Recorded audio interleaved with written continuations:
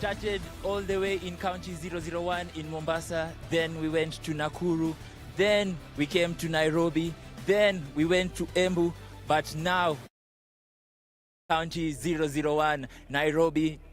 We are back again in county number 47, that is Nairobi County, I beg your pardon. And right here, it's a bright Saturday morning at the RFUEA grounds, home of Kenya Harlequins. But for today, it will be the home of Mwamba, who will be hosting the 5th outing of the 2025 SportPesa National 7th Circuit. My name is Ochieng Steven, and apologies for the late start for today, but the Englishmen say better late than never. I'm not alone for today. I'm joined by Carlos Kachwa, Kenya 15's assistant coach, who also doubles up as the Cabras Sugar coach and also taking charge of the Cabras in the 7th Circuit this season. Carlos, karibu sana and welcome to the SportPesa 7th show. How are you feeling today? It's been a very good start for Kabeberi. Kabeberi seems to be one of the best tournaments that Cabras tend to come and showcase what we have. But having said that, it's been a very good year. It's been a very good year and a very good season with respect to what the club has gone through. And as you've in your introduction introduced how many legs we've been through. Look, we have not done extremely well, and I think it's with good saying that because once we sat down and looked at what is going on and how we've been going about business, and I think there are many variables that are there that have led to where we are. Thank you for having me, and we appreciate this opportunity to sit down and have a chat with you. Yeah. So thank you, Carlos. Just before I take you and ask you some more questions, I'd just like you to take you through the round 1 results that have been played here at the Kabeberi 7th. And this is round 1, and this is how the results have been. So just to look into my screen, so there's Nakuru, who are beaten 14-17 by Mombasa Sports Club, and that's a big upset. And then there's KCB, who thrashed Mean Machine, and this was 54-0. And then Kenya Harlequins drew with Impala 10-10. Cabras Sugar pulled, I think, the biggest result of the day by beating Kisumu 61-0. So right about now, it's almost time to go into round 2. But before that, we just wanted to understand what it means to lead a setup in the 7th side. Cabras Sugar have been more so dominant in the 15th side, but in the 7th circuit, I think not so easy. And just want to pick on the brains of Carlos Kachwa right now to understand how to make the switch from 15s to 7 and what it takes to bring your team to the top level. So Carlos, 15s and 7s. How easy is it to hack that between the two systems of playing in the rugby system? Look, it's a very big transition, especially when it comes to our players, especially when I say our players here in Kenya, because the foundation's platform is not really there, because you can see even throughout the world right now, nobody is doing the transition a lot anymore. Sevens have become professional. It's a professional setup. It's a profession where you just stick to 7s, because the many habits that 15s and 7s differ in, you know. We talk about issues of bad habits in 7s. We talk about passing and following the pass, you know. In 15s, we talk about different variations of passes, but our support play is forward rather than backwards, you understand? So now, if one does not have that basic foundation of those passing phases, and then they don't have the single-handed ruck, you know, when 15s, the first cleaner comes, he's supposed to blow out the threat. So, you know, guys started playing rugby at an age of 18, and now it's not easy now at 22. You're telling the guy for 4 months he's playing 15s. We do not seal, we blow through. Yeah. Now all of a sudden, 2 months later, the same coach is telling the guy, hey, you can't blow. You've left us vulnerable here. Now, you see, that's why you find that if you look at even the stats, the first two legs, the majority of what you call this breakdowns, penalties were from breakdowns. It's India because it's that transition from 15s to 7s, and also like there's quite a lot of other minor gritties that we could go all the whole day trying to tell the difference between 7s and 15s. So, and even if you see, especially now in South Africa, in the Currie Cup, a lot of teams have started borrowing from 7s. You can see how much a guy with so much skill and 7s who can manipulate space with ease, you know, in 15s he's struggling, you know. They're supposed to have the best catching eye-hand coordination. But now in 15th, the spaces are smaller. The time to think is quite shorter. They're struggling. So it is a very big transition, and it's not easy. All right, ladies and gentlemen, that has been Carlos Kachua telling us just the difference between 15s and 7 and between 15s and 7s and why it is not easy to hack the two. So right about now, we are into round 2 in the Kabeberi 7s, which marks the penultimate outing of the 2025 SportPesa National 7 Circuit. Remember, KCB are the current circuit leaders right now on 82 points, but Strathmore Leos are right hot on their heels on 80 points. And right behind me, it's Nakuru taking on Mean Machine, who pulled off a big upset in Embu 7s to advance to Division 1 right now. So in about now, I'm just going to be taking you over to the commentary team who will take you through this match and through the entire day for the SportPesa National 7 Circuit here at the Kabeberi 7s. I've already called.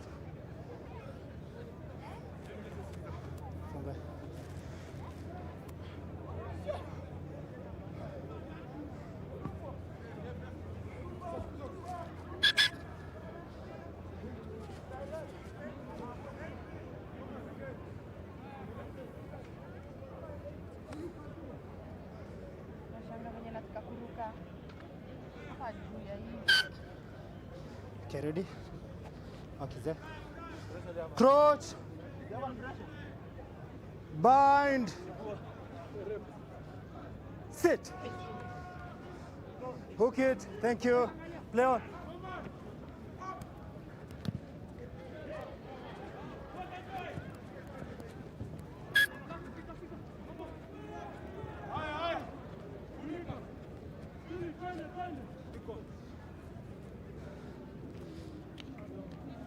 The mark is here. Mark is here.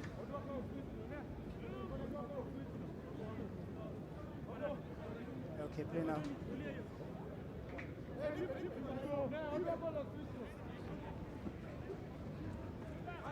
Came in Ali.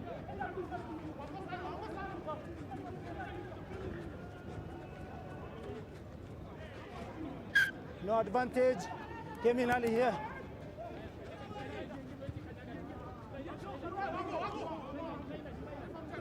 Stay on the line, stay on the line.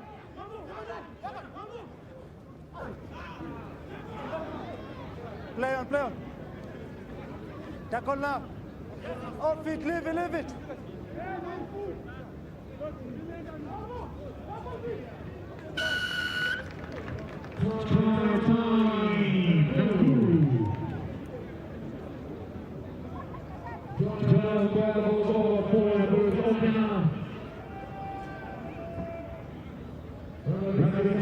Ladies and gentlemen, we are opening pictures.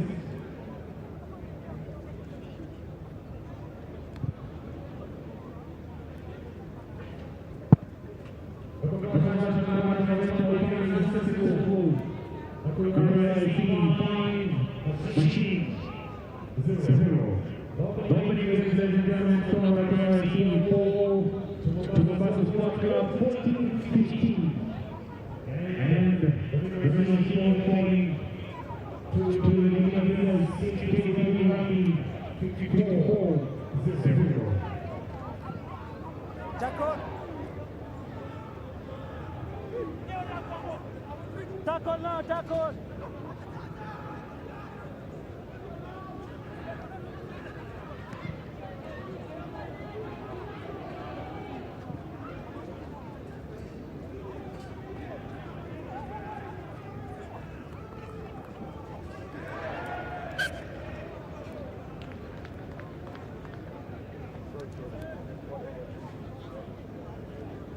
Hold the mark. Blue, hold the mark. Hold the mark.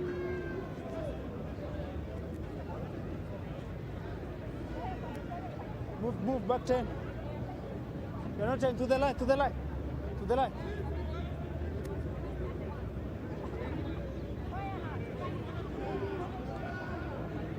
Play on.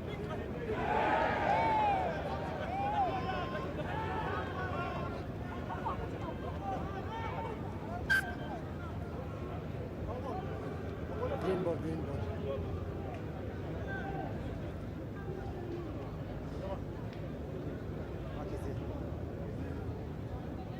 Okay, let's go in. Cross. Bind. Sit. Hook it. Thank you. Leon.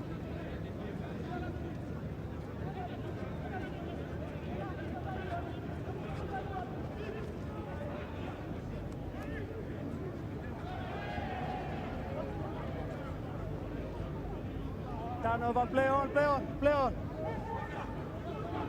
Leave it. Play on.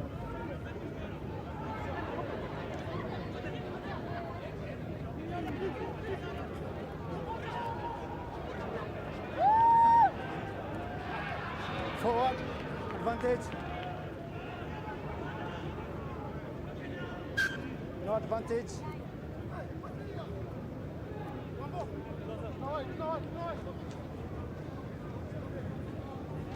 All right, ladies and gentlemen, welcome to the George Mwangi Memorial Kabeberi Sevens.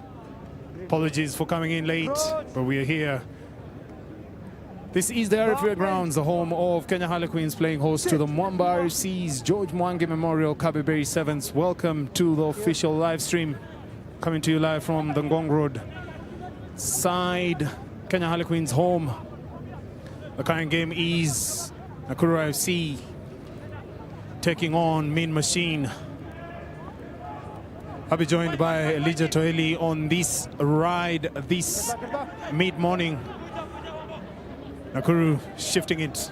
Javan steps back in. Looks for one more pass, but passing it forward, loses the ball. Nakuru RFC lost the opening game. This is a must-win game for them. Toeli, welcome to the George Mwangi Memorial Kabeberi Sevens. Yeah, thanks, Walter. It's a pleasure to be here. Always nice to come here and watch fantastic rugby that really, flows. Midday, we have a good day lined up for you. The whole afternoon, you're going to be watching and listening to us even as we take you through the matches. I'm looking forward to a really good match. Seeing a few of some surprises here.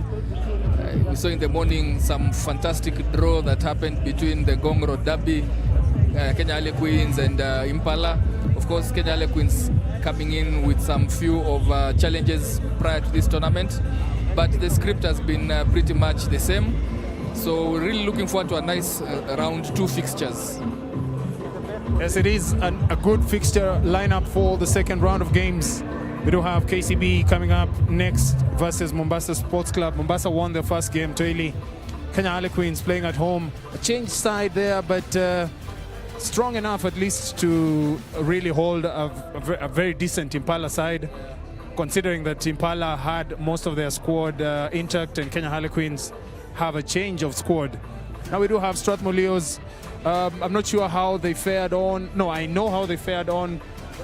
They won their first match. It was a resounding victory, 25-7 against Mwamba. They beat the host Mwamba. So there Mwamba has a job to do against Kenya Harlequins. Leos versus Impala. Impala have a job to do there. After that, we'll have Daystar Falcons taking on the Catholic Monks. And then we'll have Must take on Homeboys RFC. Cabras Sugar will be taking on Embu RFC. And to finish off the men's category of the second round, we'll have the Menengai Oilers taking on Kisumu RFC. So sit back, relax, and enjoy. This is the George Mwangi Memorial Kabeberi Sevens. Mean Machine kickers, long and high. Traveling the required 10 meters. Nakuru hoist the player well. Bonaventure. Chris steps, goes back in. Leaves the defenders on the floor there, losing his feet. Chris Ojuang. A strong defensive effort there by Min Machine. Hint of a knock on there, but a line break there. Joel Mboya breaks the line. Has to meet the man on the outside, but passing it to one Min Machine player. That is Gitea receiving that gift. Counter attack there. Carlton gets his wing. Bonaventure tackles high. Referee playing an advantage there. Penalty advantage to Min Machine. Min Machine quickly tap and go. Players not 10 meters. Referee allows play to continue. The discretion of the referee judging that 10 meters was gained. Strong, repulsing tackle there. Habakkuk. Boya sporting their new hair look. Omar there. Habakkuk breaks the line. One thing to do, and that is all the way to the try line. Try time. Nakuru RFC. Yeah, Nakuru with a fantastic play there. Ball retention has been their mainstay, and in this particular phase of play, we could see them just applying pressure and just swinging it left to right, spreading out the defenders here, and then finally getting themselves over the board. First try in this match with 2 additional ones for the conversion, and Nakuru stretching further. 12, Min Machine 0. Min Machine having a tough outing in the morning, getting hammered there by KCB 54-0. They will want to bounce back in this particular one. But Nakuru also looking for their first win of this tournament, having lost surprisingly to Mombasa Sports Club in the morning. They will want to find themselves in better places and get themselves into the discussion of the quarterfinals. Restart that was knocked on there by Nakuru RFC. Play comes to a halt there as we get into the scrum down in favor of Min Machine. They look to defend this one, barely having any possession. Therefore, this is going to be crucial for them just to get a feel of the ball, a taste of the ball, and build it up from there. Good feed there, taking off, going to the blind, shorter side, but immediately gets nabbed there. And Machine just get an opportunity to reset, spreading it out wide. The other farthest part of the pitch into the 15-meter channel. Steps back, good support play there from Machine, but just guilty of knocking it on in the close quarter combat there. Nakuru have just basically ebbed and flowed throughout this circuit. One-time semi-finalists, and then finding themselves down at the Challenger Trophy. It's been a yo-yo swinging for them between the main cup quarters and the Challenger Trophies. But they will want to set themselves up for a strong finish in this penultimate round of the SportPesa National 7 circuit. Walter, looking at the way Nakuru are basically playing, they haven't really changed much. They try and ensure that they retain possession and apply pressure. Min Machine, of course, having a second test of the 7th circuit, the Division 1. What is your take on Min Machine? Well, the Min Machine side struggled in the opener, Toeli. It is very important to note that the Min Machine side have made a return to the top flight for a very long time. They've had to play in the Division 2 category. The opener was sort of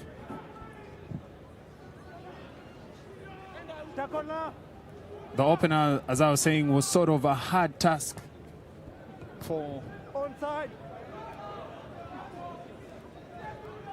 Min Machine. However, you can see that in the second game they've been able to actually stabilize the ship, and hopefully they can be able to catch up with the requirements of playing in the Division 1 category. Well, Nakuru also on the other side, they did miss the services of the likes of Javan Okoth in Embu. You can see that he's made his way back to the team. He looks fit and ready And of course, we'll be looking forward to seeing what Nakuru can be able to mount over the next couple of days. Yeah, a good account of themselves, given a good account of themselves over this circuit. And Min Machine just learning the ropes of Division 1 here. They will want to ensure that they get better result from this particular fixture. The pool they are in is quite competitive, and every single point is crucial. As we see a strong carry there from Nakuru, slowly getting into Min Machine's territory here. Swinging the ball out to their right and punching through Min Machine's defense, 5 meters short. And good jackal play there from Min Machine. First onto that tackle situation. First man in goes for the ball, gets the reward. And Nakuru penalized for holding on to the ball. Well, Nakuru here with a 2-try lead. Most importantly, they have to win this one, Toeli, for them to stand a chance of being pulled for the Cup quarterfinal for match day 2. Indeed, Walter. Okay, and play on the line. it's this particular round of fixtures that just determines who gets the better output going into third round of fixtures.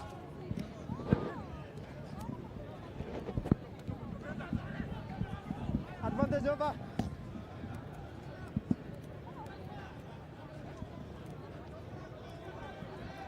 Yes, it is important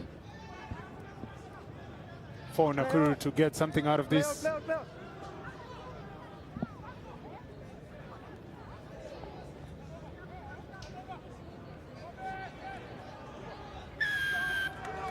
Play on.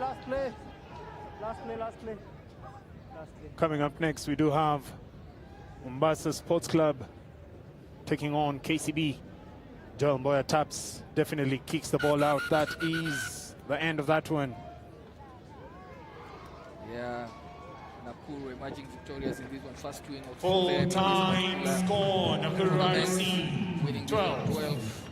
Machine Min Machine as best as they 0. could, Coming up staying in the next, match, but not getting themselves onto the KCB scoreboard. taking This one, on 12-0. Mombasa Sports Club. That condemns them to Many thanks to all our their sponsors. pool as they wait for their last round of fixtures. Nakuru move on, hoping for a better result in their last fixture later on in the day when they meet KCB. KCB, of course, playing this next game. KCB taking on Mombasa Sports Club.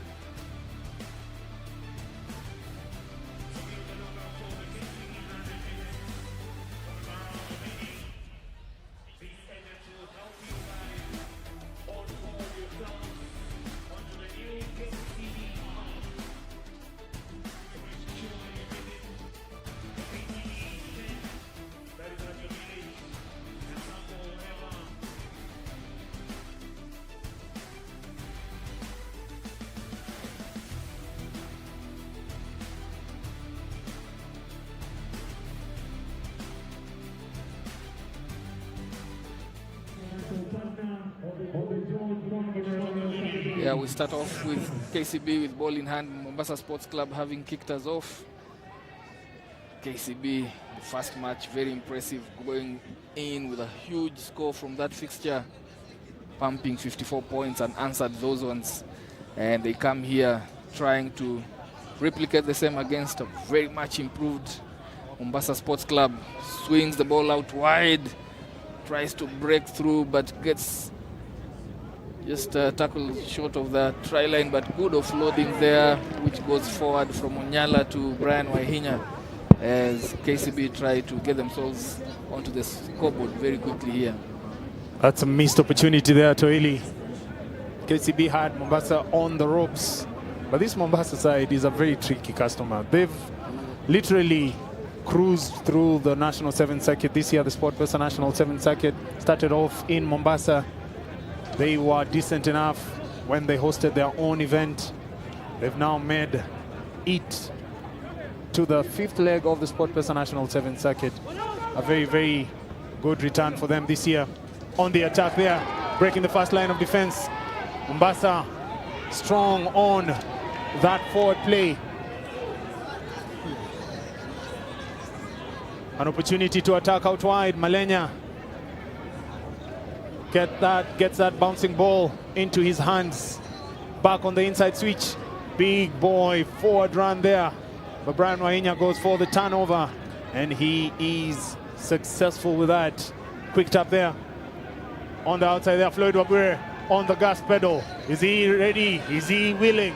Is he successful? That is the question. And it is lights out for Mombasa. Try time, KCB. Yeah, good play there by KCB. Taking the ball quickly to their speedster, Floyd Wabure, who's been sensational for them throughout this circuit. Goes in for another of his tries in this day one. Center post try makes it easy for Brian Wahinya to add the additional 2. And Mombasa just weathering the first 3 minutes and finally conceding in this one. Well, that was a good try, a good return. Floyd there opening the wheels. And landing a 5-pointer there. Early days for KCB. KCB had the resounding victory, 54-0 win against Min Machine. What a return for the Min Machine to the top flight. Yeah, I mean, good outing for Mombasa. I'm very impressed with the way they've been able to, get themselves very competitive in matches. Earlier on today, they produced the first shock of the tournament, going up against the regulars and getting one over Nakuru. Now, this one, they have stayed in it, only conceded 1 try so far. KCB finding the going very difficult here, very challenging, as the contest areas, Mombasa just sure on those particular phases of play. But well handled there. Mike Wekesa, the ball was smuggled back by the bankers.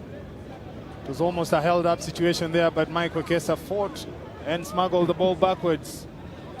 KCB turn defense into attack. Mike Wekesa swings it to Floyd. Floyd dances with the fast defender. Tackled into touch. That's a high tackle, seatbelt tackle there on Floyd Wabure. A tricky customer to handle. You have to either go low or go over the top on Floyd. Absolutely, he can leave you for dead within seconds, and Mombasa just good and aware of that particular danger and shutting him out. Making sure that the damage wasn't caused, but more defense for Mombasa here. Floyd once again testing the wing on the other side. Floyd has changed positions. He was attacking on this wing, tested the man on this side, found out that there was no success. He's shifted to the other wing. A very, very sly and tricky customer, that one. Yeah, he came unstuck against Huntington Baka, who's really been a stalwart, trusted pair of hands for Mombasa RFC. And it's a feature of Floyd, really trying to exploit different areas of the pitch. You'll find him popping up at the center, find him popping up at the wing, keeps himself in the game, and looks for those mismatches. Because when he positions himself in the center and it's against slower inside defense, that's where you see a lot of tries from Floyd coming right through the center of the defense. So he's adapted himself well. That's how he plays, and it has worked for him and KCB so far. Yes, it has worked for them. Big counteract there coming through for KCB. One thing to note about KCB, Toeli, is they test you at every opportunity. That is kickoff, breakdown time, that is a track time, and of course at your own scrum. So for KCB, it is really a job for you as the defense to try and make sure that you protect your own ball much as you want to attack. Yeah, they do really target the set pieces, and if they find you wanting on any of them, you can be sure that they will utilize that for the 14 minutes that they're on the pitch. And yeah, one of the best teams in restarts. Of course, also their nemesis, Strathmore Leos, very good on defensive kickoffs. As we watched there, Bob Muhati shrugging off defenders, walking and strolling into the try box, and scores for KCB to stretch their lead now to 12. Second try of this first half. Mombasa against the ropes here, holding on, but can only defend so far. And the conversion from Brian Wahinya is successful. KCB stretching to 12. As you see that quick tap there from Jenkins Kipruto, gives it to the big man, and it was a matter of 10 meters out. If you do not go low, lock both knees, you're not going to stop Bob Muhati from that close. Oh, the defense was nowhere to be seen there. They knew what was running at them at speed. The wrecking ball, Bob Muhati, that's a tough one to tackle. Yeah, he's shaped like a trunk, very strong, very tall, very fast. He's such a fantastic specimen of a human being, it's Bob Muhati. Yes, he is. I remember he had a stint with the national sevens team, the Shujaa team, a few years ago. And gave a good account of himself. He didn't have quite the amount of time that he would probably have wanted to be in that setup, but you know that is what comes with the top flight. You have so little or limited time for you to try and settle in. It's either you go straight into the work, or somebody else will come in and do it for you. Yeah, he's been working on what has been his biggest weakness, and that will be the passes, quick hands. That has always been a challenge for him, but having played sevens for a couple of seasons now, he has improved on that particular line. Even as we see Brian Wahinya there benefiting from an offload. Quick face of play there by KCB, and just peeling off the particular set piece, the rack, goes all the way to score KCB's third try with a successful conversion. KCB go into the break leading 21-0. Mombasa Sports Club will want to come back into this in the second half.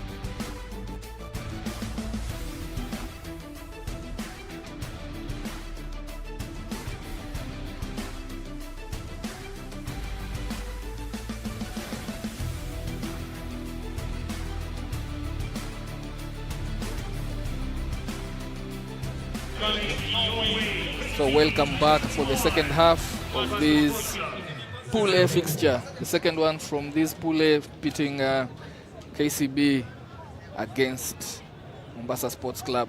First half was really tough on Mombasa Sports Club.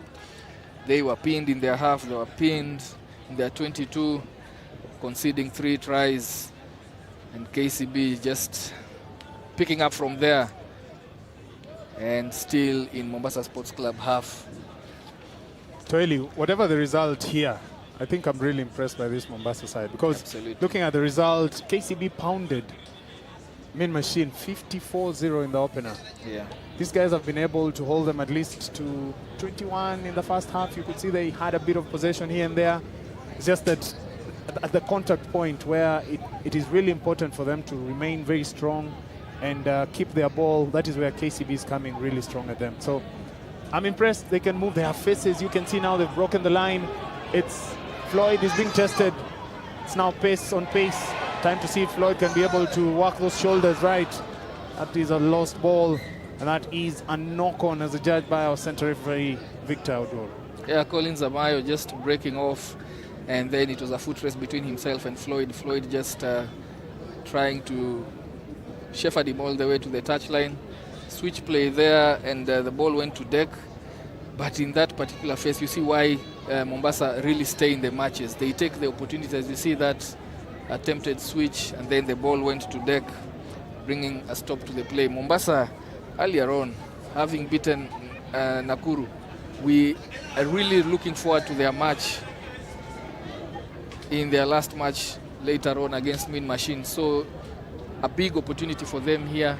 A good result here, coupled with a win against Machine, that they might find themselves into the first main cup quarterfinals. So all to play for here. It's not a dead rubber by any means. It's not a match they want to give away, and they wouldn't want to leak points, because we have seen that come into play in previous legs of this year's national circuit.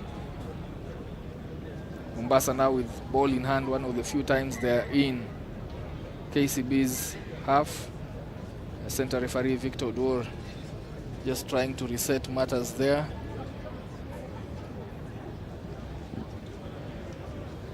And Mombasa with a put-in. Ball goes in, contested heavily by KCB, but scrummaging illegally, scrummaging up vertically, and your torso should be perpendicular, parallel, horizontal to the ground for that to be a fair contest in the scrum down. KCB guilty of shoving up, penalized there, and Mombasa elect to take another scrum down. Feels like a lull before the storm, as the game has just tapered off a bit here. Tempo has just slowed down, which favors Mombasa, because now they get an opportunity to get right into the heart of KCB's defense. Ball out here on the touchline. Collins Amayo offloading to his inside man, Kelvin Chege, and quick recycling there by Mombasa Sports Club, but they get a blitz defense up on their faces. KCB turning over that ball. Jenkins with ball in hand. It's a turnover. It's a switch from defense to attack. They have 2-on-1 here. Kesa just carrying it in instead of quickly offloading it, but Jenkins just resetting play here, looking for a runner. Gets one in Sikutwa. Sikutwa goes to deck, offloads, and Jenkins should go all the way here. Goes all the way to score, despite Nation trying to chase him down there. KCB get themselves their 4th try. Made to work hard for that one. And Mombasa just guilty of not keeping ball. Poor ball retention. They came under fierce defensive pressure there from KCB, and that ball was turned, leading to a few interchange of passes, and then they go all the way to score. Wahinya misses that one as he drifts the shorter side towards his left. KCB with a handsome lead here, 26-0, firmly in command of matters in Pool A. 2 wins. Look like they're going to shut this one out. As you see there, Austin Sikutwa just aware that he has a few seconds to play the ball from deck, and he finds the tracking runner in Jenkins there. As you see, he tracked that ball, passed and follow. One of those phases of play, one of those skills that all players need. Pass and support, and he benefited from that one. Restart that goes all the way, just short of Mombasa Sports Club 22. Ball advantage, KCB.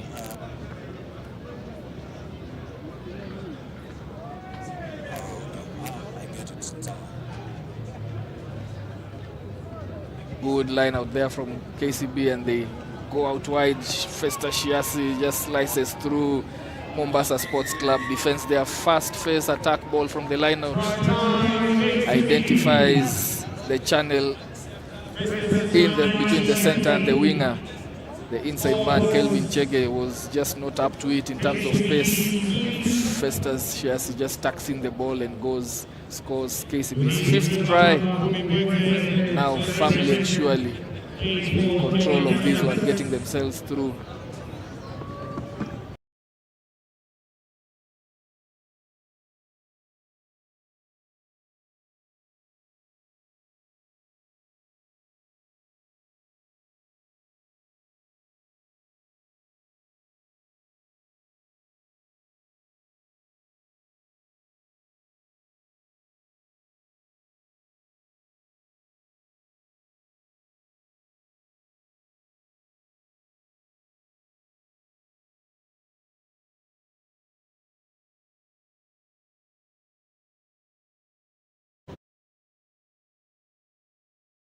Short of the mandatory 10 meters, gifting the ball. I think 3rd time now that Mombasa Sports Club have ball in hand as they try to get themselves onto the scoreboard. Shifting out up and go towards the left side in the 15-meter channel. Then they swing it out again, trying to stretch out the defense, create spaces in between. Wahenya stretched there, but rallies back to tackle. Bring him to ball. This is a fair contest, is it? No. Referee says hands. Rack had already formed there. Mombasa had already protected that, as we hear the hooter signaling any break in play. That's not a penalty, and it will be lights out for Mombasa. Chip and go there. Comical, really, what they try to do there. That should be a knock-on. It is a knock-on from Mombasa Sports Club as they try to score at the hooter here. But also seems to have injured himself as he went for that one. Referee calls a hold and a close to the proceedings here. KCB emerging victorious in this one. A tight first half, but they broke away in the second half to put Mombasa to bed, 31-0. And they move on to their last match. KCB will be playing Nakuru RFC in that one, and Mombasa will be taking on Min Machine to see if they can get themselves into the main cup quarterfinals.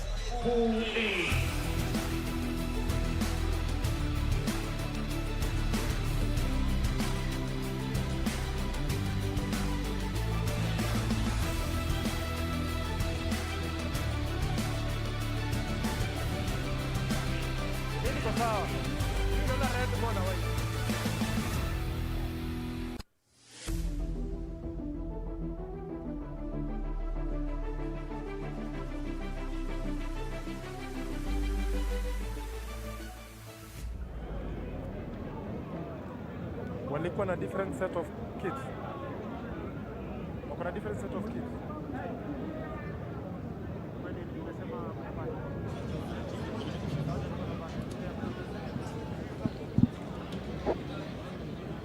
We get into the next round of fixtures here, going straight into Pool B, and this one is between Kenya Harlequins. A bit of color clash here because really this becomes a bit of a problem on the screens and also on live here. There should be proper change of kits here because Mwamba RFC taking on Kenya Harlequins, those kits look quite similar. So there might be a break here in play, just giving the Mwamba players a few minutes, a few seconds to just change on their kits. So just like a 30 seconds break here so that they can change into their alternative kits. Of course, earlier on in the day, Kenya Harlequins in that match that they played, the Ngongoro Derby, they drew that one against Impala 10-all. Kenya Harlequins have a challenge in terms of the run-up to this particular tournament. They did have some challenges with the players not turning up for training and stuff like that, but they have managed to raise a much-changed team for this particular fixture. So as we wait that, looking right back to the previous match, in which KCB went outright winners in that one. Floyd Wabire again looking good in that particular match. As we resume now with a match changed kit, Mwamba now have been able to get into the alternate kit. They'll be on blue. On your screens there, you see them with ball in hand. That's Mwamba now with better visuals here. Penalized immediately, and they get themselves into the territory.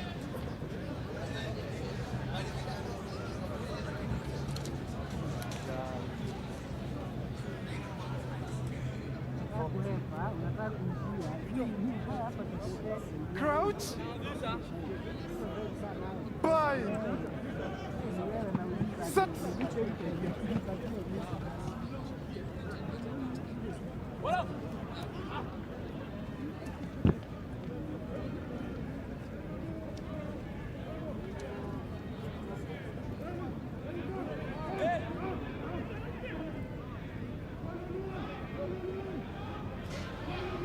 Kenya Harlequins making a hash of that ball possession, losing territory under pressure, and they find themselves turning over possession, having lost territory there. Mwamba just applying pressure in defense, causing a turnover.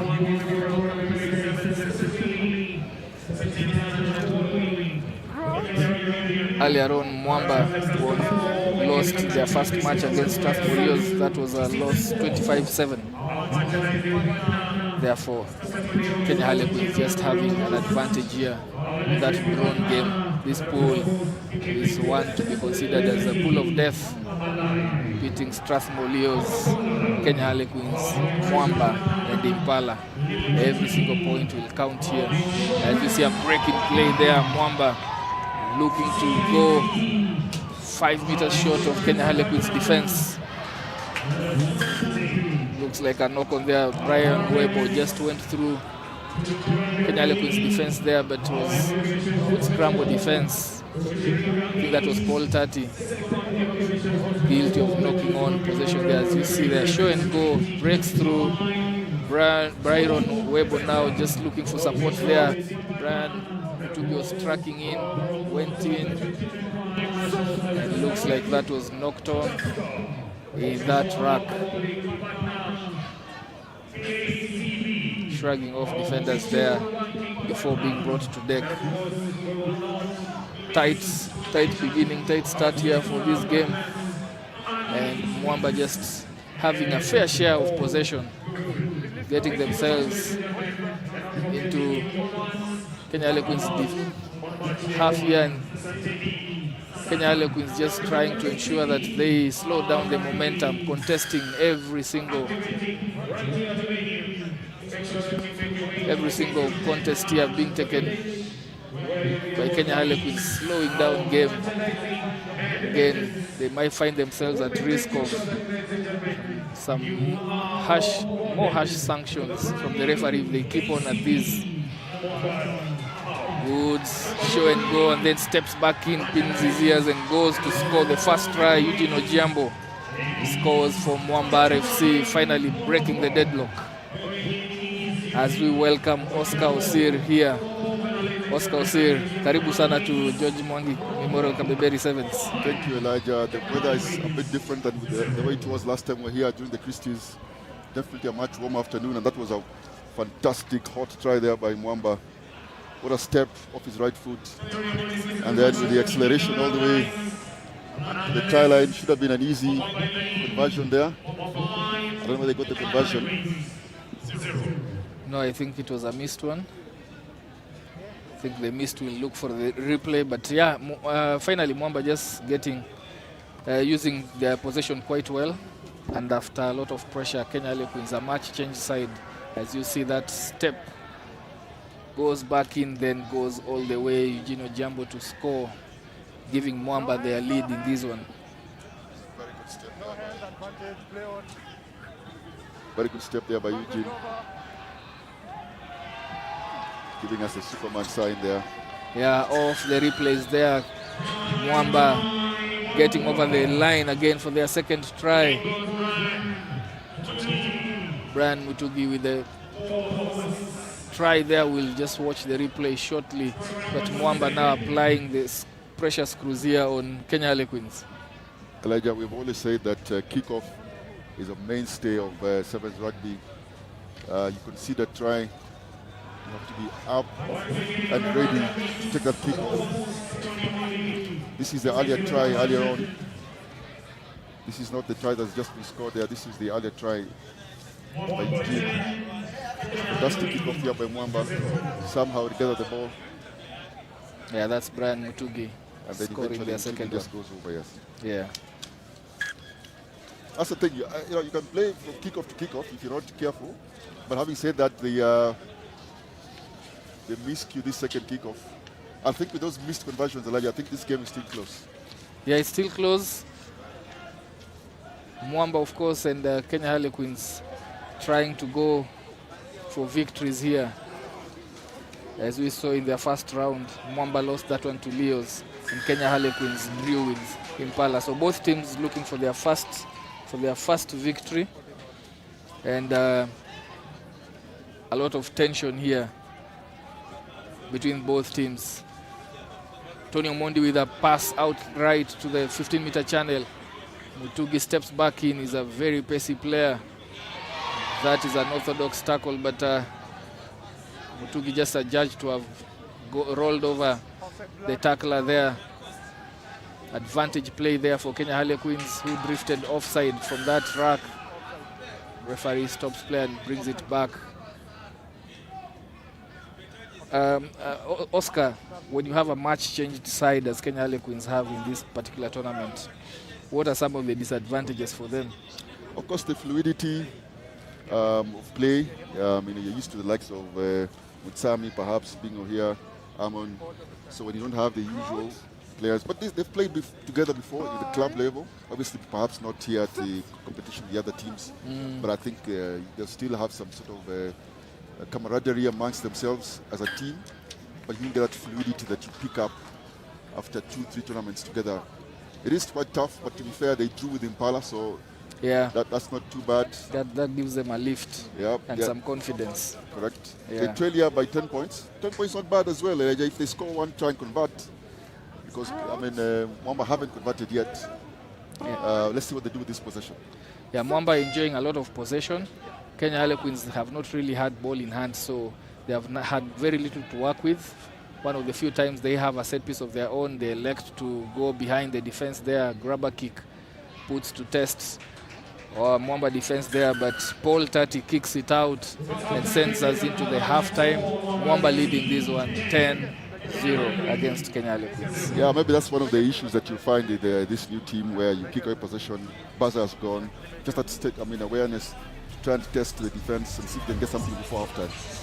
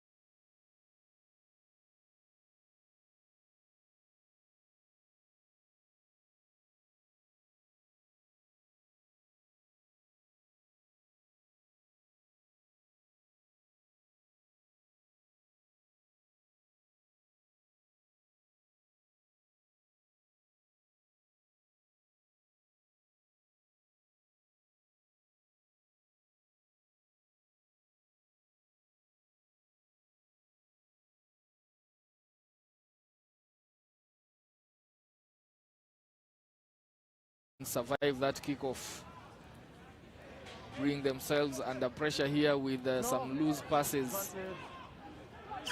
Referee penalizes Mwamba for no clear release in that tackle.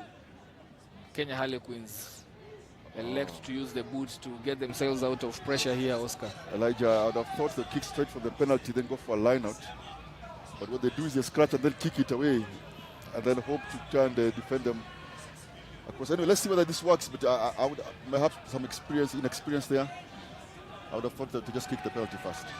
Indeed, and Mwamba again getting cheap possession here and trying to just work themselves out. Kenya Harlequins have to have their defensive structure right here, because Mutugi, ball in hand with man outside, he comes back in, and then inside man not prepared for that pass with a gaping hole in Queen's defense, knocks it on.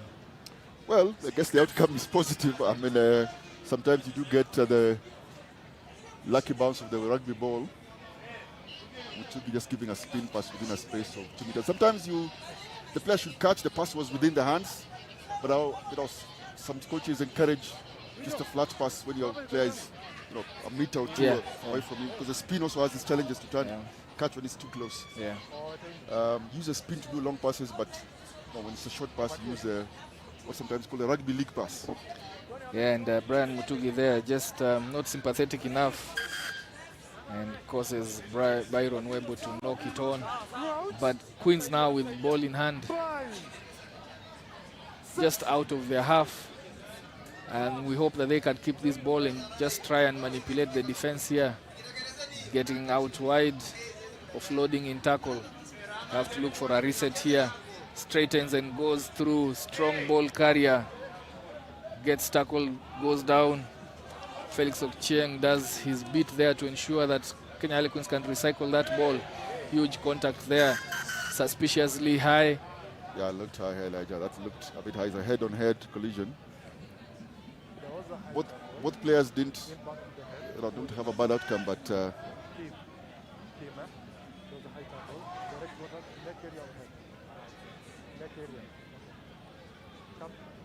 the referee, the AR says neck area as opposed to head-on-head. The replay doesn't not so clear. Let's listen in. Jersey number tackler. Do you have the jersey number? Captain. I'm here. I think Elijah, I need the tackler. Mwamba get away with this because there's nobody can identify the jersey number. No, I know it's him. He came up, I was in front of him. I know it's him. Who finished the tackle? Excuse me, sir. John. No. Yeah, that definitely was number 10, Tony Omondi. Yeah, just Tony Omondi, but it looked... Him? I don't know whether the replay can show it later, but it looks sort of neck on neck almost. Yeah, I think the impact of the collision causes the heads to swing. Correct. So it wasn't first head, it was... Red card or yellow card? High tackle.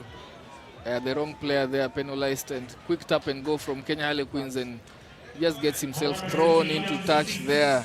Weakly for Cheng, trying for a quick tap and go. A bit of inexperience there.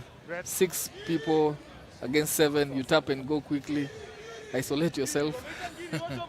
I think Step aside. I think you can't blame the players that they've been called up to take responsibility. They're doing the best that they can. But Elijah again here, maybe a better use of technology could have perhaps. Yeah, I think the wrong player went to the bin there, probably. Although it was a 2-man tackle, but I will think that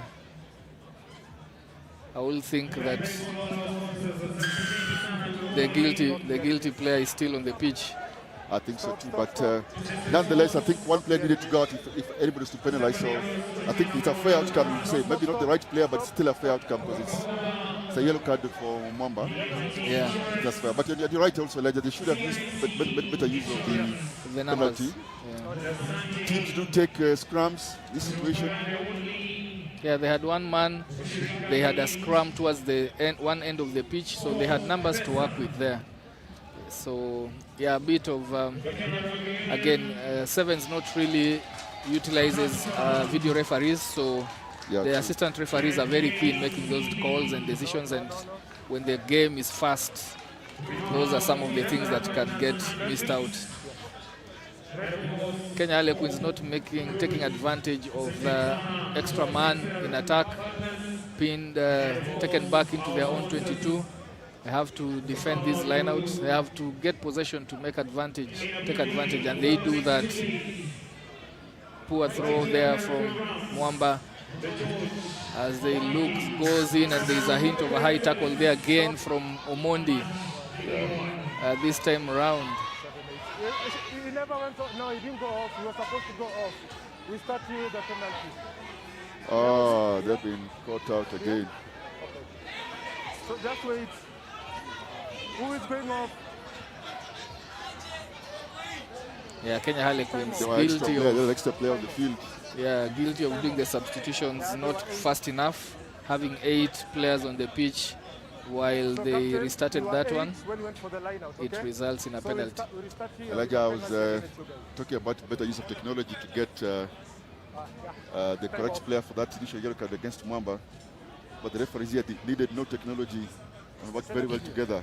Just good old Good eyesight. old communication and use of your 5 senses. And they catch out. I doubt Kenya Harlequins were trying to be cynical here with the extra player, but I think it's just the players just caught out, being slow to leave the field. Yeah, the letter of the law applied there. You have to restart with the right number of players on the pitch, and Kenya Harlequins turn over possession because of that penalty. Tap there by Mwamba and knocking it backwards rather, losing territory as they try to create some space out for Brian Mutugi to attack. Good sense of play there, brings it and recycles it. Goes for the intercept, and ref says it's okay. It went back, Oscar. Otherwise he'll risk proper sanction there. It's very easy to criticize teams, especially when they're a bit of an experience. And maybe some of the things Kenya Harlequins will have to look out for is just a bit of structure for some of these players, because they're new, because they seem a little bit lost in terms of structure. For example, they're playing a lot of sweeper. They have more men on the field. They're defending 7v6. I think they'll do well to put a sweeper there, just in case. Because if Mwamba look up here, I think they'll kick this ball if they look up. But it looks like they don't need to, with the experience of Eliakim and Tony on the field. Yeah, Tony Omondi there goes to deck, recycles the ball. Referee playing advantage here for offside from Kenya Harlequins. 1-on-1 here. Takes his man in, out, and then looks for support inside, coming in the shape of Stephen Juma. Goes to deck, they recycle, numbers out to Ban. That pass and the slip from Eliakim just curtails that movement. Kenya Harlequins now on the ropes here, 3 out with no defender there. And Mwamba strolling for their 3rd try. 3rd try there from Mwamba. They just elected to use the ball, use the space, and punishing Kenya Harlequins for not recycling their defenders. Elijah, it sounds ironic to say that Mwamba, with 6 players on the field, Kenya Harlequins, who at some point had 8, and now Mwamba with a 3-man overlap, scored that try. That is definitely an experience issue. As you see there was no folding of defenders there from that rack, and just leaves 3 players outside. In a game of 7s, that's such a huge mismatch. That's a huge mismatch, especially if you are attacking with less players than the opponent. Yeah. I think this game is a matter of experience versus inexperience, and Mwamba here just letting their experience carry them through. It's a wonderful kickoff there, but recovered well by Kenya Harlequins. Kenya Harlequins looking to lose this one in contact, under pressure there, knocks it on, and the referee stops this one. Mwamba RFC emerging victorious in this one, 17-0 against an inexperienced Kenya Harlequins, and they pick up their first victory, the first win of this of this tournament. As we move on quickly to the next match, that is Catholic. That is Strathmore Leos taking on Impala.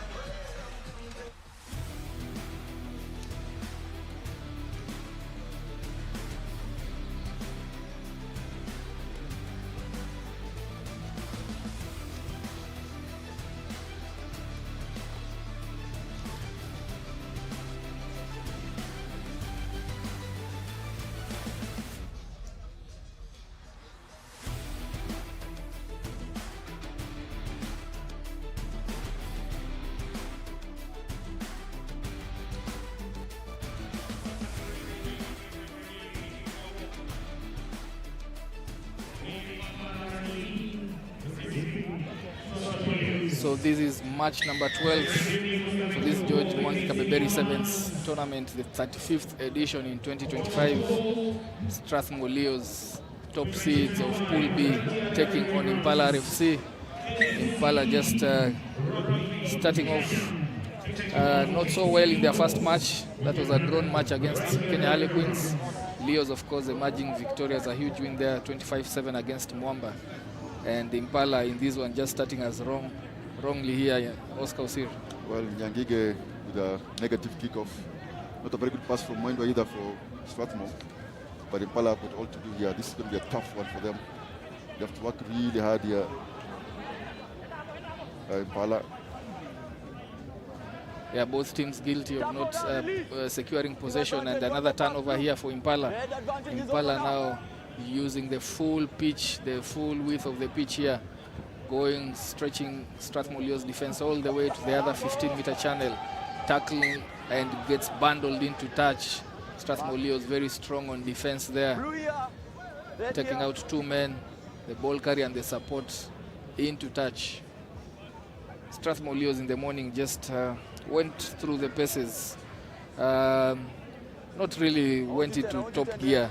It was more of a measured approach in that match. Did what they needed to do. They usually start poorly. The last two tournaments, they've started poorly. Prince Lou, they didn't do too well.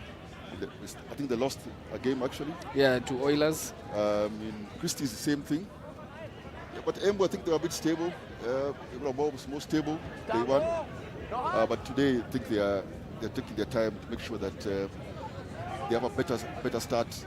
As we see Imba here, just making mincemeat of the Impala defense. Yeah, really nippy footwork there from Gabriel Aima, and he's been on it. First game was really crucial.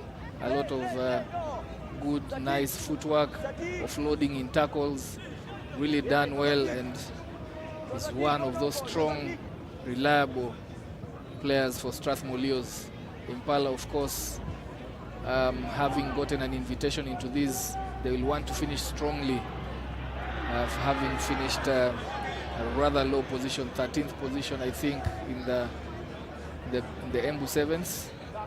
They're here under invitation, but Sevens is a game of momentum, as you see so far, holding their own against Strathmore Leos.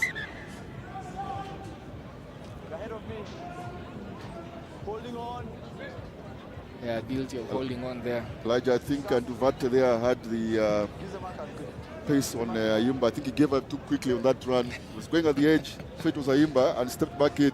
I thought you'd take him on. I think as a player, sometimes when you find this opportunity, you have to think this moment through, because Ayimba just a few seconds ago had been trying to step in between Impala players.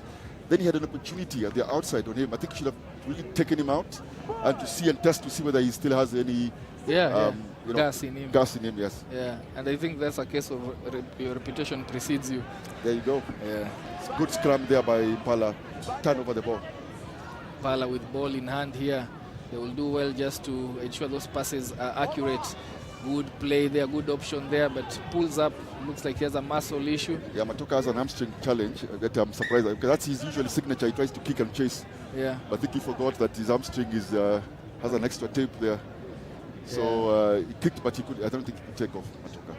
It was good heads up rugby. As you see that grabber, yeah, that's Matoka, and there was no sweeper, there was no folding winger to cover that, and the chase wasn't good enough. but not a bad option really. Strathmore Leos get to restart us off here.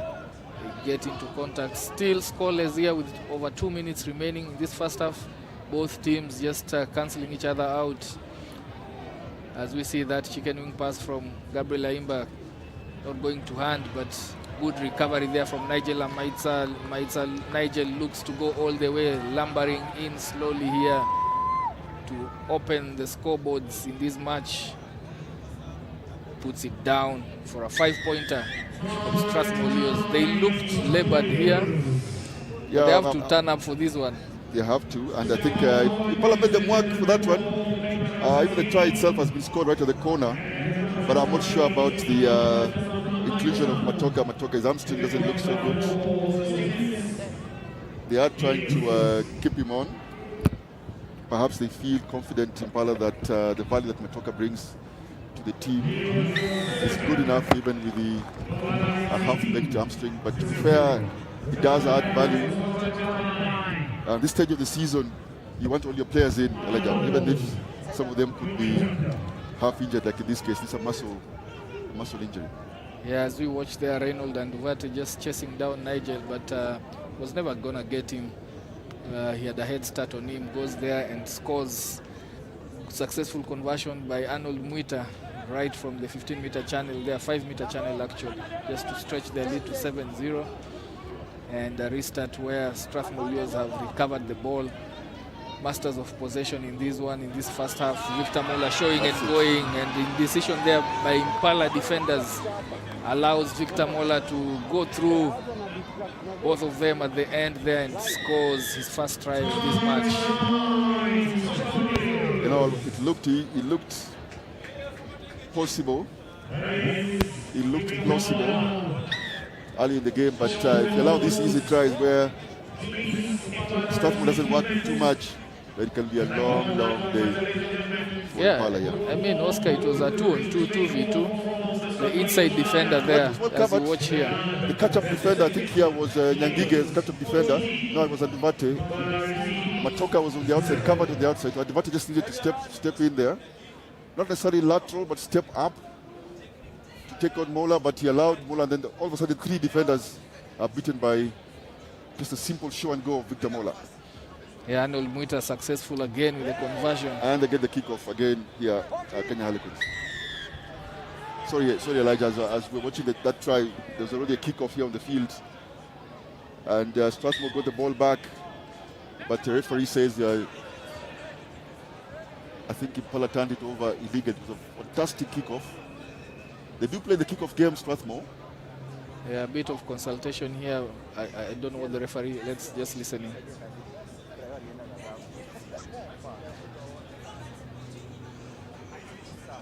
So I think just a bit of communication there between the assistant referee and the referee. Possibility of a yellow card being dished out there. Now, wasn't a yellow card, Elijah? Sorry. Oh, yes, it is a yellow card. Sorry, Elijah. Yeah, it looked like a yellow card, yes. It does. We'll get a replay just to see what happened there as Strathmore Leos get an overlap here. 2 players out into space. Yeah, you see that replay there, Quinton Ongo. That is not allowed. Just being a nuisance with ball in hand after the call.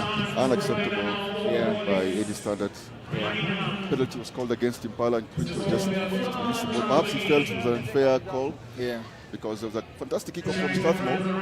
Got the ball back, and I think Impala did a contest on that collision area. Got the ball out, Nyagige had it. Passed to Quinto, then referee called against it, then Quinto just took matters to his own hand and then got punished there. And you see this simple catch and pass. And all of it, Mola just... Yeah, one cutout pass from Badmiles of War, finding Victor Mola, who offloads for their 3rd try in this match and going in for Strathmore Leos. And they lead at the halftime score. Elijah, I think their Strathmore Leo players, Lazy Mine, are just teasing Matoka's former teammates about that hamstring. They're aware that Matoka is struggling with the hamstring there, and they're scoring right in front of him and then just limping. I think it's all in good fun, really. Yeah, it's in I don't think they mean anything ill. So we'll see in the second half Strathmore leading here 19-0.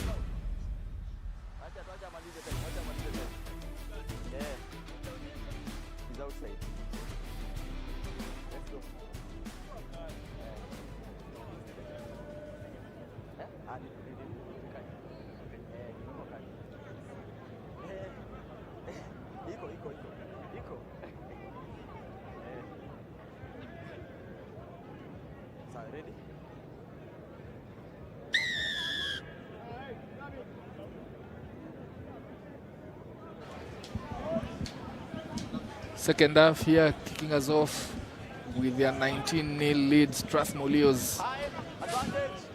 Referee calls immediately for a high shot on the Impala player in that contest. But after going several meters from the scene of the incident, advantage is over. Not 10, referee calls advantage there. I feel like referee triggered that call. Too fast, yeah. Too quick. The Airs did have his flag up. I think the referee was satisfied that Nyangige there was. His shoulders just about touched the touchline. Arnold Muita with a short throw into there as you watch the replays. Bundled into touch. Okay, another shot goes. The restart there, Arnold Muita with a short line out, and it goes all the way down the ranks of Strathmore Leos, releasing Victor Mola to go in for his second try of this match and fourth of Strathmore Leos. And a successful conversion there, Strathmore Leos leading this one comfortably at this point. As you watch the replay. Yeah, Elijah, I think the Impala players are having an issue with the catch-up defender. Now, the catch-up defender is the defender who comes in towards the winger, so either could be the center or the fly half. So if the ball is going on to the winger, and then the center, the attacking center has the ball on hand, if the inside man does not catch up, then creates that inside tackle. Or if the outside man goes out too early, then creates space for that player to come in. I think Impala is really struggling with that one at the moment, as we see Quinto here. And Nyangigi just trying to do something for Impala. Yeah, Impala able to fashion, and he calls for a grabber kick behind Strathmore Leos' defense. It was charged down by Strathmore Leos, so it wasn't a knock-on, it was a charge down. But the resultant bounce of the ball, Impala not able to recover it, they knock it on. As you're saying, Oscar, you know, the inside defender should be the one communicating really. Correct. So sometimes teams defend differently. Sometimes they give the responsibility to the inside man to make the call so that the outside man can push out. You don't worry too much about the outside man if you have a sweeper. So sometimes the outside man may go too early, or the inside defender can overchase. So it's a real tight balance. But let's see whether they do this again. Yeah, Brian Mwenda there coming in and throws that ball to deck. That pass went to deck. Victor under pressure here, but Impala not bringing in the numbers to apply pressure in that rack. Another loose pass, not getting to the torso of Gabriel Aima. He had to use his feet to stop it. Coming in, Wafula, and just offloads from that rack. Coming back on the left shorter side. Good hands there by Victor, but bundled into touch and ball knocked on. So a call here. The referee says it was a knock-on first before he went into touch. Therefore, it will be an input on the scrum for Impala. Just another tactical observation as well, and I think KCB have used it as well when they put Floyd in the middle of the field. When you have a really, really quick player like in the likes of Victor Mola, sometimes you bring him into center, so that what happens then, the pace really worries the defense, So he takes on the center, his fellow center, and then goes in between him and the winger. And that makes it really, really difficult for the catch-up defender to come. And if the outside man bites in, then again it's an easy pass on the outside. So I've seen some teams make those adjustments, and I think Strathmore here did a bit of that as well. Yeah, I mean, Floyd has perfected that art, and we were actually discussing about that in the morning session. And it will do well just to test and keep your defenders honest and keep them guessing with that mix-up in attacking lineup. Impala with ball in hand here. They have not had a good spell of possession to work with. That ball is out and loose. Recovered, and Impala have to get themselves onto the scoreboard here. They have been shut out by a brilliant Strathmore Leos defense, pushing them back, playing in their faces as he goes down onto the shorter side. It's a good decision, but he doesn't have the legs, Matoka.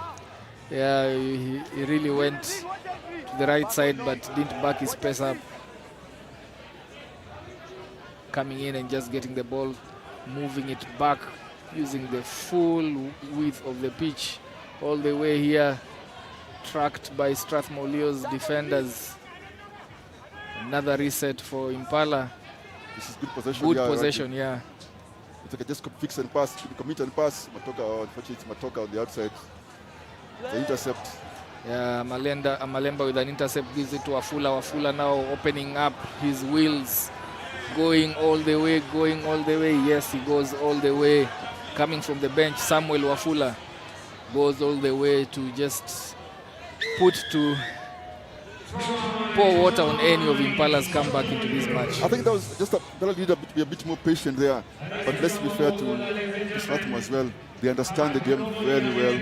Victor and the rest of the defense read that very well. There was an inside pass coming. They knew Matuka couldn't go all the way. He had to stop and bring that ball back in. And they simply did is just got into the defense lines. And sometimes that's what you do. If you get to the defense lines, doesn't necessarily mean you have to make a tackle. You can actually, if you just do your timing right, get in between the player and the pass, and you get luck. Sometimes it doesn't work out, but in this case, they got the ball. As you see here, I mean, Elton went for it, and he already identified that particular opportunity, because as you have the attacking players under the pressure, under the pump, they will tend to go for the obvious passes, and being seated in that channel caused a turnover. A restart here, as you see Wafula celebrating that one. Strathmore Leos restarted as off, lost that ball, that restart, and Impala once again starting from scratch here. Pass that goes all the way into touch. Elijah, again they have possession. Again the pass doesn't go to hand. It's just the connection that's not happening. For Impala, it's not that. I mean, to be fair, Strathmore are playing very well as well. They're a good team, Strathmore. They're part of the series leadership in terms of that didn't look straight, but the referee says there's no contest. Yeah, good call from the referee. They say it's no contest. Elton Amalemba, always a strong ball carrier, floats it off to Collins Minor, who looks out. Quick restart there, but yeah, running out of time here. Impala put to the sword by Strathmore Leos, who are going through the paces here. Second match, second win, huge win, 31-0. And Impala with that one draw in the morning and a loss, all to play for in their third fixture later on in the afternoon, as Strathmore Leos now go to compete for the first position in their pool. Yes, like we said earlier, Elijah, that they just went through the paces, nothing out of the ordinary, keeping the defense simple. Sometimes they don't even contest any rack, just leave it in the rack. Very, very measured approach there by Strathmore Leos, and the experience they're showing. And I think they already have their, considering that their teams have already lost in this pool, I think they already have their space in the quarterfinals. Yeah. So we move on to the next match, which will start shortly. Catholic Monks taking on Daystar Falcons.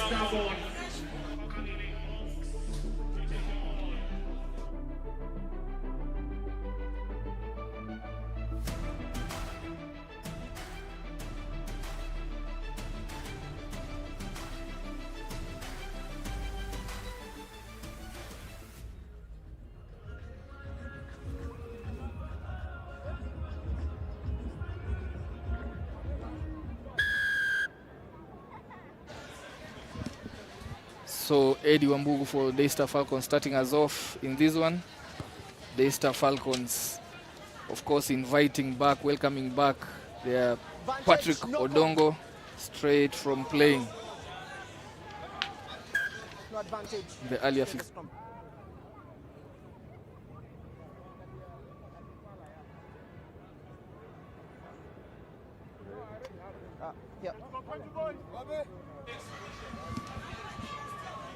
Yeah, as we look there, going for that particular restart, knocking it on Clinton Amukwachi, and then just causing a stop in play there. Catholic Monks taking the restart from that scrum, going for the territory, the green grass behind Daystar Falcons defense. Good chase there because they succeed to nab them, applying territory pressure here on Daystar Falcons. They have possession, but they have lost a lot of territory. They reset and go to their right, looking now to get Patrick Odongo into the game. Sizes up Dennis Mulinge, and Mulinge good to the task there. Good shepherding defense to the outside, and they turn it over. Mulinge goes to the shorter side. Edwin Mbugu has work to do here. Mulinge floating from deck, but his foot was in touch. Oscar Mulinge just doing a lot of work in that first play. Mulinge having none of that from Patrick. Mulinge has been in this tournament this series longer than Patrick, I think. To be yes, fair. yes, so absolutely. He's really aware of how to deal with players at the edge of the field. But make no mistake, Patrick will be back. Good short line out there from Daystar Falcons, but that ball didn't go to hand. It gives them a lot of pressure, hustled by Nyamboki all the way into their try box. Yeah, this should be a turnover. Second back, Yeah. 5 minutes strong. Good defense there by the Monks. They've been a decent side since Prisloo, Elijah. They've been doing well, improved in many facets of their game. Crouch. I think they're good enough here to compete with the Daystar. Yeah, Monks won their first match, 26-5, that one against Masinda Muliro in these Pool C fixtures. Whereas, on the other hand, Daystar Falcons won against Homeboys RFC, 15-7, a close one, that one. So both teams gunning for their second victory, which will put them in a good space as we go into the last round of fixtures. 10. Elijah, I don't like predicting or making any predictions. I'll be surprised if I see both these two teams in the quarterfinals tomorrow. Yeah, in this pool you have Masinde Muliro, you have Daystar Falcons, you have Catholic Monks, 3 universities there, and Homeboys RFC, who are invited into this tournament, having won the Embu Sevens Division 2. So yeah, I think both 3 teams have a real shout. They do. Getting into the quarterfinals. Break in play there. Will he get chased down? Wambani chasing down, but pins his ears, going all the way to score their first try. Arnold Agonda going all the way. He was just properly there by Wambani Hassan, but he had all eyes on that try line. Elijah, I thought he had him at some point. With about 40 meters out, I thought he had him. But he changed his angle slightly. I think that did help then to get away from the defense. Yeah, absolutely. And as you see on the replay there, after he broke through that defense, he took off and was really chased down there.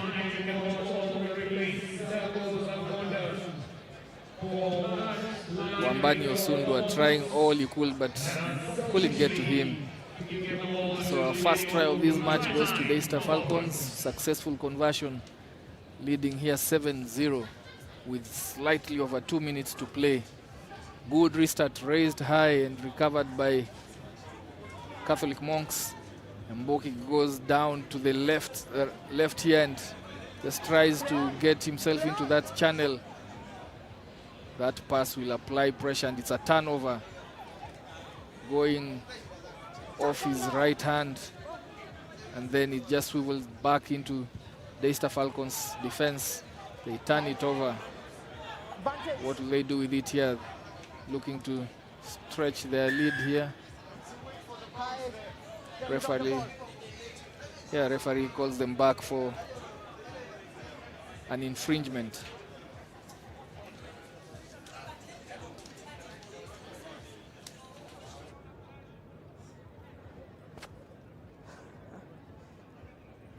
You have the options. So you have two options, penalty here. So first penalty, high tackle, then late tackle. So option here, option there. Okay. Daystar Falcons make their decisions there. As you see there, Clinton Amukwachi. It was adjudged to be a high shot, a high tackle. And then there was a kick resulting from this. Referee gave Daystar Falcons some options. They go a few meters ahead.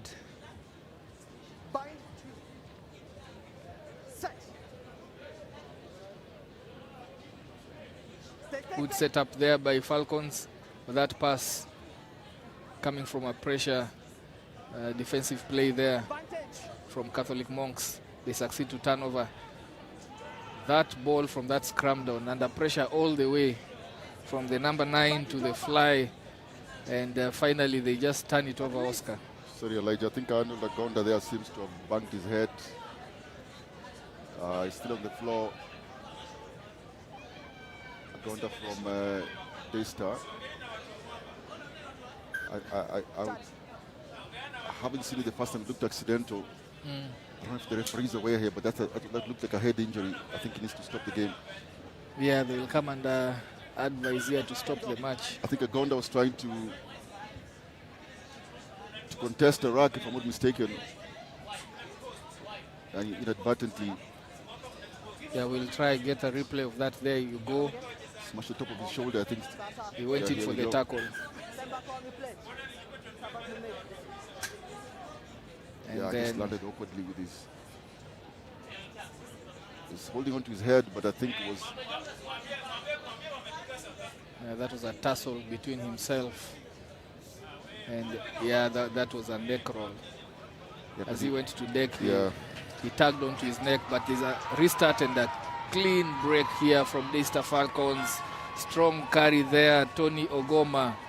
Tony Ogoma going all the way to score. Second try for Daystar Falcons.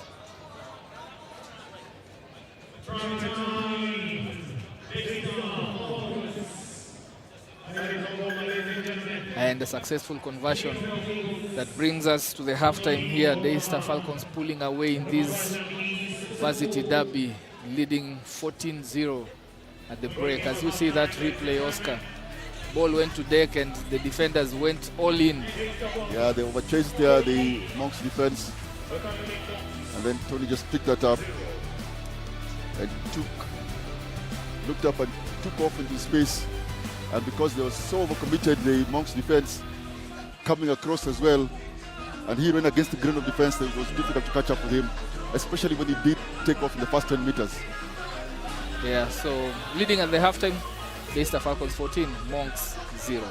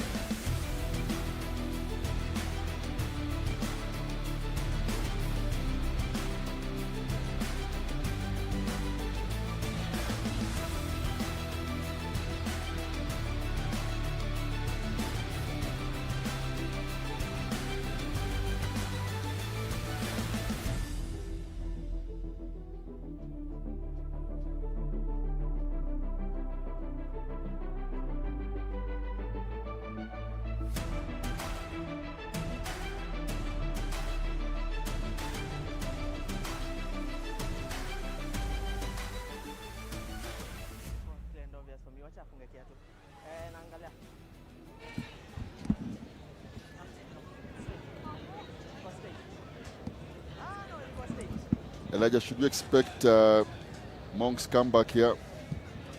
I think they have it in them to fight back. They are, as you said, they are long-term operators. They have been in this 7th circuit for long.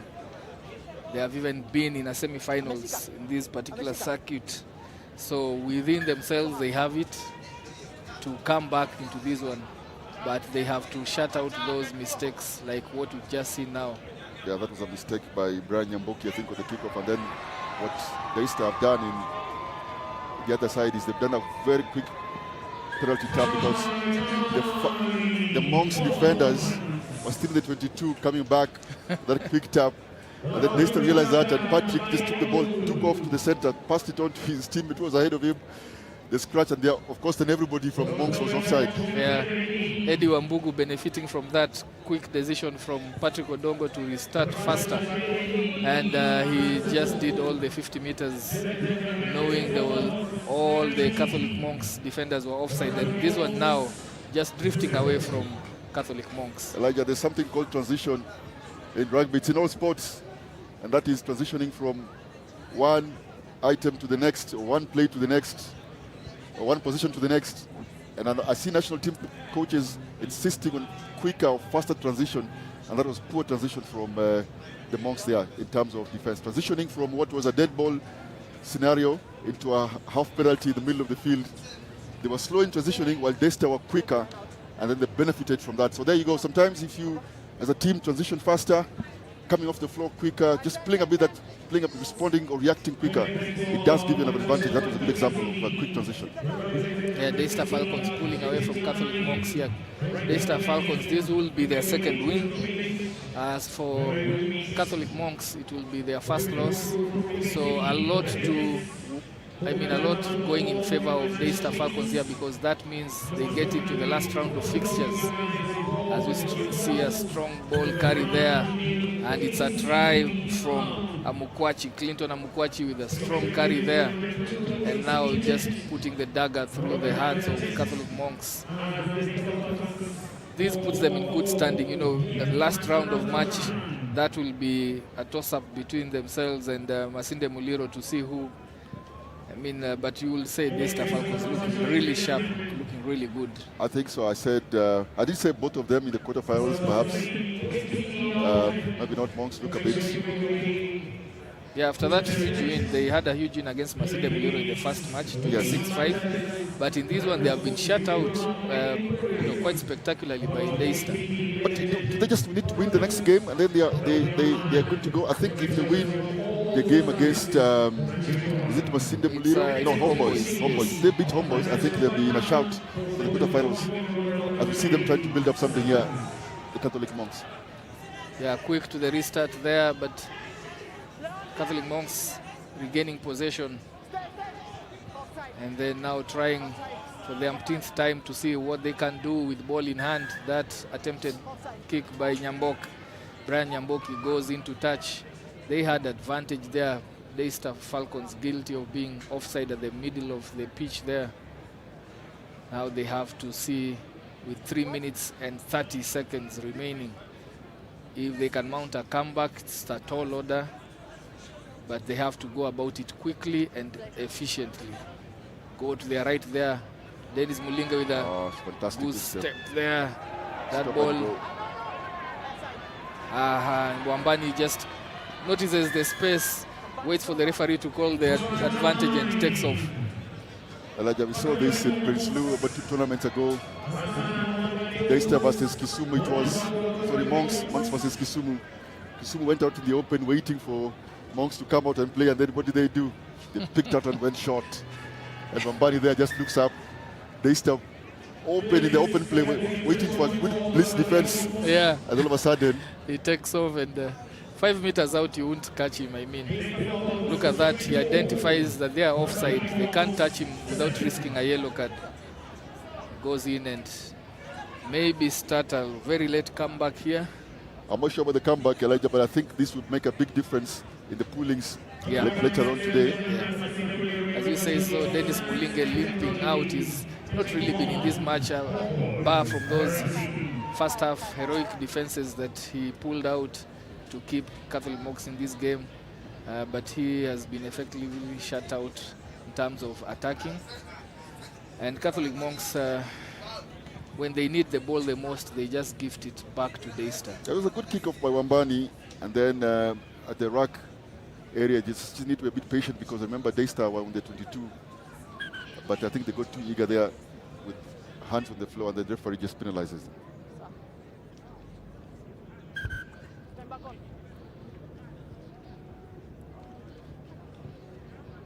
I think you're waiting for the ball here. Referee says, let's put the time back on. But there's no ball in the field. We do have two now. You have to get rid of one. Yeah, taking a few seconds. No, he had stopped the clock. Yeah, you're right. So Daystar recovering that one. And just trying to work on the attack here. Recycling the ball quickly. Taking it back. Into traffic here. Just slowly weighing their options in attack. Trying to look for those gaps in Catholic Monks defense, and he comes into Hassan Wambani there, who just bundles him into touch. I just feel that Daystar are a bit lateral there, just going across, allowing Monks defense to drift across with them. So it didn't make any difference. And you see here, Monks had more defenders than attackers, because of course there's a touchline there, which means you have to step back in. Yeah, and in those cases you need a very quick reset in terms of rack, just to get players off and try to suck them in. But when you just shift ball from one end to another, it doesn't really help, especially when you have astute defenders. They'll just shepherd you and wait to pounce on you. That is true. Some teams try to create racks in the middle of the field so you can have options on both sides. As we see Monks trying to use the short side again. Watch this again. Will they go open side? Will they go open side? Or will they come short? They do go open this time. Yeah, stepping back in, but the inside scramble defense is on point there. Gets him playing advantage for offside on that rack, but he goes all the way to score another try for Catholic Monks. Catholic Monks, Victor Mola in this one. No, I was just saying that earlier, that some teams put racks in the middle and then allow you to have both options on both sides. So you mentioned earlier about folding defense, which happens 15. So you do a rack in the middle, and then the team comes folding on the same side or a scorpion, and then, but they play right where you come back from, yes. And that created an overlap. Yeah, and the offside calls and everything. Yes, as you see a nice fix and pass here, which allowed the Mupere to come round the corner, and then there's an overlap actually, because the Daystar defense had folded to go to the open side. But I think, I would argue, Elijah, I think Monks and the Masters of playing the short game, right in the middle, then come back to the short side, or just pick and drive. Indeed there, and the Daystar Falcons though ran out winners in this one, 24-12. And with those two wins, they put themselves right into the mix for the top of Pool C. I think that's an interesting pool, again, like we had here some 2 weeks ago, where about in all the pools, about 3 teams were gunning for the quarterfinals. Yes. I think we have an interesting situation in that pool as well. Yeah, Pool C. Daystar, Monks, I think have a chance for the quarterfinals. Yeah. And you'd argue as well, Masinda Mulero, yeah, if they beat, I think both these two teams have lost though.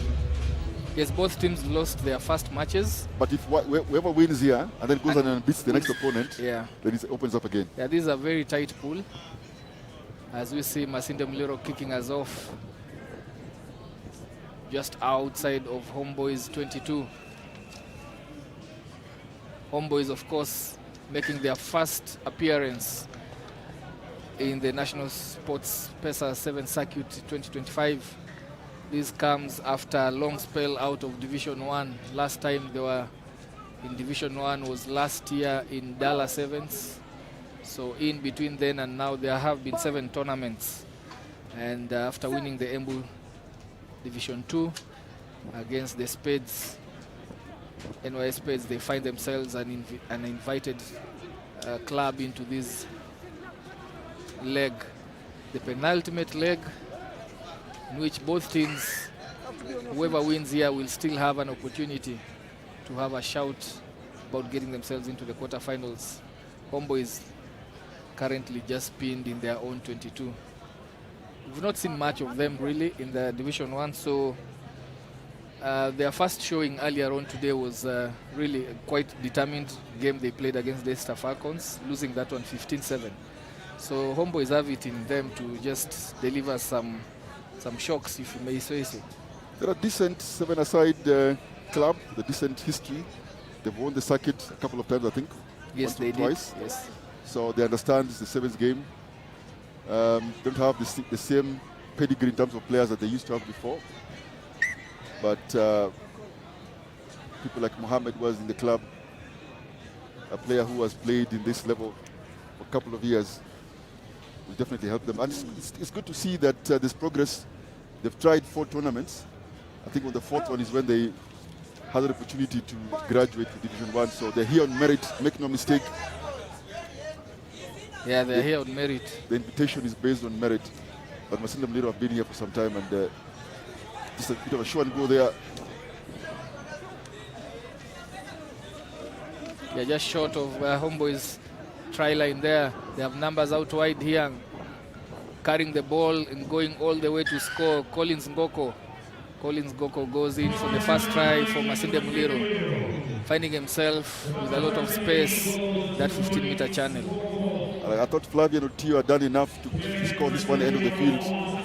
He had jinxed and stepped, had a sweeper left with him, stepped the sweeper off his right foot and was okay to go, but when they beat the sweeper, came back in where the sweeper was, but they maintained the ball most, and then went and scored at the other end with a good overlap, fixed end pass, and Ngoko went over for the first try.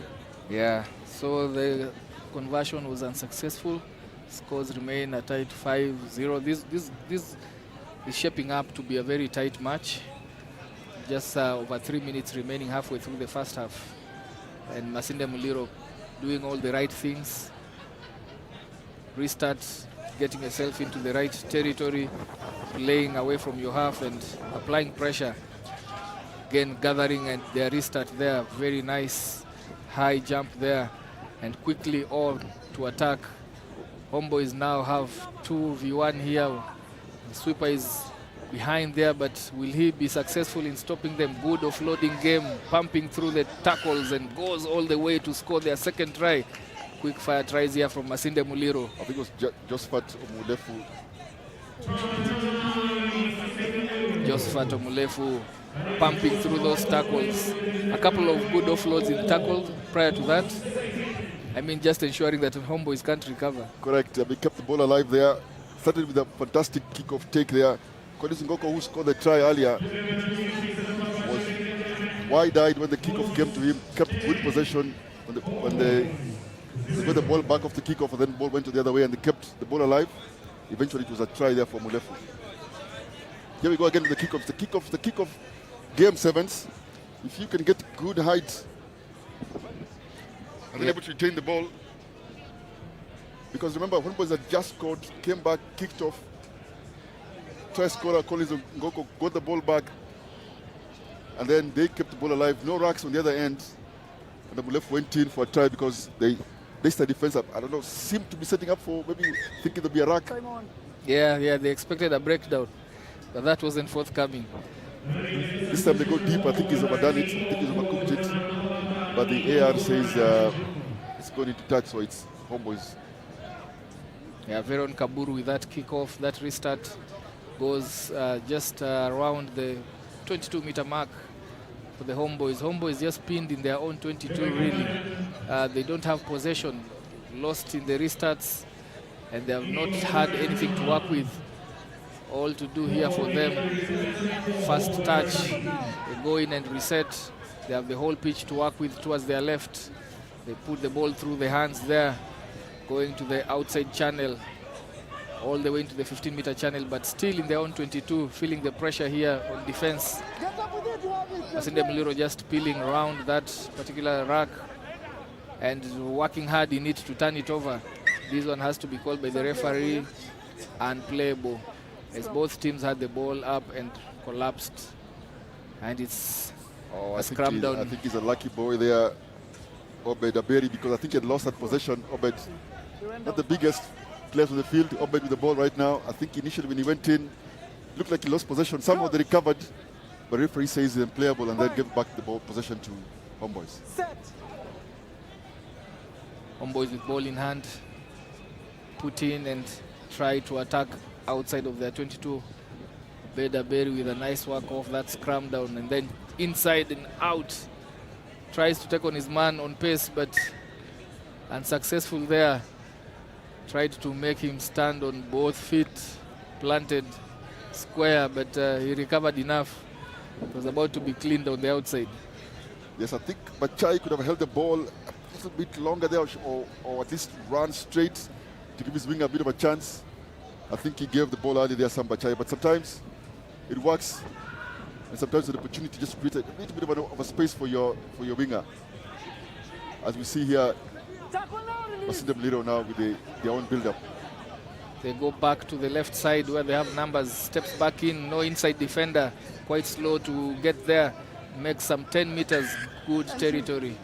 But as he went to deck, supporting player arriving and going through the windows and everything.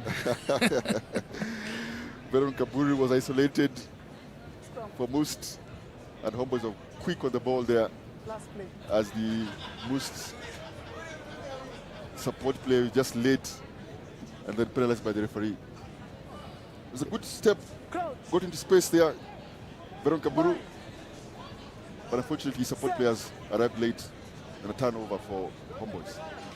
Kabeberi with the input there, gets it out, no pressure on him. They swing it out, numbers, but that was a setup. Sorry, like it's what I was saying about Bachai earlier. You know, he sort of takes the defense to his winger, doesn't take out anyone. Really lucky, Homeboys. They really lucky. But to be fair, they worked hard trying to retain that. Yeah, Brian Juma with a tap, quick tap there. Oh, knocks it on. This should be halftime, but Homeboys have been pinned down in this first half. They have been pinned down in their 22. They have lost possession whenever they had it. They have really had nothing to work with. And into the halftime break, Masinda leading this one 10-0.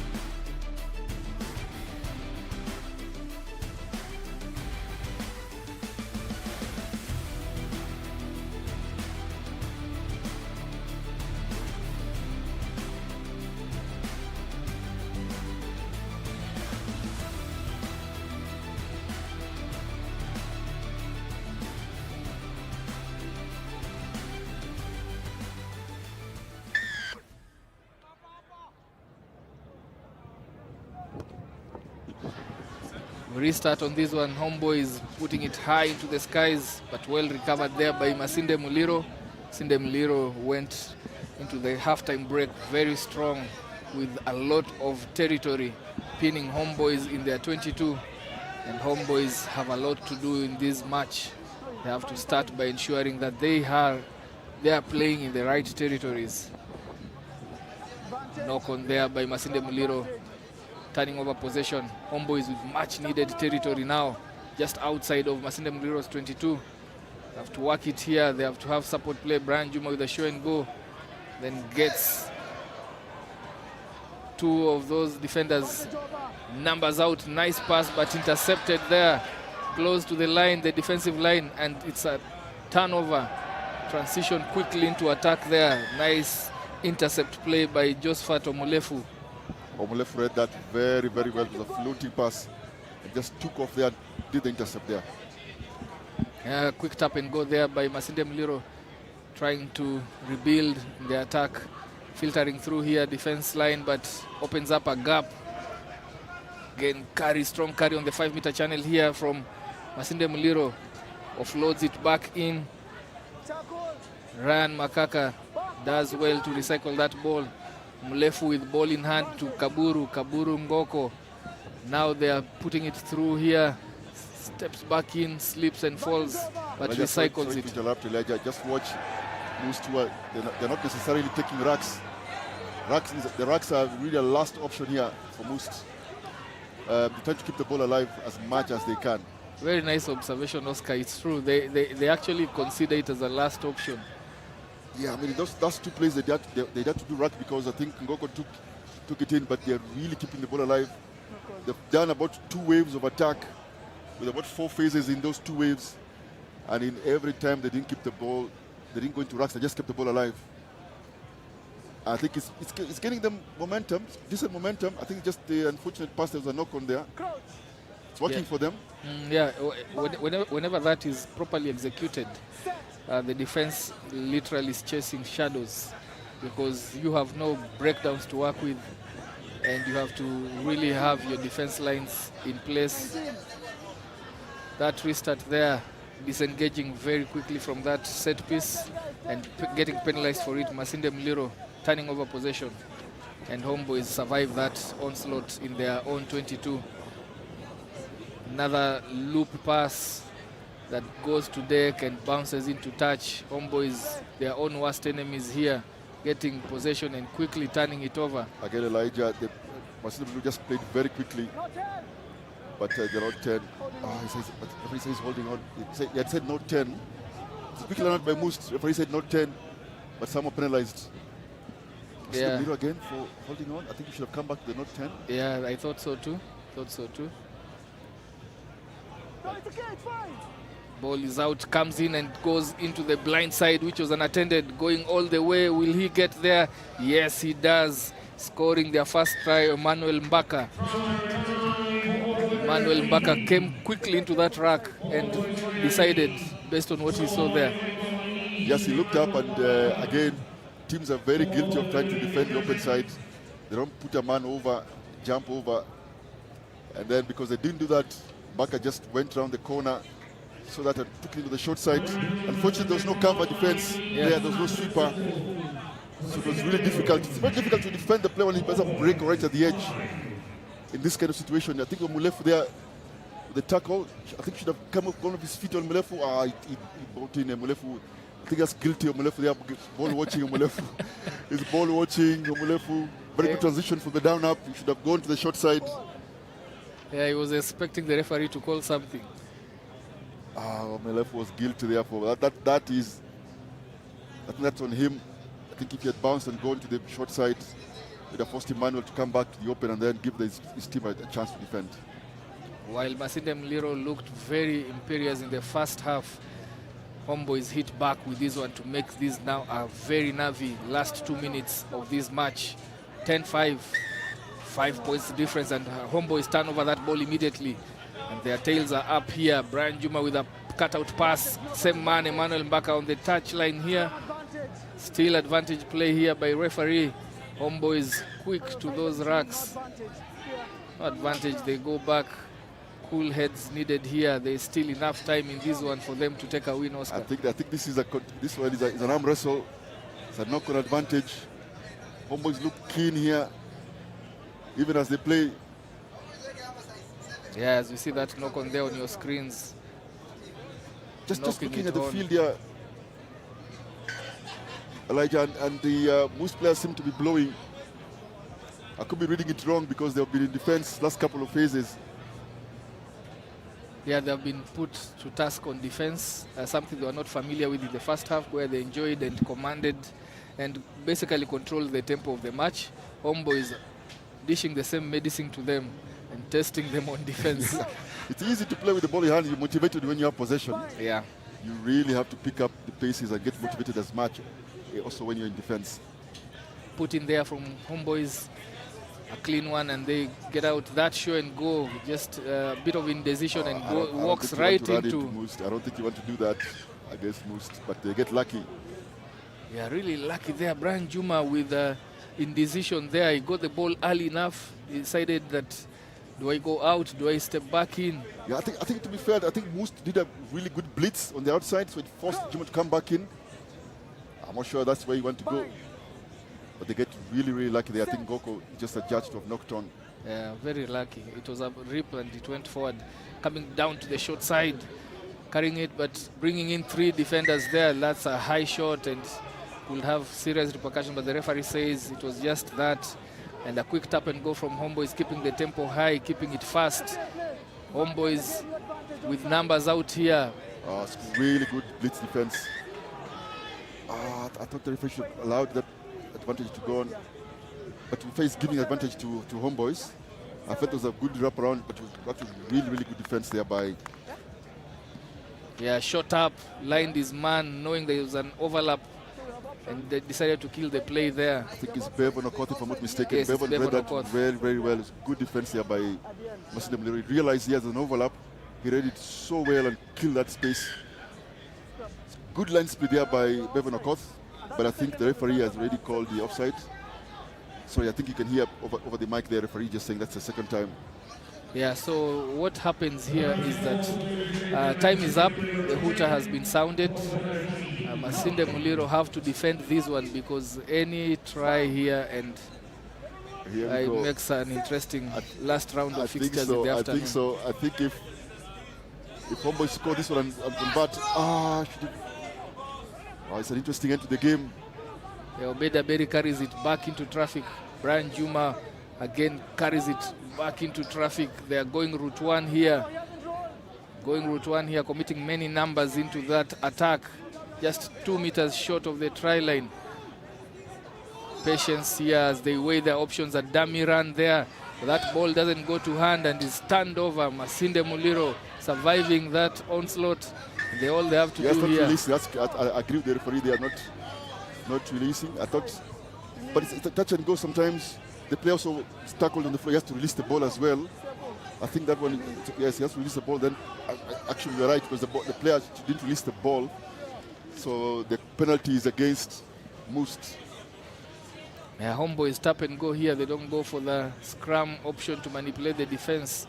It's trying to see what they can manipulate here in open play.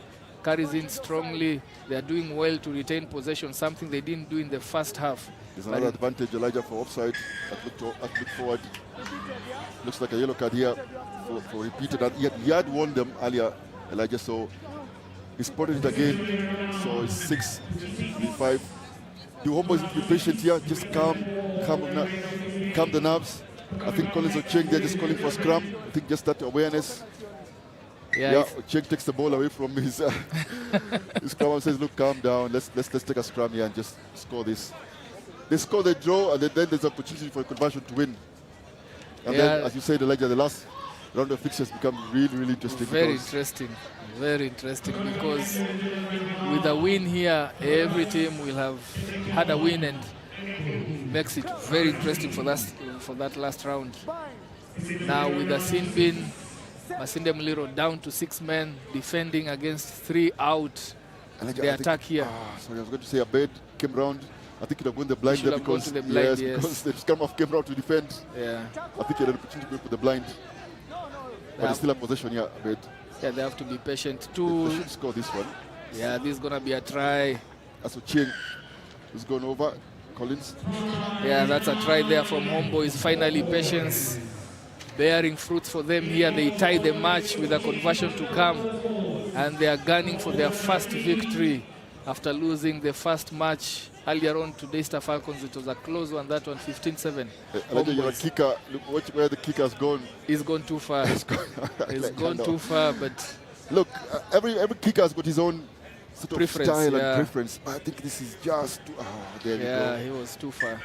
You know, it's very easy to watch these things on your screen here.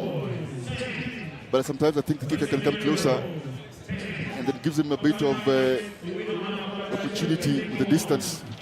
Brian Ocheng made the correct decision here to go for the scrum. As he talks to his, as you see that replay, talking to his kicker, and eventually they throw this.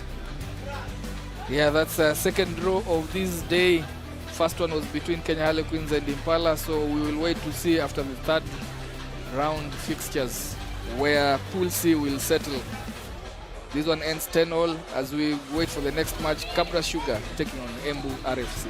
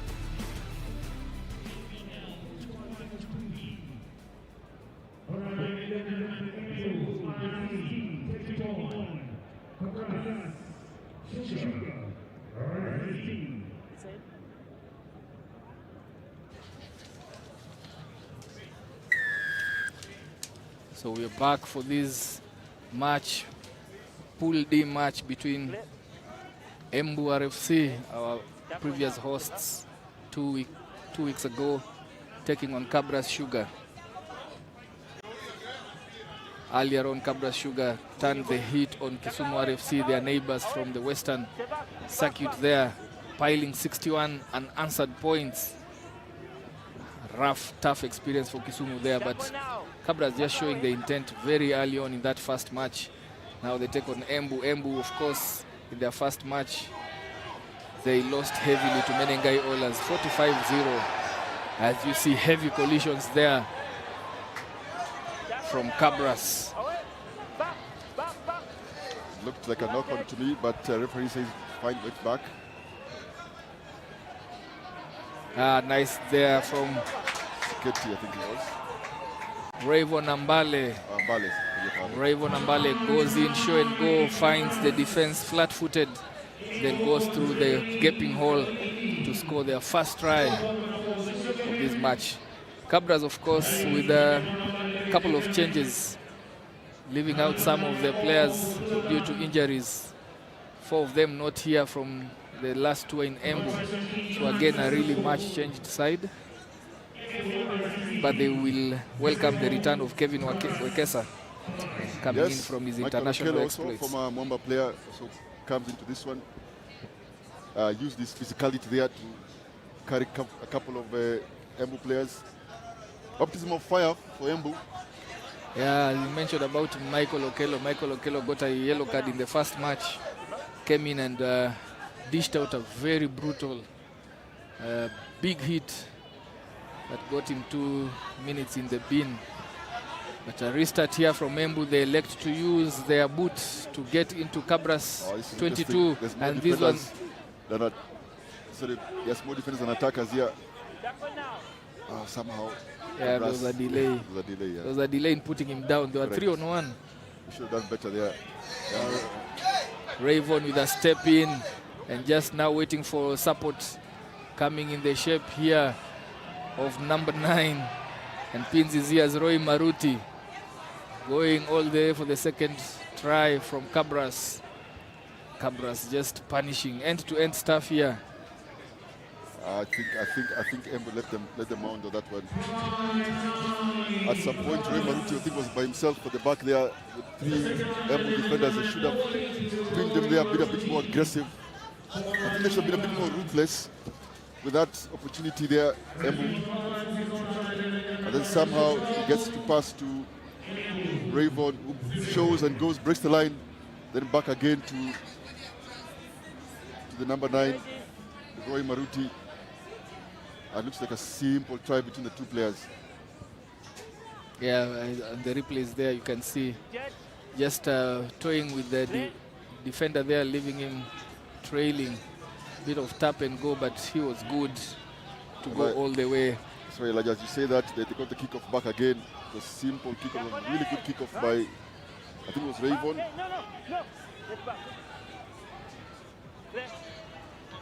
That looks forward. That looked to have floated forward, but referee was online there as Kevin Okesa opens his boots, goes all the way on that wing to score their 3rd try.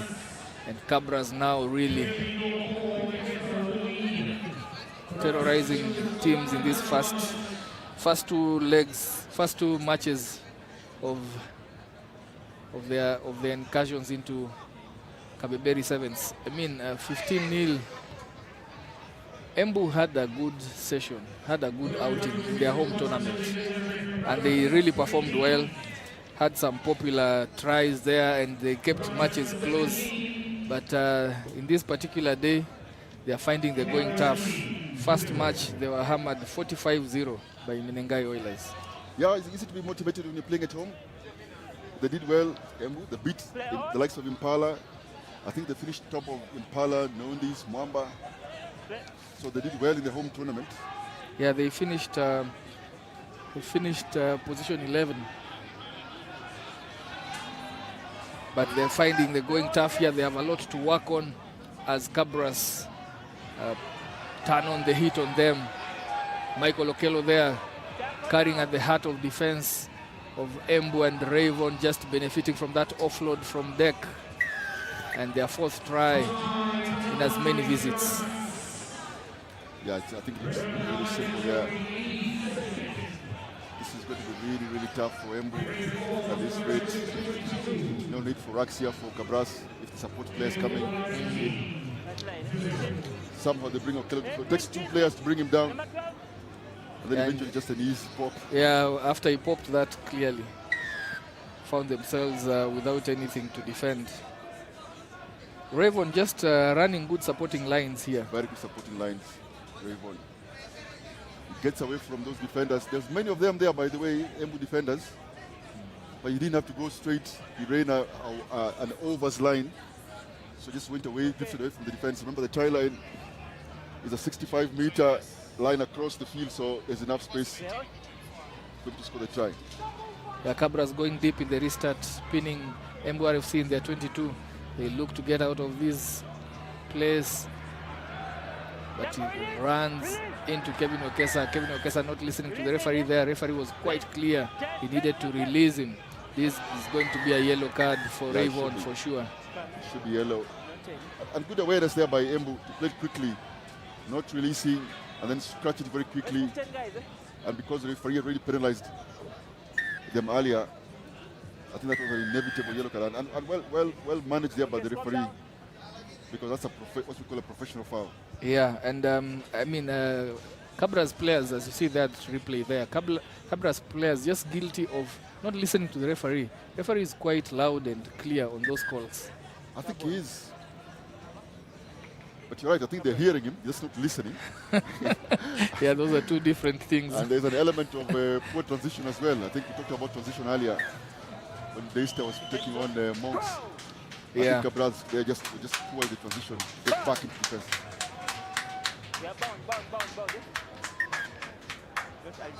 Yeah, this is an input for Embu RFC.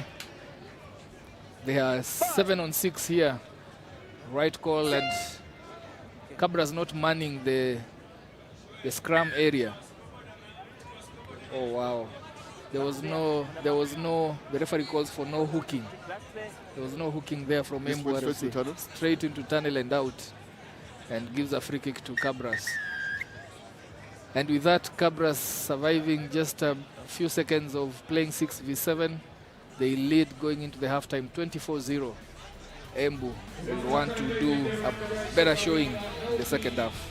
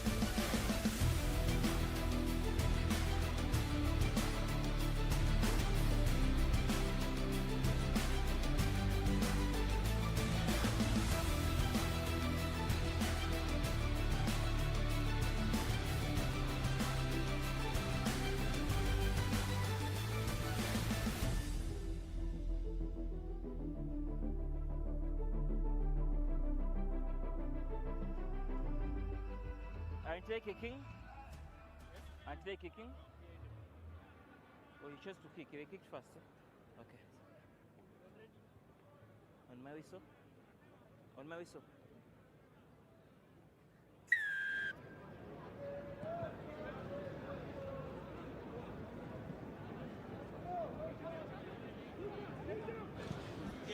Cabras kickers us off into the second match, and Embu reply immediately, putting Cabras back into their own half. Kevin Wekesa back into the Cabras lineup, puts him into space and pinning his ears and going all the way. Biden Hayo goes all the way off the offload of Kevin Wekesa, and Cabras picking up from where they stopped in the first half, 6v7, but still scoring.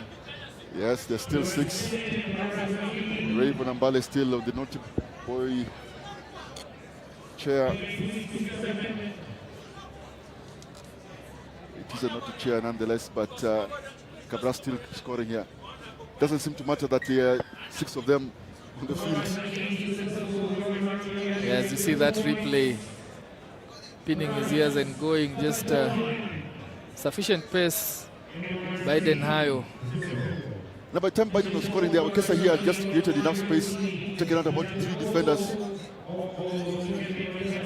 And then there was an easy try there eventually for Biden. But Wekesa did a lot of the work there earlier.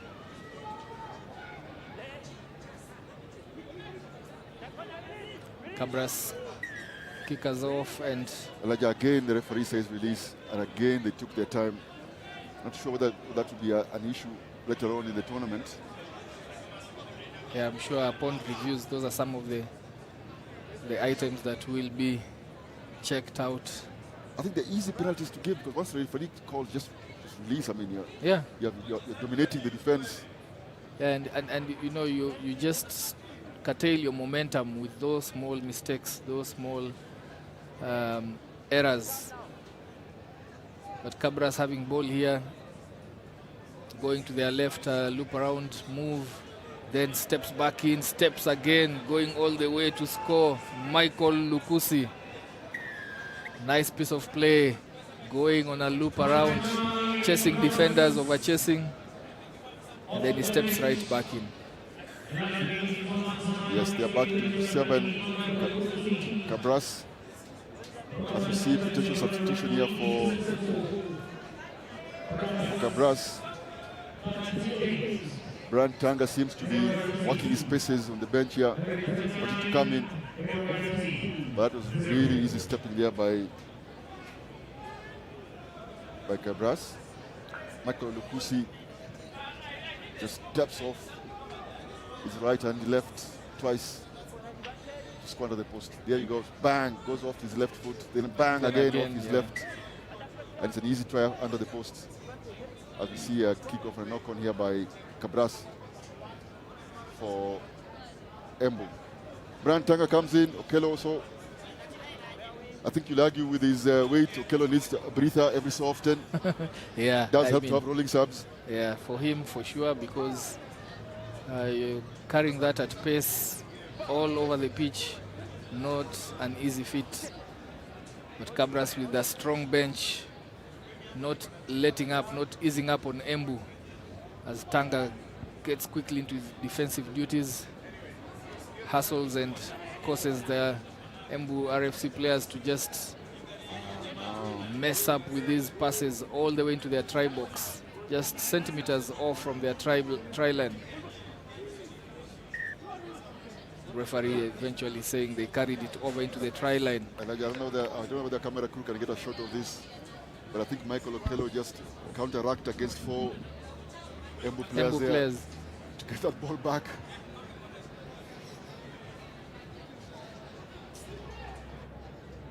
That's his job on the field. That's what he's come to do on the field.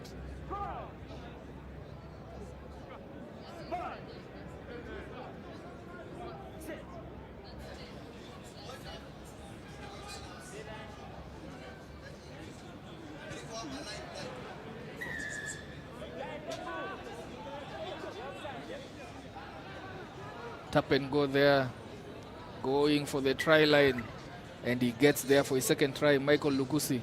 Elijah, Lukusi is a lucky boy because Cabras has just made a play there with a slide move. I think Tanga showed and then sent it to Lukusi behind that slide play. And with an almost obvious 2v1, I think he knocked on, if I'm not mistaken. Lukusi knocked on. And then lucky for him, the referee had just got called offside for Embu players, and then he was able to scratch that just quickly. Again, poor transition from Embu players. It was easy trying to the post. But before this, it was a knock-on from Lukusi. It's a really good kick-off there by Cabras. Really, really good kick-off. Yeah, good they height. do recover that one.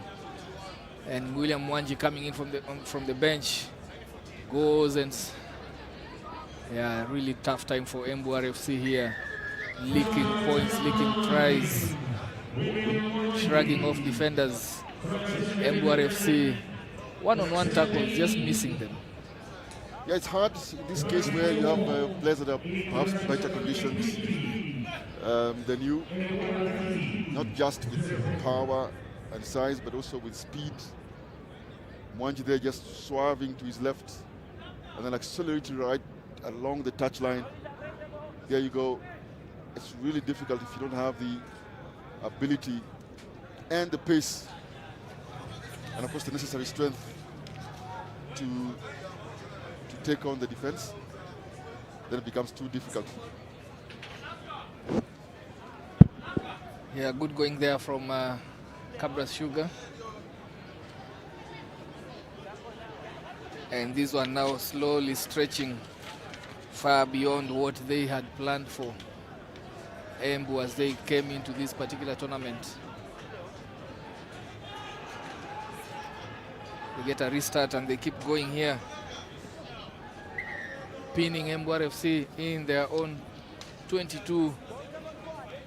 Yeah, referee stops and calls that one back.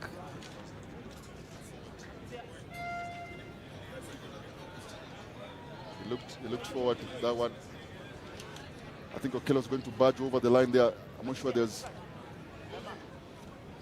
any passing he's going to do. He scored the try anyway, but the pass was adjusted to have gone forward.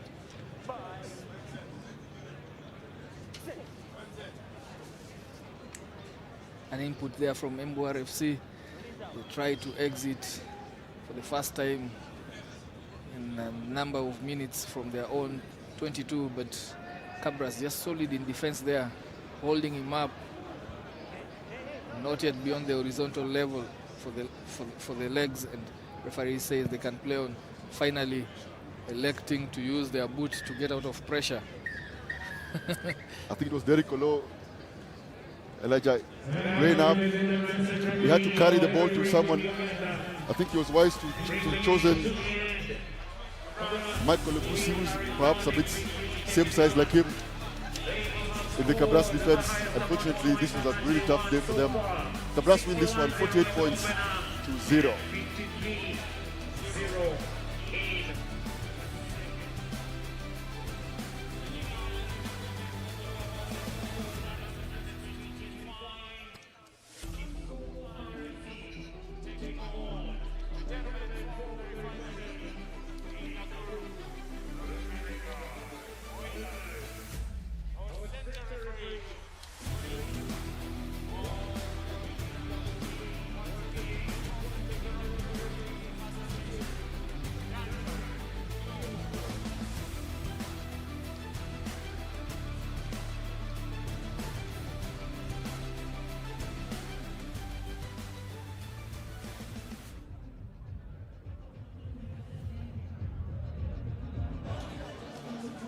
Yeah, we prepare ourselves for the following match. Menengai Oilers, who are taking on Kisumu RFC. Kisumu RFC being invited into this one. And Oilers earlier on in their first match in this Pool D, Oilers going out handsome winners against Embu RFC 45-0. Kisumu on the other hand, on the receiving end, Cabras Sugar whipping them 61-0. Now Menengai Oilers gunning for their second win that can put them in good, proper stead as they wait to meet the last match of the day. They will be taking on Cabras Sugar.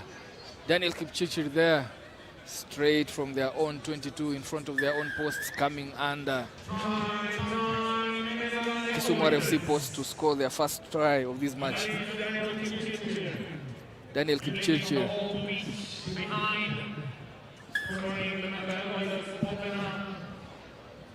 As you see there, John Okoth passing on to his right to Kipchirchir, who still had a lot of work to do, stepping his man, then getting into space, goes all the way to score. Really fantastic player. We watched him playing for the Chipu down in Zimbabwe, and it's really been a revelation for Menengai Oilers.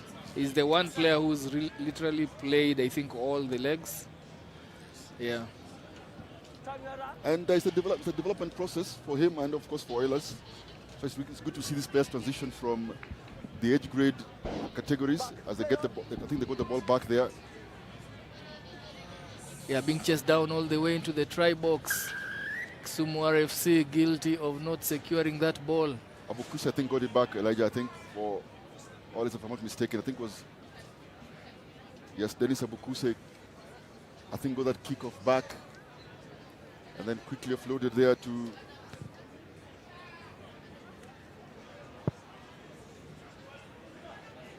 benefiting there from that face of play. He had the attention of 3 Kisumu RFC defenders, but just barely made it over to the try line. As you see there, ducking and going, chased down by 3 Kisumu RFC players. But he does go and scores their second try. I think it's on Nikwe. Eric Ogutu. Is it?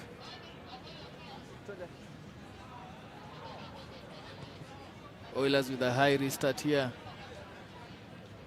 I think the try scorer was Ogutu. Sorry, Elijah. I think he was trying to get the try scorer was Ogutu. Yeah, Crispin Shitundo going for that one, but missing it all out. Knocked it on in the air.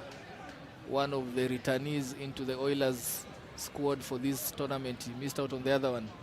Kisumu now trying to get themselves out of their 22, coming under intense pressure here at the breakdown as John Okoth arrives in, causing Kisumu now to have to defend this one, 10 meters out. You know, I have no problem teams trying to play out of their 22 area. I always say this, as long as they can execute properly. Sometimes you have to use the width really well, run a good hard line so that the defense keep the defense, on their heels. But it's really difficult when you're playing teams like Oilers who have good blitz defense. Yeah. Because it's very easy to motivate. And then, look, all they do is just have the ball in hand, 10 meters away from the try line. Yeah, we'll go to there with a loop pass, cutout pass. Belda Dogeta had to come in to collect it. They have 2v1 here after proper recycling there by Belda, and they is strolling in for his second try of this match. Daniel Kipchirchir, Kisumu RFC, scramble defense, not able to get there. And they find the ride very difficult in this particular game. Because I think teams should really look at their exit play in sevens.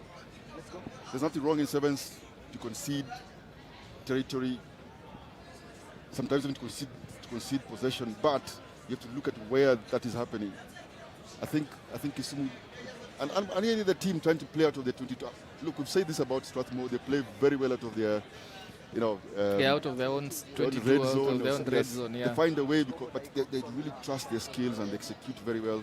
So I think teams, you have to be very careful about this. As we see Kisumu here just trying to play out and then find themselves in trouble because now the defense, all they have to do is just load numbers on the racks and get the ball back. Yeah, Philip Okeo with a restart, surviving and collecting that restart. Bildad Ogeta pumping off that tackle, strolling and going all the way to score their third try in this first half. Those kickoffs, fantastic opportunities for Oilers, using it well. Very well. Ogutu with a quick conversion there. If you're not careful, you can play kickoff to kickoff.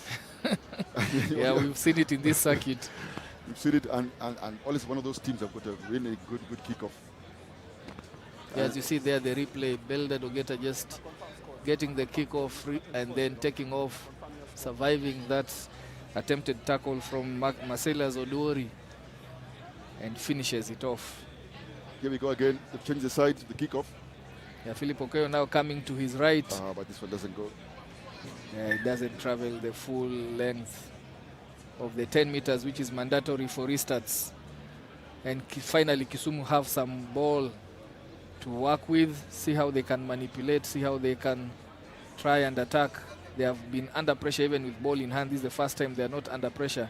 They take it out, a cutout pass to the wing and carries it there. James Maranga goes into contact. Will he survive it? He doesn't survive. John Okoth was quick to that rack. I'm also sure about that, Elijah. I think the Oilers made it very difficult for Kisumu to rack, but they're clever enough there to allow the referee to give them that one. I felt perhaps the Oilers players didn't allow Kisumu a fair contest. Yeah, probably it was a close one, that one. So I guess, what do you do now with a game like this? I know it's frustrating for the Kisumu fans. The moment like this, they get possession, but they just don't. Let's see what they do here. It's a good show and go there. Nice show and go. Again with the racks again. They lose possession. Yeah. The second man to their attacking racks is ever coming in late. And Oilers have identified that. So they let the ball carrier hit deck quickly and then they attack it. As you see there, quick transition from defense to attack. Kipchirchir Daniel with his third try in this match. I think the difference here, of course, they're not tracking. Oilers. They're sort of playing, once they feel that the tackler is coming in, the support play comes running really hard and a good line, and then just offload. Yeah, Kisumu leaking in 20 points in this first half as we go into the break. Attempted conversion there that sails through, and Oilers get us into the break 22-0 as we see that replay. Philip Okeo and the quick transition from defense to attack. Daniel Kipchirchir takes us to the break with his third try and fourth for Oilers.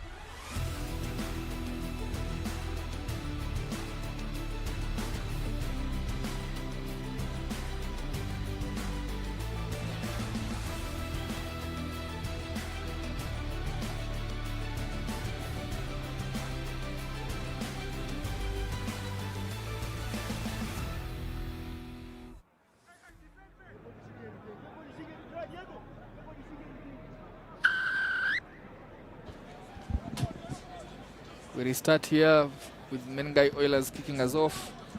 They'd had a strong first half, and in that first half they managed to pin Nakuru, Kisumu RFC, I beg your pardon, in their own 22, contesting and making the contact areas very difficult for Kisumu to work with.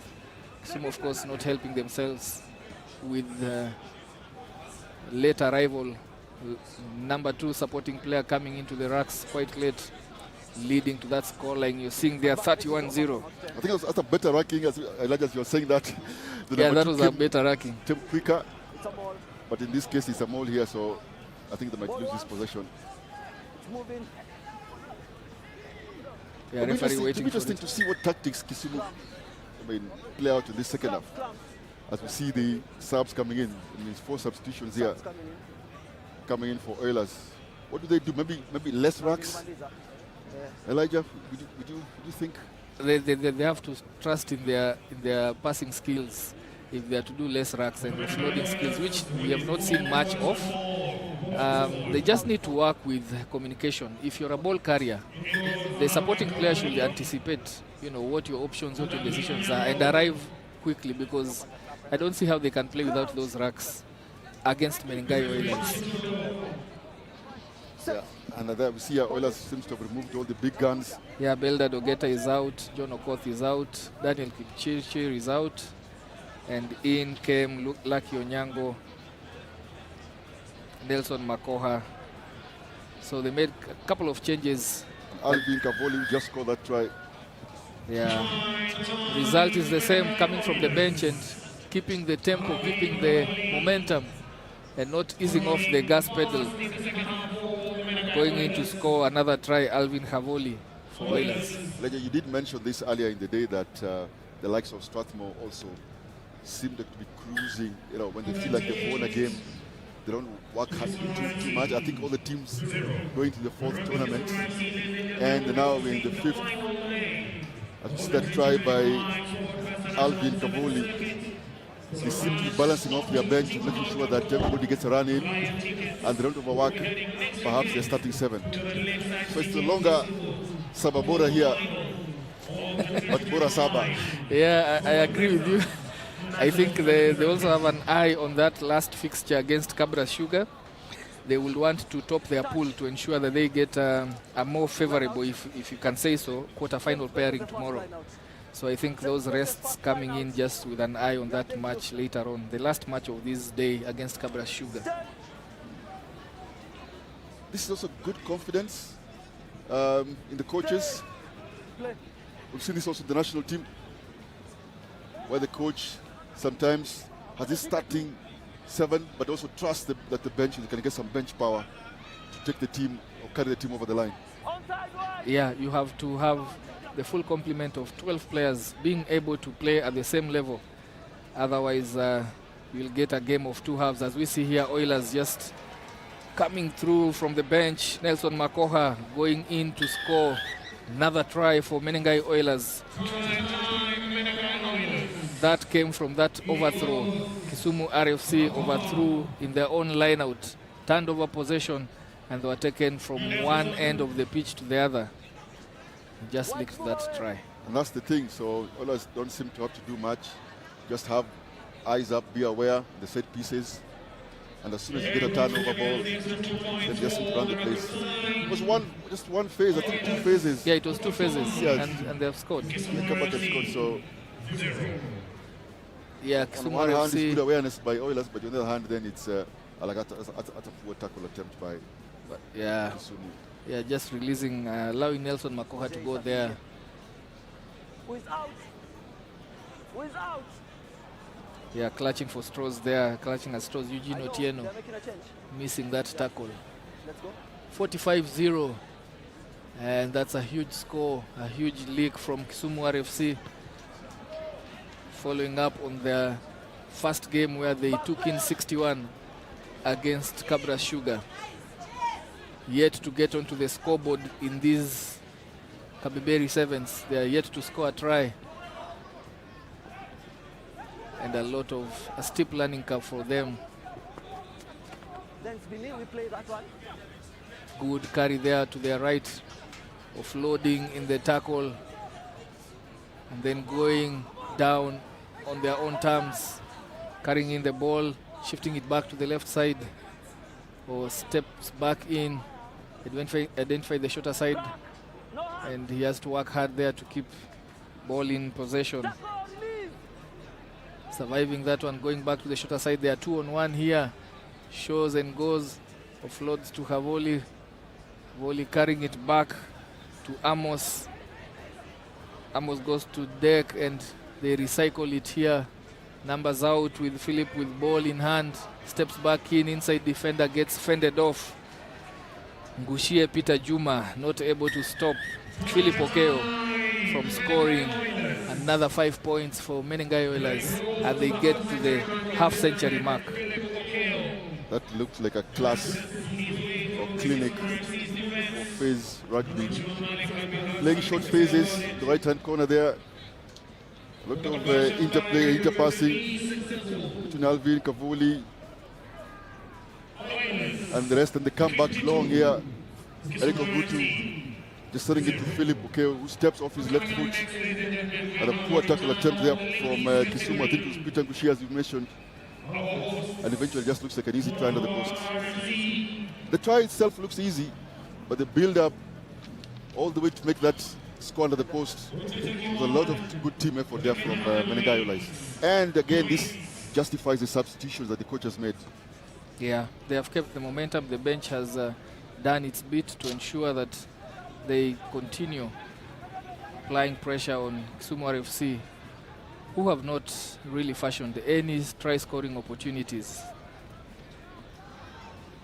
As we see that, Oilers contesting next break of play, and the game could be over as the hooter sounds there for the end of this particular fixture.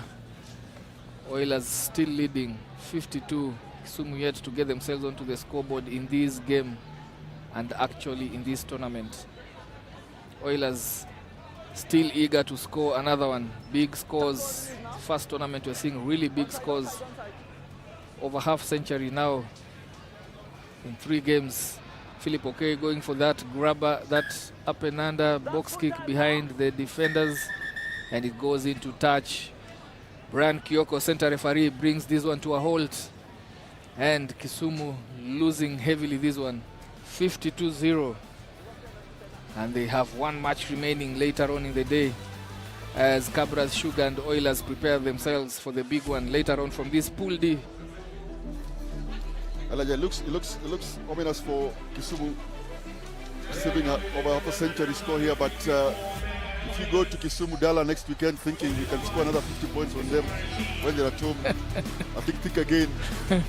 Not a good day in the office today, but next weekend, yeah, expect to see those boys playing a different brand of rugby in Dala.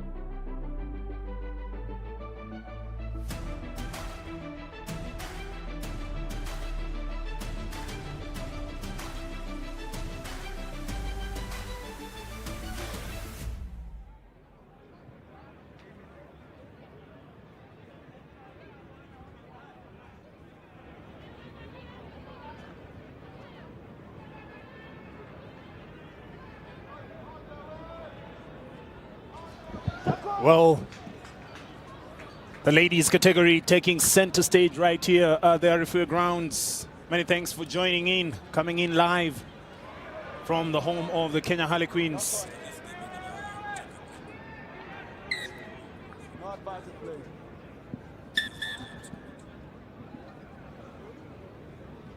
These two sides, Oscar, these two sides have played in 2 finals of this year's SportPesa National 7th Circuit.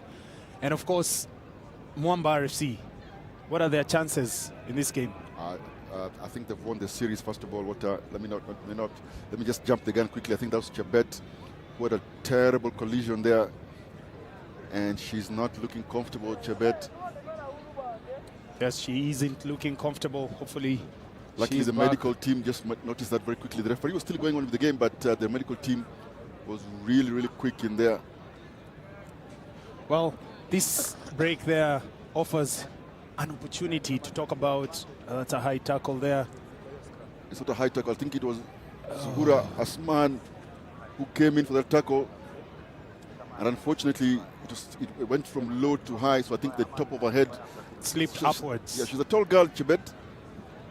And Zuhura isn't the tallest, but I think as she made that launch into the tackle, she did wrap, but I think the top of her head got the chin of Chebet. And unfortunately there, Chebet came out worse. Remember, one of the reasons why you wear mouth guards to avoid concussions is that it helps to reduce the concussion impact. So I hope she's doing well. Well, welcome to the 2025 Kabeberi Sevens. It's a bit warmer than it was here last time during the Christies. A bit cooler. As you see the fans, and you can tell from the dressing of the fans, Walter, that it's a really relaxed, warm afternoon. Because when we were here about 3 weeks ago, it was all jackets. Yes, it was all jackets. It has offered an opportunity. I mean, what are your assessment? What is your assessment about this year's SportPesa National 7th Circuit? We've done this is the 5th leg of this year's events, and of course, the fans have come out. We've had a very good long, tiring season, of course, for the players on and off the pitch. We are down to the last one. Next weekend, Dallas Sevens. I think there'll be a bit of a difference on how that Dallas Sevens goes, depending on what the outcomes here, because I think it's almost like it's a 2-horse race right at the edge, together, neck to neck.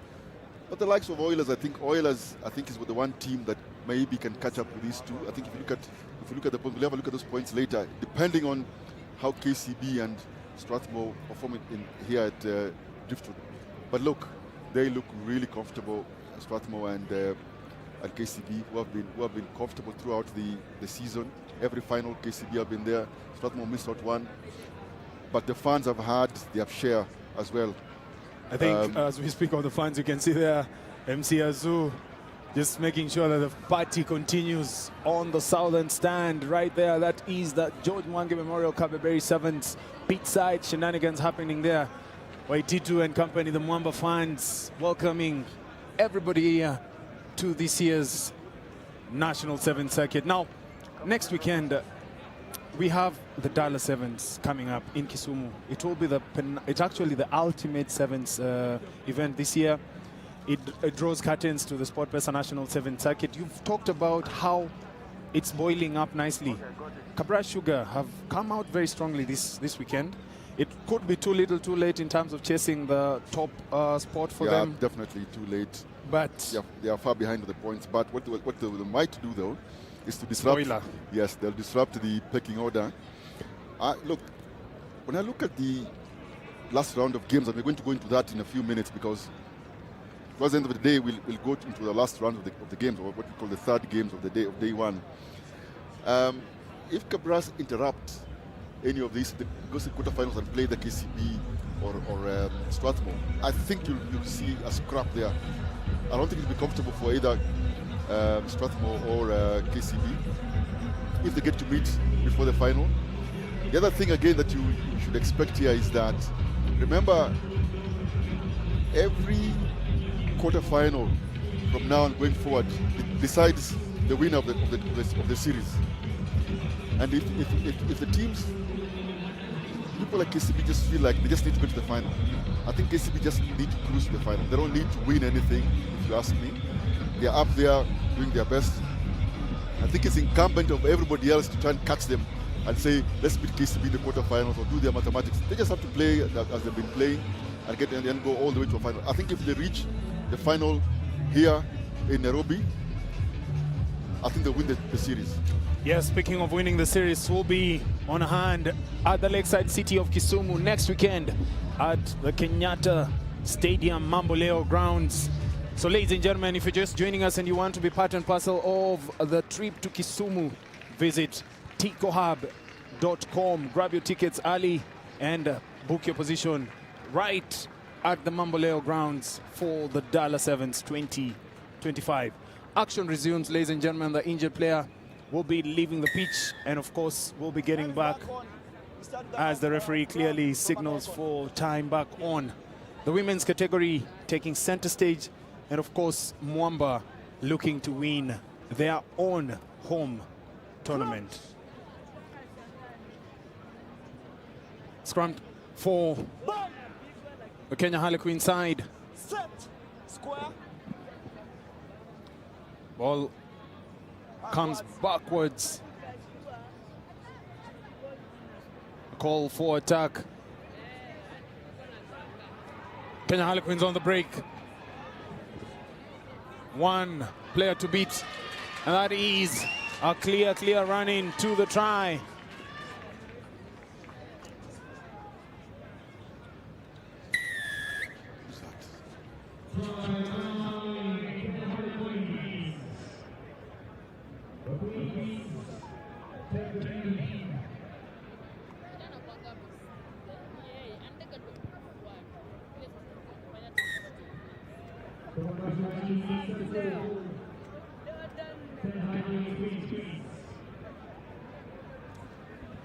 Some wonderful line break there from the Harlequins ladies. Stepped back in and she had the presence of mind here to give. I think she should reach the try line here, so just give the team for support. I mean, this will be interesting here. Kenya Harlequins look a bit confident. They usually start well against Mwamba, but eventually, you know, they say eventually Mwamba comes and wins. But it was a good play there from Harlequins, as we see here, Mwamba trying to do their counter-attack of their own. Nariaka here under pressure from Zuhura.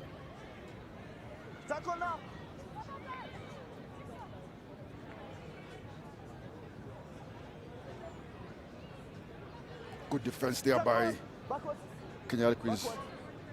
Murutu Morin also in there, the scraps. Naomi Amuguni just has to come in there and help with that racking. Edith to Rudisha, but yes, forward pass. Referee says come back here for a penalty. The Kenya Harlequins Queens were just offside. I'm surprised, Walter, that there was no yellow card or any penalizing for that incident where Chebet had to come out. Well, if we had the benefit of the replay, Oscar, and from that replay, it wasn't an intent to go and tackle the player high. I think the impact was also quite big. It slipped upwards, and as such, I think this is where, if there was something to be done, this is where we need that quick TMO decision pitch side, so that we can be able, the referees can also be able to make those decisions. I think the assistant referee had an opportunity there to but the assistant ref, Oscar, can only do so much. You can do so well with video refereeing as compared to the assistant referee calling that one, because it happens, it's a split-second action. Yeah, but if it's a head injury, I think the assistant referee has every right to stop the game and consult, the center referee to consult with the assistant referee to see if they saw anything. And if they didn't, that's a different matter. As we see good stepping here from the Kenya Harlequins, but Rudisha will have none of it and smacks her to the ground. Rudisha didn't want any of that because she had been done for. Queens on the attack. One pass away from the wing. Hint of a high tackle there, but she let go. A break for it. But guess who? Faith Livoy comes in with a big back tackle there. They keep the ball alive, Walter. They keep it alive. Yes, they do. I think Livoy is offside here. I think the referee allows it. She did really well, Faith, to come round the corner And that is typical Faith. She made the tackle, she went back, she took the turnover. Oh, she's I a mean, wonderful how player, much can you ask for a player, from a player as a coach? She's a really, really good rugby player. She has a really good rugby mind on her head. I think Rudisha here, she has fans. Rudisha has the pace here. She does. I think she needs to slow down. I don't know if she's aware that she's alone here. She hasn't looked back. She only knows the try line. And eventually, she has confirmed that the person who was running besides her is the referee. And she goes to the H, under the H, just right below the H. That is try time. She scored many tries like those. This lady for Impala, for Homeboys, and as well for Harlequins here.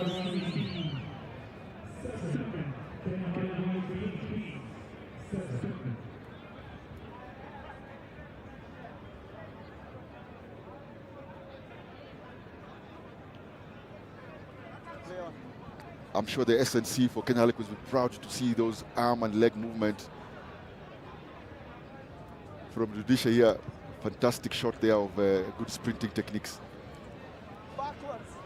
Good kickoff here by Mwamba, sent back by Naomi Amuguni.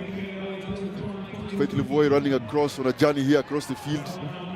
But the Queens players up right there with her and apprehend her, bring her to the floor. But they don't roll away. Quick tap here by Edith. Edith on the outside. Edith versus Zuhura. Zuhura misses. And then Edith just goes around here the corner on the outside. I thought she was covered here by Zuhura's man, but she's a really clever girl, Edith. And eventually the speed just beats up the Harlequins defense. I say this, they've started slow sometimes against Harlequins, but they're a decent side, these Kulabu girls, and the lead here at halftime, 12 points to 7. Quick tap here by Edith, chased across here by Zura. Zura coming across to screen just now. There you go. I thought Zura would have caught her, but Edith gave her a good fend there, and then eventually just goes to the corner. Look at that. Zura was there, but the fend just takes their hands away from the clutches of the shot there, and eventually allows Edith to go over to the try. Again, good rugby skills here from Edith Nariaka to give Mwamba the lead here, 12-7 at halftime.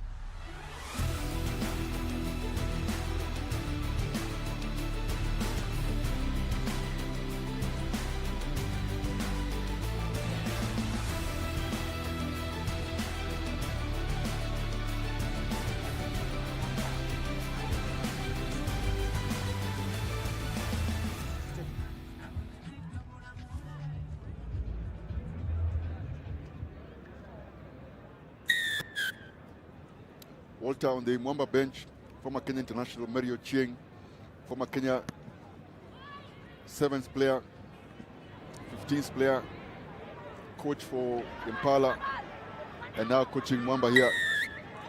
As you see, Faith and the rest just penalized there on that track. Yes, you were talking about Mario Chieng. Mary has won every 7 series with Impala, the last 3 7 series. As you see, Kenya Harlequins are trying to develop something. Maureen Rutu sends it out to the winger of Habashi. Look at who's there. Faith and Naomi are really experienced players at the end there. Your number 7 on the black shirt is Naomi Amuguni. and Faith, really experienced players. I was saying that Mary, who has won the last 3 National 7 circuits with Impala, is going to win a 4th here with Mwamba. Yes, she is on the hunt for the 4th, and I believe she has already garnered enough points, at least, to call herself and her team champions of the SportPesa National 7 Circuit 2025 women's category. However, they still have something to do here. They need to win the George Mwangi Memorial Kabeberi Trophy, which is very important, of course, to the club itself, hosting and winning your own event. But most importantly, Mary is quite experienced. She has experience from playing. She has also coached. You've talked about her winning. So she has the pedigree, really, in terms of the coaching, for you to really give her props. I mean, let's give her credit, and let's give credit where it deserves. It's a try from Maxine. Really good, very gentle. Is that Naomi Amuguni there chasing down? Yes, that is Naomi Amuguni. It's a double act. One on this wing, on the other, on the other. That is Faith and Naomi Amuguni, who combined devastatingly to that effect. I mean, for all money, she was through. But Faith showing that experience, not Faith, Naomi showing that experience, having turned out for the Kenya Lionesses. Yeah, that's good experience there from Naomi Amuguni. I was just saying, Mary's a rugby educator, so she understands the game very well. She can actually coach coaches, so she has a really good understanding of the sport. She did play for Mwamba in her playing days, so there's no surprises here why she's with them right now. As we see Faith here bumping off the Harlequins defense. This looks like an overlapping opportunity for Mwamba, but well covered. Diana goes back against the grain. Ball goes backwards. Mwamba looking to attack from deep. One step there, Nariaka once again shows she is a tricky customer if let free. But Queens deny her that opportunity. Rudisha, that is Lynette Morin, tackled, releases, gets up to her feet. The ball is open.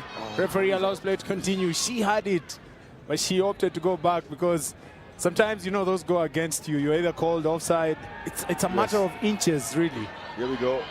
Naomi. Here we go. Big fan there, Naomi. And most importantly, Naomi knows her way to the try line, ladies and gentlemen. It is lights out and try time, Mwamba.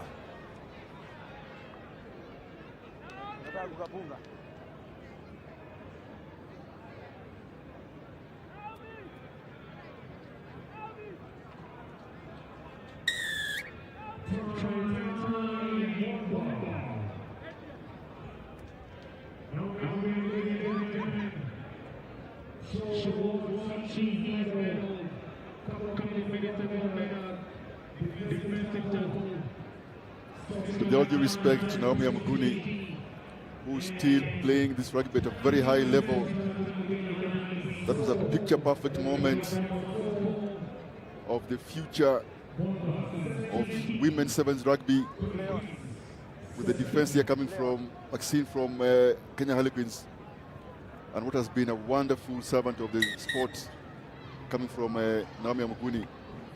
She still plays at a decent level, Naomi. Yes, she does. She's a cool customer, that Naomi Amuguni. She has that head, that a calm head over those shoulders.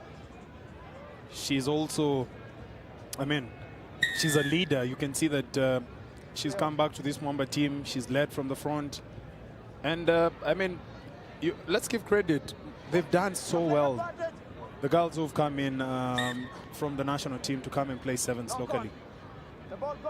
It's really nice to see. It's unfortunate not all the other teams have had the international players, but Mwamba have done very well to consolidate all the internationals, and it's showing on the field. They're not usually winning tournaments because Impala usually has won the last tournaments last season. But Mwamba have got decent players here, and it's showing. As we said, pass from Zuhura going backwards. The referee says.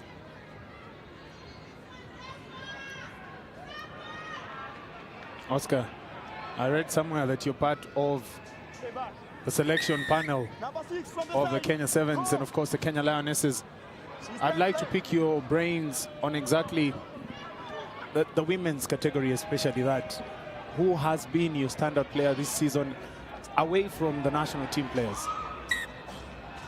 I think you can't ignore some of the Harlequins players, but first of all, Walter, it's a privilege to be considered and invited to sit in that panel to support all the national squads when they're doing their selections. And eventually, of course, the coaches do make their pick. But when it comes to the women's game, Walter, I think this season don't be surprised if you see a couple of these players from Kenya Harlequins.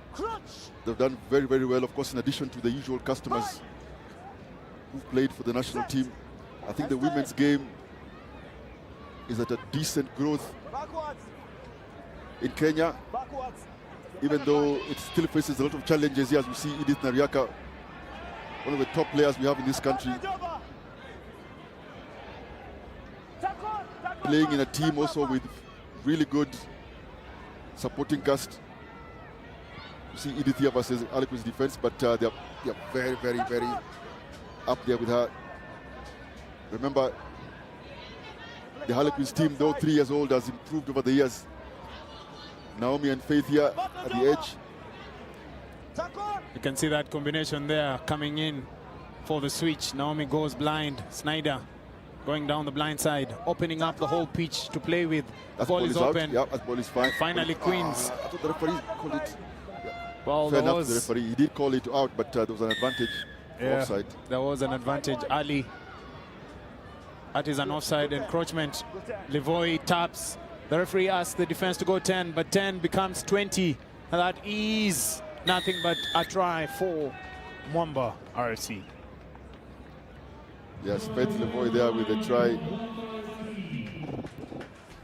It seemed like the Kenya Harlequins defenders were doing a lot of calculations before they bring her down. Just took their time there, and when they're doing that, Faith was getting closer to the try line. And eventually the Mwamba forward, now playing as a center here, the Sevens, scores, and then we see this conversion attempt here by Snyder. Oh, it's a good connection there by Snyder, but doesn't go in. And Mwamba win this one by 22 points to 7. I think, I would argue, I think this is the, I'm sure Mwamba will have something to say about this, but I think this is the future of women's sevens rugby here. When you see Mwamba RFC playing versus Kenya Harlequins, I think the Queens have something decent going here. And we look forward to seeing them again. The likes of Zuhura, Maureen, even Naomi Muhanji, who plays the 15s.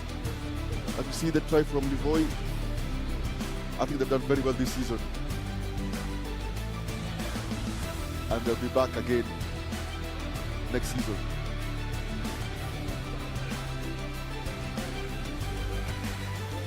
Small win this one, 22 points to 7.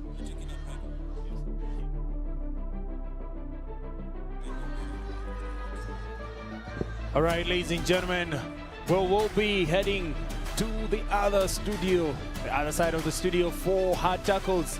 We'll be right back for the remainder of match day 1 of the SportPesa National 7th Circuit. This is the George Mwangi Memorial Kabeberi Sevens.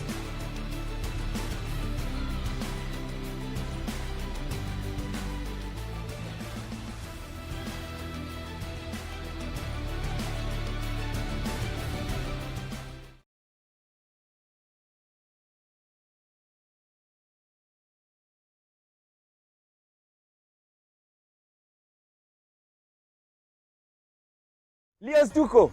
Hello, Leos Tuko.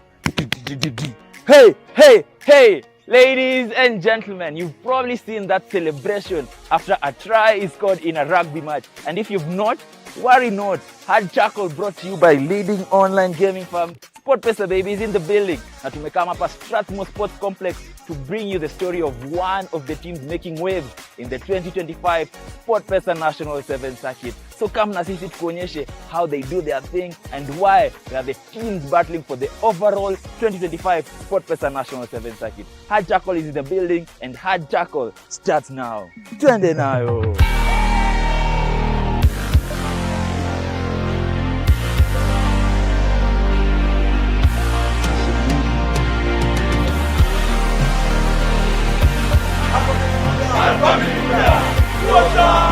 And just before we dice up Strathmore Leos and their entire beautiful story this season, I just want to give you a rundown of how Kabeberi looks like this weekend. It marks the penultimate outing of the 2025 SportPesa National 7 Circuit, and this is how the pools are looking like. So in Pool A, we have KCB, Nakuru, Mean Machine, Mombasa, and in Pool B, we have Strathmore Leos, Kenya Harlequins, Mwamba, Impala. Pool C, we have Most, Daystar Falcons, Catholic Monks, Homeboys RFC, and in Pool D, we have Menengai Oilers, Cabras Sugar, Embu RFC, and Kisumu RFC. And in the 2025 SportPesa National 7 Circuit, it will only be fair if I say it's been a two-horse race between KCB Rugby and Strathmore Leos. In the standings, KCB are top on 82 points, but Leos are a close second on 80 points. Then come Menengai Oilers, who are a distant third on 64 points. Then Kenya Harlequins, who you remember are the overall defending champions, who sit on 52 points. The top 5 is closed by Cabras Sugar,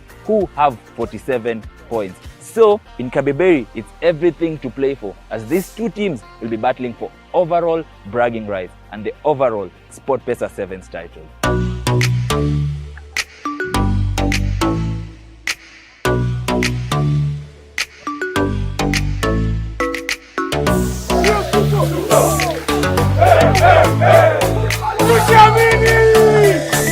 And now I have the pleasure of being joined by Gabriel Aima, aka Gab5, aka dancer, aka actor, aka model, aka brand influencer, aka TikToker, the man who has many plates, but above all, a rugby player, son to the late Benjamin Aima, who's the greatest coach the Kenya Sevens has ever had, and I've said it. Yes. Gab5? Yes.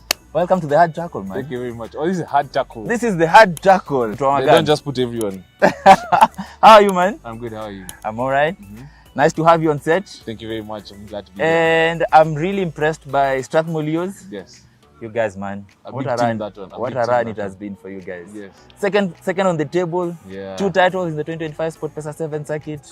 Can you just please tell me, take me through it? I think it's been very long since we had 2 titles. Yeah. Even last season we just had 1 title, and the rest we were like so far back.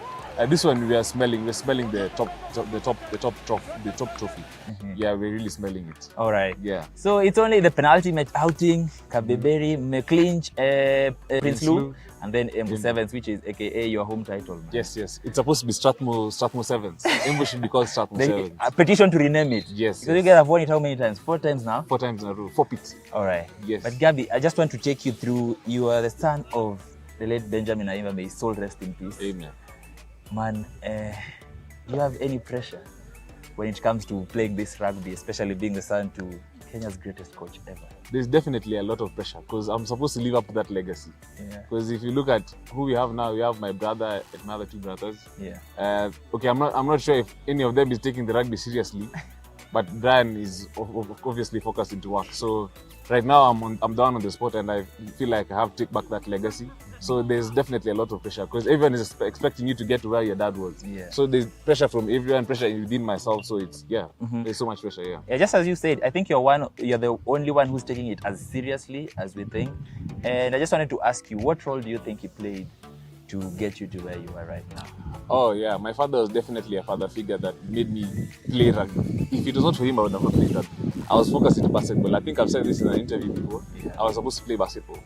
So him being a part of my life has made me be in the field, because I normally remember taking him to when he was coaching, and I could see him make people run like so badly, and that made me hate rugby so bad because people used to run and even vomit in the field. So it was just like, okay, am I supposed to play this sport like this?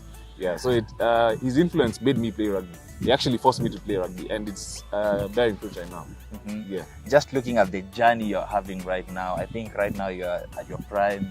Shouts of you need to be in the national team. How proud do you think he is of you right now, whatever he is? I wish I could see him. I wish I could see his face and see how proud he could be. I wouldn't know, but he's definitely proud about the steps that I'm making, because he told me that one day I'm going to be great, and I'm still working towards that. And I hope that his dreams come true, and his dreams became my dreams, and now we are both, rather I am chasing the dreams, he's just watching. Yeah. And what will greatness be for you? Greatness will be playing HSBC and winning a title. That will be greatness, as a player or as a coach. Now you're chasing for the overall SportPesa 7s title. Just take me through this journey. What do you think is making Strathmore Leos become so good at this thing called rugby? Strathmore Leos came into this season as an underdog because we only won one title. Yeah. What is making this team get to where it is right now is the bonding we have. If you look at many of the players that we're playing with, as the same players we used to play with Bowie, are the same players we used to play 5th place position last circuit. And the gelling and understanding each other is what is putting us to where we are. And how does it feel being like one of the leaders entrusted with that leadership of steering the team into every tournament and just knowing that, you know, you have a path behind you and you have to lead by example all the time? As a leader, there's always pressure because everyone is looking up to you. Everyone wants to feed energy from you. So performance has to be there. Like, you don't have an option for having a bad day. Yeah, you have to always step it up. So being a leader for this team, especially knowing that there are also greater players that could be leaders, is really a great opportunity because before I was put as a leader, they trusted in me because they can't just take in any leader. Because if we just had any leader, then the team would not be performing. Yeah, so it's much appreciation to the team itself for accepting me as their leader. How's the vibe in training camp? Training for us is just like in the game.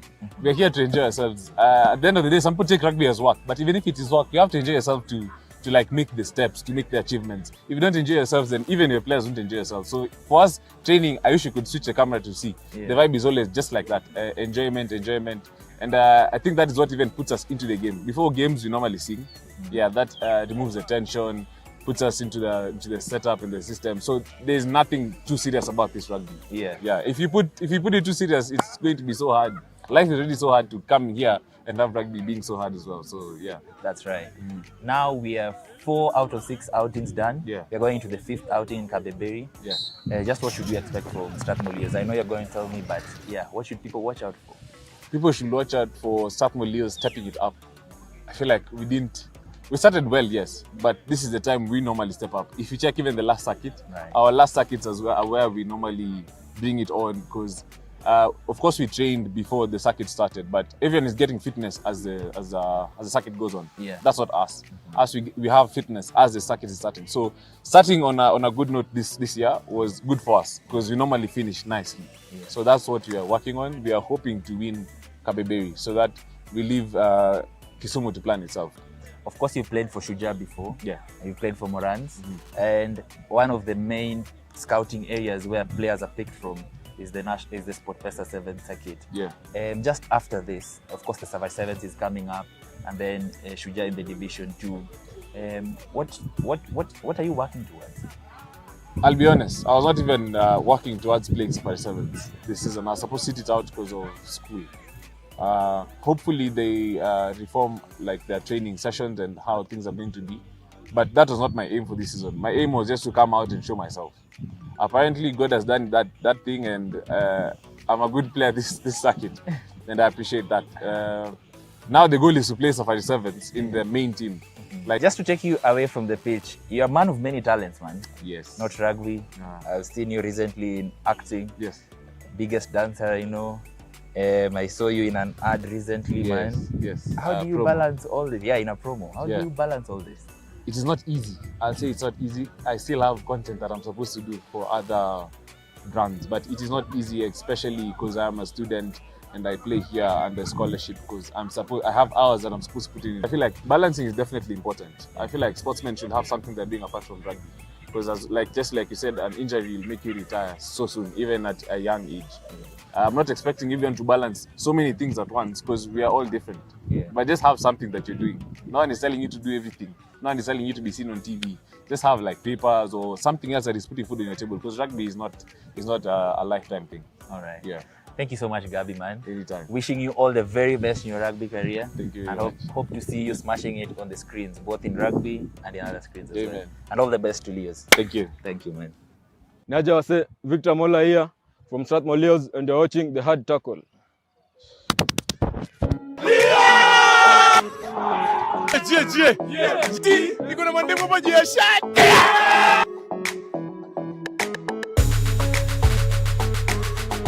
Corona madam tulirima. Wacha kunipima wewe ni Caesar. Na hii generation inakubadilisha. So in the 2025 SportPesa National 7 circuit, one man who's standing right beside me has been making waves, try after try, from Prinsloo to Christie Sevens, down in Mombasa in Driftwoods, and in their home tournament in Embu that should be renamed Strathmore Leos. Victor Mola has been coasting waves. Yani, nakuambia imekuwa mbaya. Mola, karibu sana hard tackle. Salamu, Vipi? Iko hizo? Kwa aje leo? Kwa poa. Tumewatembelea mtaa yenu. Wasema mko kukucheki tu mazema try after try. Sasa wewe ndio top try scorer. But I just want wewe ndio mtu wangu ujielewi. But niko nataka tu wase to get to know who Victor Mola is. So briefly, tuambie tu, who's Victor Mola? Rugby yako ilianzia wapi? Na career yako imekuaje so far up to Leos? Victor Mola, player Strathmore Leos. Nilianza rugby 2018 Nyabondo High School. Shauri Nyabondo. Nyabondo shule kubwa hiyo. So nimecheza rugby league club fulani inaitwa Winam. Vile nilimaliza high school. So after hapo nikaingia KU kidogo, nikajipata Strathmore. How did Leos come about? Leos actually nilikuwa scouted na father after Dala Sevens 2022. Yeah, it was my first 7th circuit actually. Hiyo time ulichezea Leos 2022? Alicheza Dala nichezea Kisumu. Kwanza Kisumu hiyo time. And then season imekuwa special because umecheza almost all the outings, not almost so far. But hizo years zingine injuries na feel fit. Unajua hakuna sevens nimecheza like more than kama 3 legs. So hii inanibamba.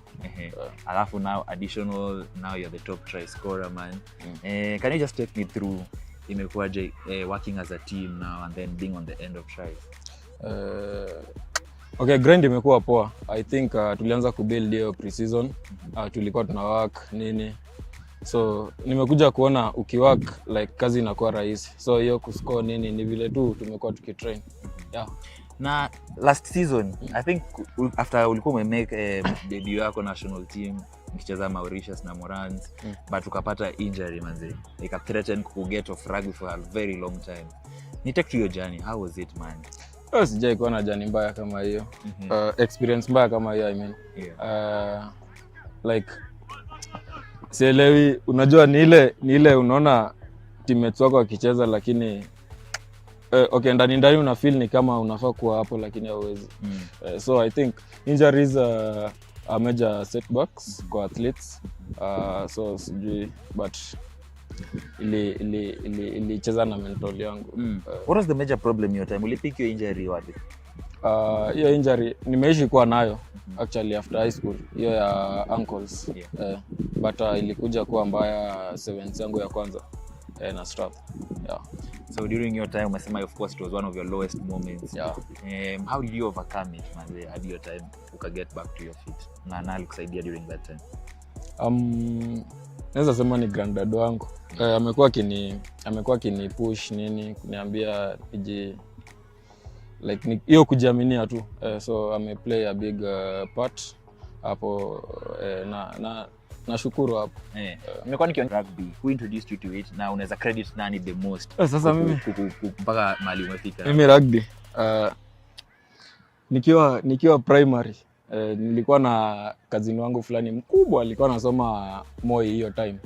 So ni ali inspire. Alikuwa anakuja home anakaa big nini like lifestyle yake hiyo time ilikuwa inanibamba. So kuna point hadi nimeambia madhe by the way mimi hata nikimaliza class 8 kama ni shule hakuna rugby asiwezi enda huko. For real? Nilimwambia. So lucky enough pia hapo kwa kitabu sikuwa mbaya sana. Nikapita nikajipata Nyabondo. Ilikuwa niende ya Gorosare hiyo time but zote zilikuwa na rugby so niliingia Nyabondo hiyo time. Alright. Back to the 2025 SportPesa 7 circuit. Only 2 legs to go. Of course kuna pressure sasa wewe uko top of the top try scoring list and then kuna also team pressure yenye mna try ku win this title. I think for the second time in your history, in the Leos history ever. What does this mean for you guys kukua in this position? Wewe uko na chance ya kuwa top try scorer overall, Leos uko na chance ya ku win title overall. Okay, mimi hata sina pressure. I believe if we put in the work, hiyo scoreboard itajiongelea. So acha tukaze tuone itakuwaje but maboys wako on, wametrain, wamegel. And of course, hatuwezi acha bila kumention, everyone always wants to play for the Kenya Sevens. Umekuwa na your pleasure ku represent team, although in Morant. But now, targets zako into the new season, tunacheza Division 2. Your Kenya Sevens jersey, main jersey. Is it anything you might dream about, and what would it mean for you? Kwangu itakuwa achievement ingine kubwa, by the way. Right. So between now and then, from your part, unadhani unafaa tu kufanya nini? Nafaa tu work, keep on keeping on. Kizungu kubwa mtangu. And finally, Leo's now, last 2 outings. Of course, ni 2-horse race, which is very close.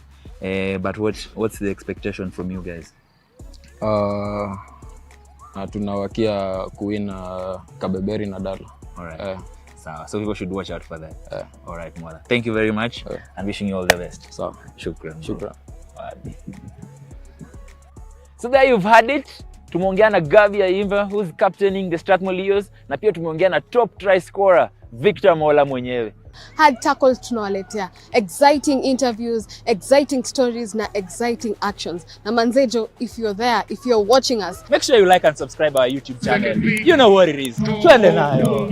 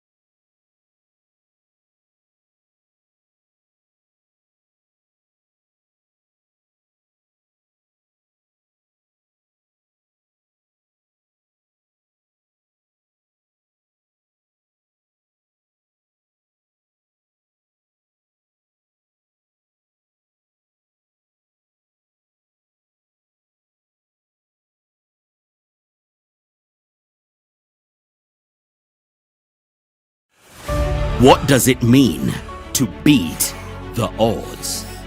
It's about courage, belief, and seizing every opportunity that comes your way. While you're betting, it's not just about taking risks. Nikutan challenges into triumphs. Behind every win, kuna jani iko filled with dreams, determination, and defying the odds. Meet some of our incredible winners who dared to dream big and turn their bold bets into extraordinary wins. These are real people who took on the big challenge and came out on top. Their stories remind us that as SportPesa, we are made of winners. Na sisi ni factory ya mamillionaire. With every bet, unakaribia the big mega seat. So, uko ready to beat the odds hii season? Enda pale ke.sportpesa.com. Ukwe the next mega millionaire. Karibu SportPesa. Beat the odds. Shinda sasa.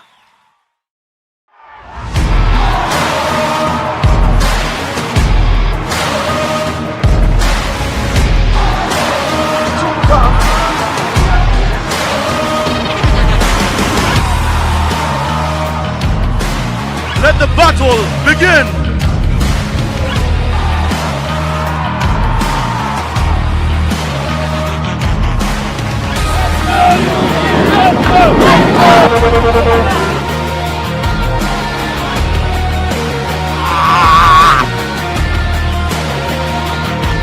I like the whole concept of legends. We're coming for the second leg to make sure that this win is replicated in Nairobi. Are you promising Uganda another thrashing? Return leg? Is this on camera? Yes. Of course they're gonna get a thrash.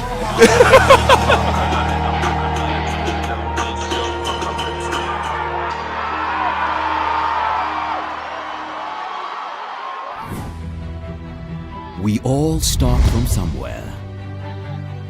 From a dusty football pitch, muddy tracks, our focus has always remained locked onto excellence. When we joined hands, hello everybody, and especially to we dared to challenge the boundaries. Welcome to a night of footballing history. Showcasing the world the very essence of our capabilities. With every pass, every run, with fans filling the stands, we made every moment count.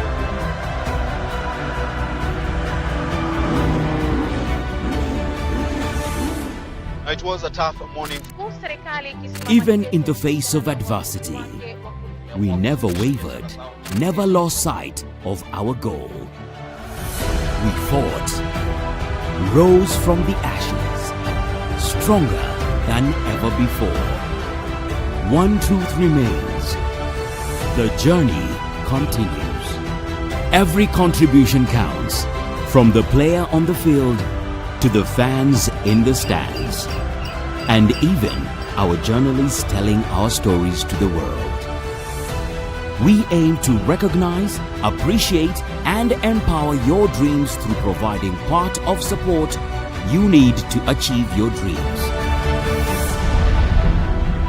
Introducing Tujiamini. Let's believe in ourselves.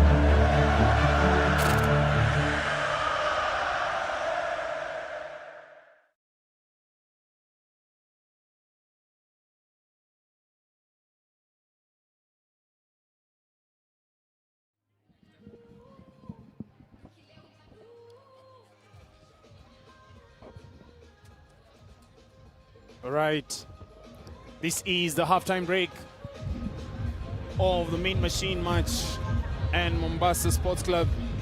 Tweli, last round of games. Match day one has had so much in terms of tries scored. So many teams looking to pile points. I think, is it the wrong time to be scoring this amount of points, or it's a team or teams peaking at this point in time? Yeah, it's a very interesting. It's something that has not happened in the previous 4 legs we've seen, but we've had huge scores in this day one. and therefore just an inclination for teams that are battling at the top 4, top 5 to try and get as many points and place themselves well. This is the penultimate round, so you want to get to Dala Sevens in the best possible position. Yes, you do. Speaking of Dala, grab your tickets on ticohub.com. Get ready for next weekend's rugby action coming to you live from the lakeside city of Kisumu. Kicking us off this second half. Strong tackle there. But going off his feet, Malenya. The referee very strict on that regard. Dennis Migera once again goes straight into contact. Not looking to go around the man, but choosing to go straight into the man. It's recycled well there. Machine pestering that defense. An advantage being played there for a high tackle. Recycled, an open side to play with. The advantage is over there. Migiro will be expecting that ball out wide. Malenya tackles. Migiro bumps off the first defender, second defender, third defender. Carlton, the captain, with the ball. That's lights out. That's a young man running away to score. He's first in this match. Ladies and gentlemen, try time, Mean Machine. Yeah, absolutely good play there by Mean Machine, ensuring that they keep the ball in hand, keeping the ball alive, moving from one end to another, offloading those tackles. Really, it afforded Mombasa very little opportunity for them to contest and slow down the momentum. Again, you have also to note that those supporting lines were good. The supporting players were close enough for those pop passes to happen, as you see there, going all the way. Carlton to score, try for Mean Machine stretching their lead here. 10-5. This game crucial for both teams, just to place them in better rankings as we come to the business end. Last games for both of these teams. Remember earlier on today, Mean Machine went out playing against KCB Rugby and got a hammering there, 54-0. And in their second match against Nakuru, lost that one 19-7. So here to play for third position possibly. And Mombasa will have something to say about that, Walter. Most definitely third position, and also that means you get a favorable draw in that quarter-final pairing in the Challenge Trophy for match day 2. So all to play for here for both these sides. But of course, this is one of those games that they must have looked at in the pool and thought about it and said, this is a game we can win, both sides. Yeah, indeed. And Mombasa have the upper hand coming into this match. You know, they pulled the first upset earlier on, beating Nakuru 17-14. So when you look at it, Mombasa are actually playing for something much more than challengers. They're trying to see if they can get themselves into contention for the Cup quarterfinals. So winning this one for them is a must, is crucial, but they're on the wrong side of the scoreboard with just over 3 minutes remaining in this match. Yes, indeed. They swing it out wide. There you have MSC going over for their second try time. MSC. Yes, Nation Mwangemi just looking at that outside channel. He had around 10 meters of the touchline to work with, and he just pinned his ears back, went for the corner flag, succeeded to get there and pulls Mean Machine back. It's a drawn game. It's a tight one, this one. Crucial for both teams. More so for Mombasa, who will want to get into the first quarterfinals. That kick looks good, but just short. Falls under the crossbar. Scores remain tight. It's all drawn here. As you see there, Huntington just going, looking for the touchline. Kept himself away from that touchline and just bundled into the try box. 2 minutes, just over 2 minutes to play. Yes, it is 2 minutes, but this one has a promise for Mombasa. Mombasa did so well in the opener, beating Nakuru. The ball bounced backwards. Here is an opportunity as we draw closer towards the end of this game, going into contact, but met forcefully there by Mean Machine, attacking down the blind. An opportunity ensuing there for Machine, and they get it. they've jackled and successfully come out with possession. Mombasa losing that attacking opportunity. Machine, nonetheless, turning defense into attack. Dennis Migiro once again. He knows his way to the try line, evident from that first try. That is a high tackle called there by Esilaba, our center referee. Machine opting to go for a scrum, looking to open the open side 1v1. So much accurate on the open side, and an opportunity here to take the lead. Yeah, I mean, fitness comes into question here. Last game of the day for both teams. A lot of hands on the waist, a lot of hands on the knees for both sides, especially Mombasa, just battling with altitude a little bit. However, they're in the right space. They need just to ensure that they apply a lot of pressure on Mean Machine for this particular phase play. Machine just outside of their 22, and yeah, they have a lot of space to work with on their left, the outside channel in the 15 meters, but Mombasa will just ensure that he gets through that first tackle, and second one, he has the wheels, but ball control in tackle not there. Loses it as he tried to offload it to his inside supporter. Something that a lot of wingers need to work on and identify is how to recycle those balls on those wings. Well, it's a decision really. When you decide to go down the blind side, for you to recycle that, it means you have to make sure that you don't get driven into touch.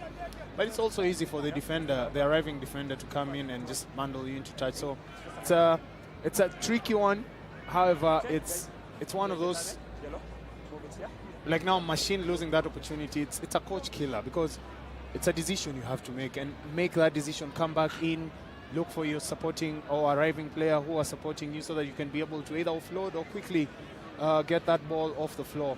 So the teams that have perfected that are definitely dangerous, because if you are able to recycle your ball once it goes to the edge, then you have attacking opportunities across the pitch. So a tough one there for both the coach and the player there involved.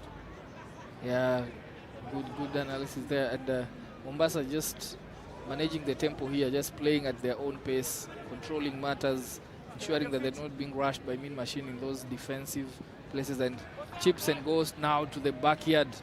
It's a foot race here between the sweeper and looking dangerous. If he recovers this one, just misses it. Going for that, Newton Malenya hacked it but missed it, and then another knock on there. That's a knock on offside there. Mombasa had an opportunity, and if this game goes to a draw, we'll go back to the mathematics. We will have to decide now who scored what, where, when, and how. They had it there. They just needed to keep the ball in hand. You can see the knock on there ensuing. The player had already committed to that tackle and couldn't pull out. And that's a very, very good defensive tackle. They knocked it forward. There was a player who was in an offside position, picked it up, and that's a penalty to the Mean Machine. Machine have the last chance, as the referee clearly signals that as the last play. Machine can either win it or decide to kick it out. It's them to play it. Yeah, Mombasa will definitely finish on top of Machine if the scores remain this way with that one win they had against Nakuru. However, it won't help them much in terms of getting out of the pool in position 1 or 2. And that ball is spilled in contact there by Mean Machine. Ranko Nunda just at the end of it, finishing that one. It's a drawn match, this one.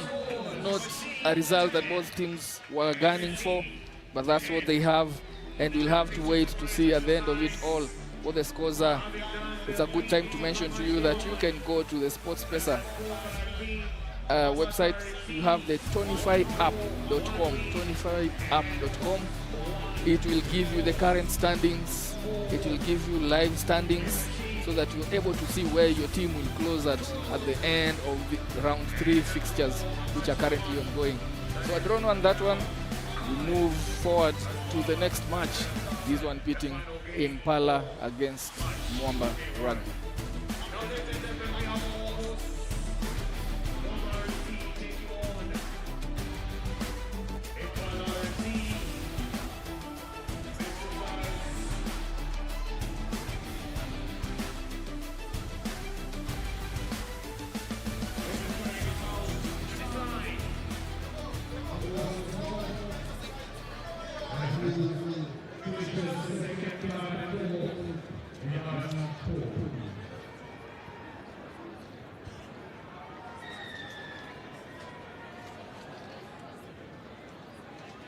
Yeah, kicking us off there, Mwamba. Tony Omondi putting it right in front of the 22 for Impala. Impala now with ball in hand do well to secure that possession. They do go to their right, trying to see early days here, how they can manipulate the defense. Good solid reset there. And they drift hand. Mwamba lost to Kenya Harlequins 17-0. The earlier match they played today. Their first one. Mwamba RFC also lost to Strathmore. So Mwamba with 2 losses. Impala with a drawn. Impala advantage here. But who finishes third? Who finishes fourth?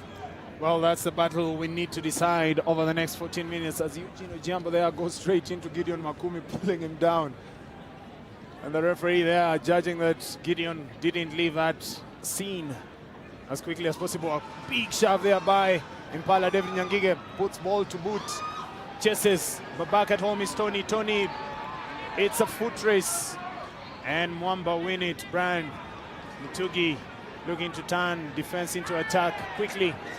Well, that's a high tackle. Oscar there on hand to make sure that he picks that one up perfectly. Tony taps Eliakim. To the midfield they go. Big foray into that defense. Show and go there. Bit of trickery from Mwamba RFC. Remember, they are hosting this. This is their home ground. But so far the results haven't gone in their favor. They'll be needing to make sure that they brighten up their fans' faces towards the end of today. Impala themselves drew with Kenya Harlequins. Lost the other game and have an opportunity to make a name for themselves here. And nothing to separate the two teams so far. Big carry there. And that has a hint of a high tackle there as the referee looks to consult his assistant. Yeah, we see that just on your replay there, looking a bit suspiciously high from Quinton Ongo, but that was of course because Matoka initiated the first tackle, so perhaps the sanctions would be as harsh, and indeed it's only a penalty. There is always those dynamics around the tackle area, and Matoka just at the rear, rear-ended him in that tackle, and Quinton Ongo was not able to adjust his entry into that tackle area, hence the high shot. Referee just trying to explain what the call was there.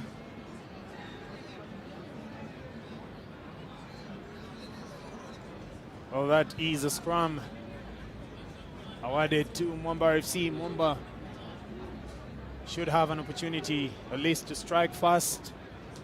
4 minutes into this first half. Final pool play. This being, ladies and gentlemen, a decider for Pool B. We'll be knowing who finishes first, second, third, and fourth. But remember, you can also get your live scores or your live standings courtesy of Tonify.com.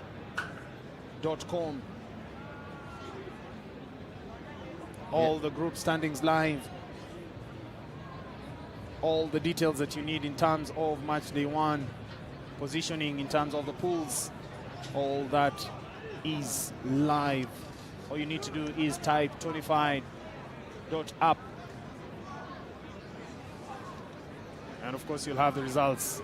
Gideon Makumi feels the scrum, comes round, set piece move there. Quinto Ongo running that inside line. Derek Kinyari with the broken play there. Quinto shuffling it out to Gideon to Nyangige. Nyangige and Gideon making a good partnership through that middle part. The halfbacks of Impala RFC. That's a knock-on, referee playing an advantage. And that advantage is quickly brought to a halt. A scrum down there for Mwamba RFC. Yeah, very tentative play by both teams. Really a lot of battles going on here. The midfield, both teams cancelling each other out, not being able to get themselves on the scoreboard. A reflection of just how measured both teams are in terms of their approach, and also not being clinical with ball in hand. A bit of 50-50 proper reflection of where the teams are currently. Yes, it is a proper reflection. These two sides have been very, very good sevens teams across the last couple of years. Very many years, actually, not really. The last few years, Mwamba RFC boasted the biggest chunk of national team players a few years back. Between 2010 and around 2008, 2016, thereabouts. Yes. They ruled the landscape in terms of sevens. It was all about Mwamba. Impala also are not sludges themselves. Yeah. Produced the likes of Oscar Osir. They've had... At the turn of the century, they were really dominant. Yes, they were. The Impala side of the 90s and, of course, the 2000s, right? Yes, absolutely. They were very, very dominant. There you see Ojiambo Eugene. That is a beautiful try coming your way. Try time, Mwamba. Yeah, Eugene Ojiambo just identifying the flat-footedness of the Impala defenders. And they just ball watching there. Of course, when you have the ball in two hands, it's easy to attract the attention of the defenders. And in that way, they just left ball watching, took a dummy, sold it, it was bought, and went all the way to score center post. That has been converted. That has been converted and puts them in good space, even as they go into the halftime shot. As you see that, just stepped back in, identified the gap, then punched through, and it's advantage Mwamba with seconds before the final whistle for the first half. Eugene just made a meal of that Impala defense. He's confident. Eugene is one of those boys we've also seen on the circuit that have stepped up. I wouldn't say that he has had the best of the best in terms of his season, because if you look at the league standings, they are probably not where they would have liked, but individually, I think Eugene and a few other individuals have done so well for themselves. And remember, this is a platform to select the national team. Toili, you're part of the national team selection panel. There you go. Yeah, a lot of players just putting up their hands, especially with only 2 tournaments remaining. And you're looking at how players just carry themselves out in those crucial moments, the decision making and all that, because that informs the caliber of players we have. And going all the way, just enough support there on from the deck. Impala just playing in trios here. Mwamba outnumbered and going to score their try, put them back into this match.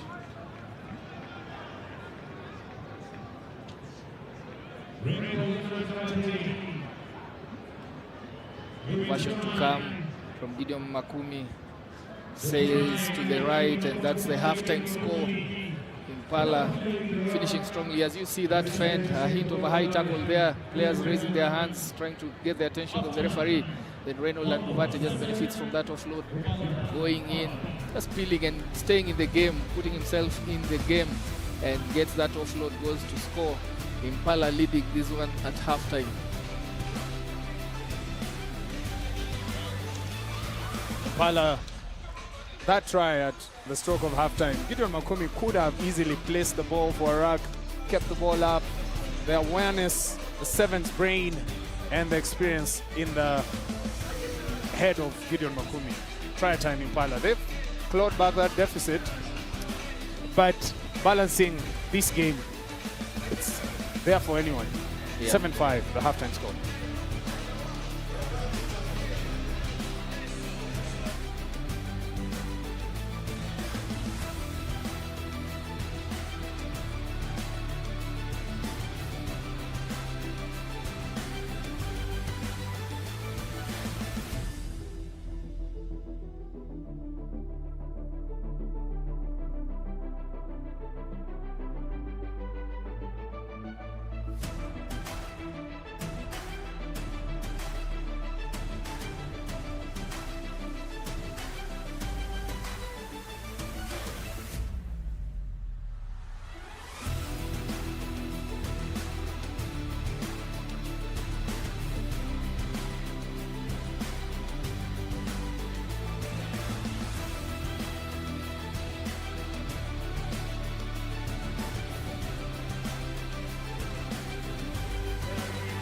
Getting to the second half of this match, Impala hitting at the end of the first half. Gideon Makumi doing a lot, just offloading, putting the ball from deck for Anduvate to score. Impala leading here 7-5. All to play for. All to play for both teams. Looking for favorable pairing. You will say that championship. Good foot race there we see between Matoka and Brian Mutugi. Brian Mutugi was almost through, but Matoka just reeled him in. Very confident with his pace as he showed him the out. As you see there, after lining him up, he just reeled him in slowly. And Brian Mutugi just bundled into touch there, supported, of course, by the inside defender. And they survived that onslaught early on here. Break in play as the referee just tries to allow for one of Impala's players to get some medical attention. Just off your camera there, off your pictures there, that's one of them.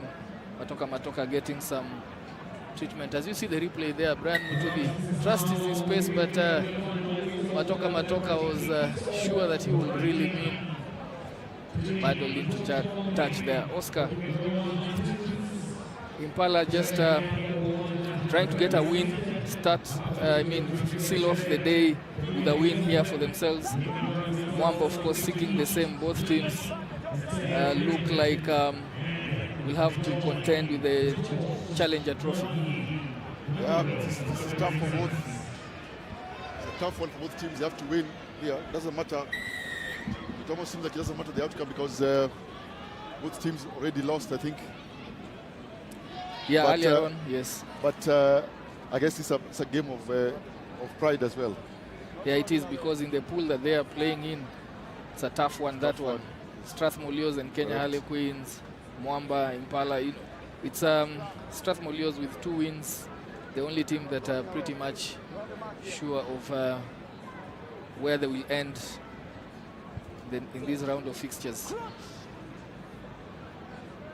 Yeah, Impala drew with Kenya Harlequins. And then Mwamba did beat Kenya Harlequins. We saw that earlier. I think it was, of course, Strathmore, I think. Yeah, Mwamba beat Kenya Harlequins 17-0. So Mwamba really have an upper hand here if they can get this win. They can get this.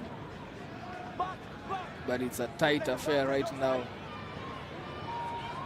Derek Kinyarija just tagging and pulling in a lot of defenders as he gets into the heart of Mwamba's defense. And Uvate coming in on a switch, runs into Kichoi. Ball is recycled well, and just both teams going through the paces, going through the motion here. Kwitonongo goes into contact there. The referee just penalizes Mwamba. Yeah, I think it came from the side, the Mwamba defender, but as usual, Impala keep possession very well, but so do Mwamba, to be fair to them. Both teams look to be up for this one. I mean, I like the attitude from both teams. All keen to get a win here. And Mwamba just up in the edge here with the difference of 2 points. Yeah, Mwamba have the advantage. If it remains this way, then we'll have to wait for the last match in this particular pool. Another beauty of sevens, Queens and Strathmore, yeah, beauty of because for them to confirm whether they'll be through or not. Gideon Makumi with a switch play there, carrying in strongly there in the middle of the pitch. That looks like a turnover. Referee calls it so. Allows for that jackal to be successful. I think the turnover looks fine. I don't Big bump off from his way. Impala now 10 meters, just 5 meters short. I don't think Nyangiga should have picked that one. Amon did a great carry there by Amon. Just need to send it out. There's an overlap on his right. Nyangiga, I think, he just didn't look up. Nyangiga. Yeah, you can see there. I don't know why he's complaining, because there was a clear rack clearance. Amon carried it very well. All he needed to do is distribute. Look at that. That's a good carry there. Really carried strongly. Then when Nyangiga came in, Please, contain this guy. Contain him for me, please. We can't have two captains in the field. Here we go. This is not new for Nyangige. Yeah, he really chats a lot. He really chats a lot. And what he's contesting is the fact that the referee communicated to him that you have not been tackled, so you cannot force yourself to hit deck. Correct. And so it's a mole, so play on. Correct. And Nyangige has no business trying to educate the referee on that one. It was his fault actually on this particular occasion. Of course, every player would try to push the boundaries. Yeah. And Nyangige is no exception. Yeah. But I think the young man could have looked up. I think the pass was on his right. They had an overlap. Yeah, the stakes are pretty much high in this match. Another big scrum again from Impala.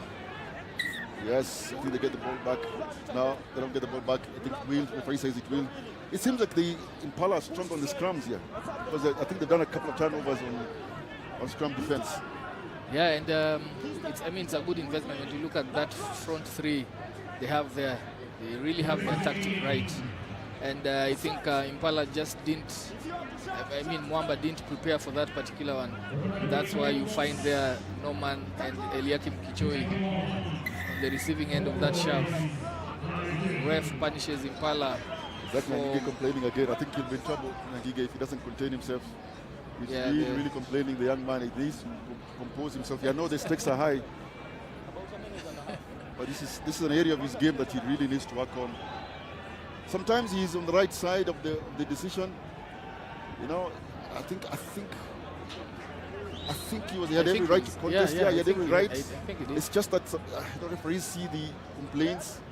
Maybe the separation wasn't so clear. I think Nyangige was okay on that one, if you ask me. It's just that that's the second decision was going against him, and then yeah, again, you know, you have to remain. You have to give the referee an opportunity to ref, and sometimes you might be right, but because of previous infractions, you might not be on the right side of the referee. But I think that it was just a matter of good contest again there by Impala on the rack. Elijah, I'm not sure whether here we go, Matoka. I think Matoka visited those doctors at Fiji. Let me tell you the tension between both teams and the way they apply themselves in those contact areas. They are contesting every ball on deck. This is like what, the fifth turnover going either side of these teams. And we barely have any time on the clock here. So, yeah, we've seen this before, like when teams, there's a bit of a last play moment, and then there's a penalty, Impala had a penalty. Would they have composed themselves a little bit there? I know Matoka was keen to go, but Mwamba really clever, allowed him to go 10, even though it was a bit crowded. Yeah. So they played the 10 meters, and then did get a turnover because he was slightly isolated. So I think sometimes, and in this case, Impala could have just composed themselves a little bit. I think they've had opportunities. So now here they have to work for a turnover off this line out. Unfortunately, they don't get it.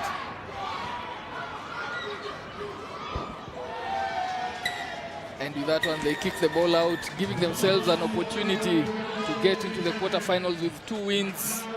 They'll have to wait for the last match to see whether Kenya Harlequins have a say in this particular pool, but Mwamba put themselves in a good position here. And this one ends 7-5, a very tight affair. 2 points separate both teams as we move on to the next fixture between Catholic Monks and Homeboys RFC. A little scrappy, but because of what was at stake there, Elijah, both teams keen to go over the line. Of course, the hosts want to win and playing the main cup. And with that, by the way, Elijah, I think Mwamba gives themselves an opportunity not to look for another invitation to Dala. Oh yeah, because it's a challenge for some of these teams when you don't make the quarterfinals, and you have to ask the next tournament host to invite you, because the other teams are also doing well. I mean, the teams come from the second division and they do well.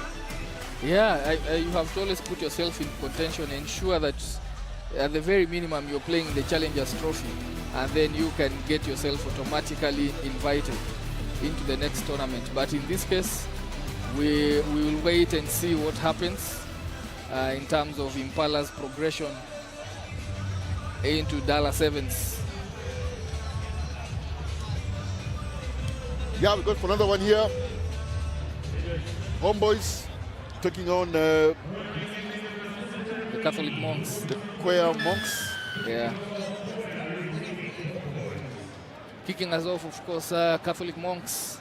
Earlier on today, their first match, they won that one against Masinda Muliro 26-5. They proceeded to lose the next one against Daystar Falcons 24-12. Therefore, they do have an opportunity, if they win this one, to just have a look into the main cup quarterfinals, pending the last match in their pool. That will be between Masinda Muliro and Daystar Falcons. On the other hand, Homeboys had a close run-in when they took on earlier on today on Daystar Falcons, losing that one 15-7. And then they went to draw against Masinda Muliro. So this pool really very tricky. Very open. I have my investment, if I can call it that, on Monks. I think they're a decent team. Yeah, they are. And they'll go all the way, of course. Homeboys fans and most fans perhaps will want me to be proven wrong, and I will accept that because it's the nature of the sport. But I think if Monks win here, they'll be in a good, decent position to take on the quarterfinals. Yeah, Mulinge darting off to the 15-meter channel there and goes all the way. Momentum carries him into the try box and he scores his first try. First one for Catholic Monks. They hit the frontier with less than 2 minutes played. Catholic Monks through Dennis Mulinge has been a really enterprising player for them. So has Nyamboki, because that pass, that try assist came from Brian Nyamboki. He looked up so that Mulinge had a little bit of extra space and send a nice pass to the right. It's very difficult to send that pass to your right using your left hand. But Nyamboki, there you go, sends the pass there. Good pass to Mulinge, right in the front. Then his momentum just takes him all the way to the try. Good awareness there by Brian Nyamboki. And Mulinge uses his pace diligently there for the try. Yes, and we restart. Catholic Monks kicking deep, electing to go for the territorial advantage and pinning Homeboys in their 22. Homeboys have to work all the 75 meters to get themselves back into this game. Referee penalizes Homeboys there for holding on and plays advantage for not retreating 10 after the tap and go from Catholic Monks. Now they have one-on-one situation here. Wambani steps back in, puts the pedal on the gas and goes all the way to score. Inside defenders missing, Oscar. I think that was Collins Ochieng on the outside there for Homeboys. Thought he had done his work there by pressing Wambani to cut back in. But I think the inside defenders were over-chasing there, so it was an easy secondary step by Wambani, and eventually went under the post. Yeah, Catholic Monks. They stepped in, Ochieng forced the player back in, but because the players were over-chasing on the outside, I think Kabeberi was also one of them, Kabeberi. Yeah. Then they all got caught up. There we go. He steps back on his left foot.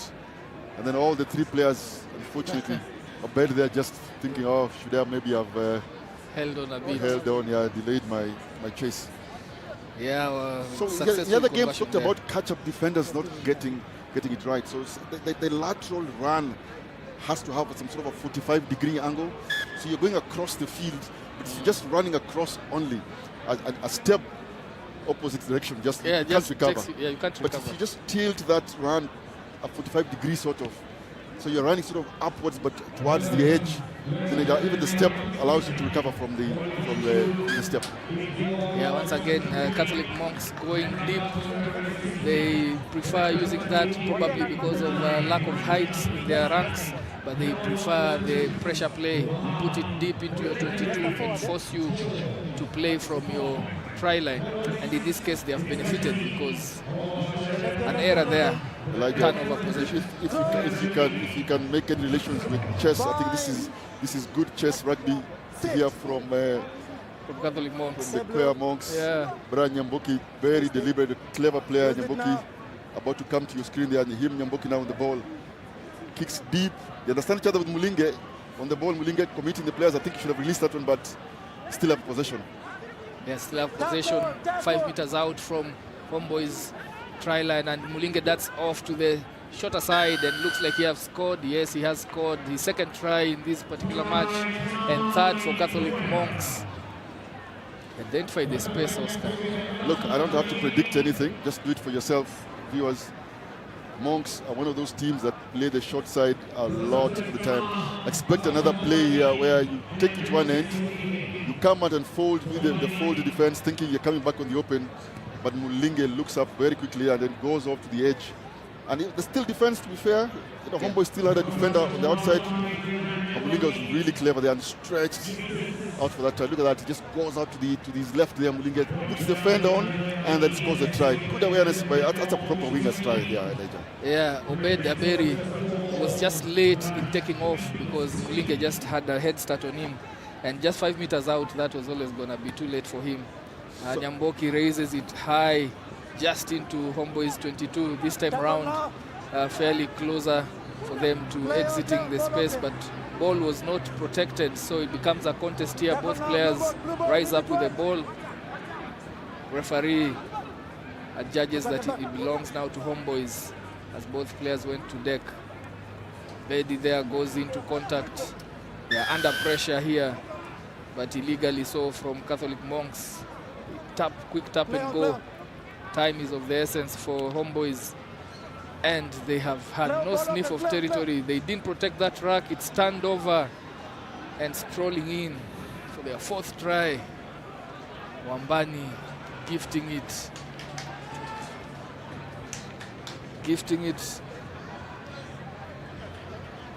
to Zephanus Ombwaga, and he goes in for their try. Oscar, those racks.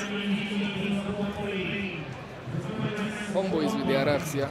Yeah, I think you know, as a team, sometimes make a decision and say, look, we are receiving deep kickoffs. This is the third time we're conceding the try. And Obeid tried a couple of times. Obeid takes in the rack in the middle.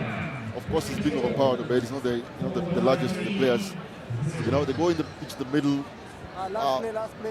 That was an attempt to tackle there. I think that was a knock-on. Yeah. I think that replay shows that was a knock-on. Unfortunate there for Homeboys, shows a knock-on. But I think they have to do something different here. So they go for a high kick of this time. Cheng there, Collins takes that one, but I don't know whether they should just play the EPL. Finally, Homeboys get to strike, get into Catholic Monks half. The early first forays into Catholic Monks half. They're doing a good job at it. Support is required here. They have to protect that rack. Last time they did that and lost the ball. Good reception, good protection of that ball. Now they have to build it here. Catholic Monks going in, but not through the gate. Just coming in sideways, getting penalized there as Duncan, as Mulinge, not going 10. Homeboy is just selecting to keep the tempo up, and because of that, they get a yellow card. Yes, they do. Mupere there again, slow to get back inside. The transition was a bit poor there from Mupere. It looked perhaps deliberate, maybe, I don't know, to slow them down, but the referee is very, very, very spot on there because he was denying Homeboys the momentum. Now Homeboys make a decision and take the scrum because their numbers are less. I think they just have the awareness here. Yeah, hopefully they can execute. Yeah, they should aim for and target for the corner flag here, but this has been a slow progression of that ball from that scrum down. They should work hard to retain this one. Stumbles and falls. 15, offside, number 15. Yeah, number referee 15. Doing very clear there that there was an offside from Catholic Monks. One of the things that has really let them down in this match. Mupere going out was because of not retreating. And some discipline calls here from Catholic Monks. Survived that one.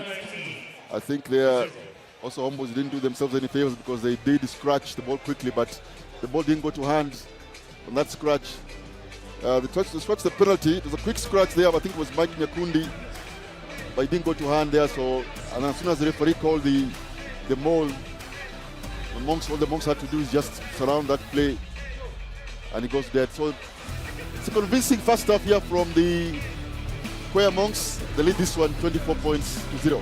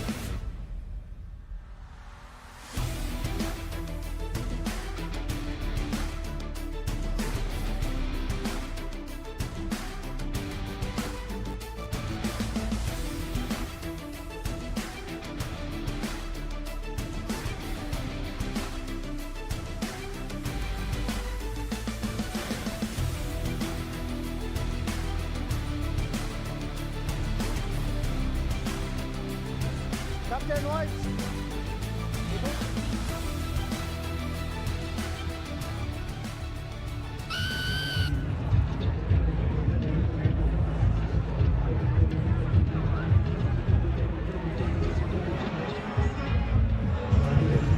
Kickoff for the second one. This one is a quick fire try from Homeboys as they get themselves back into this match.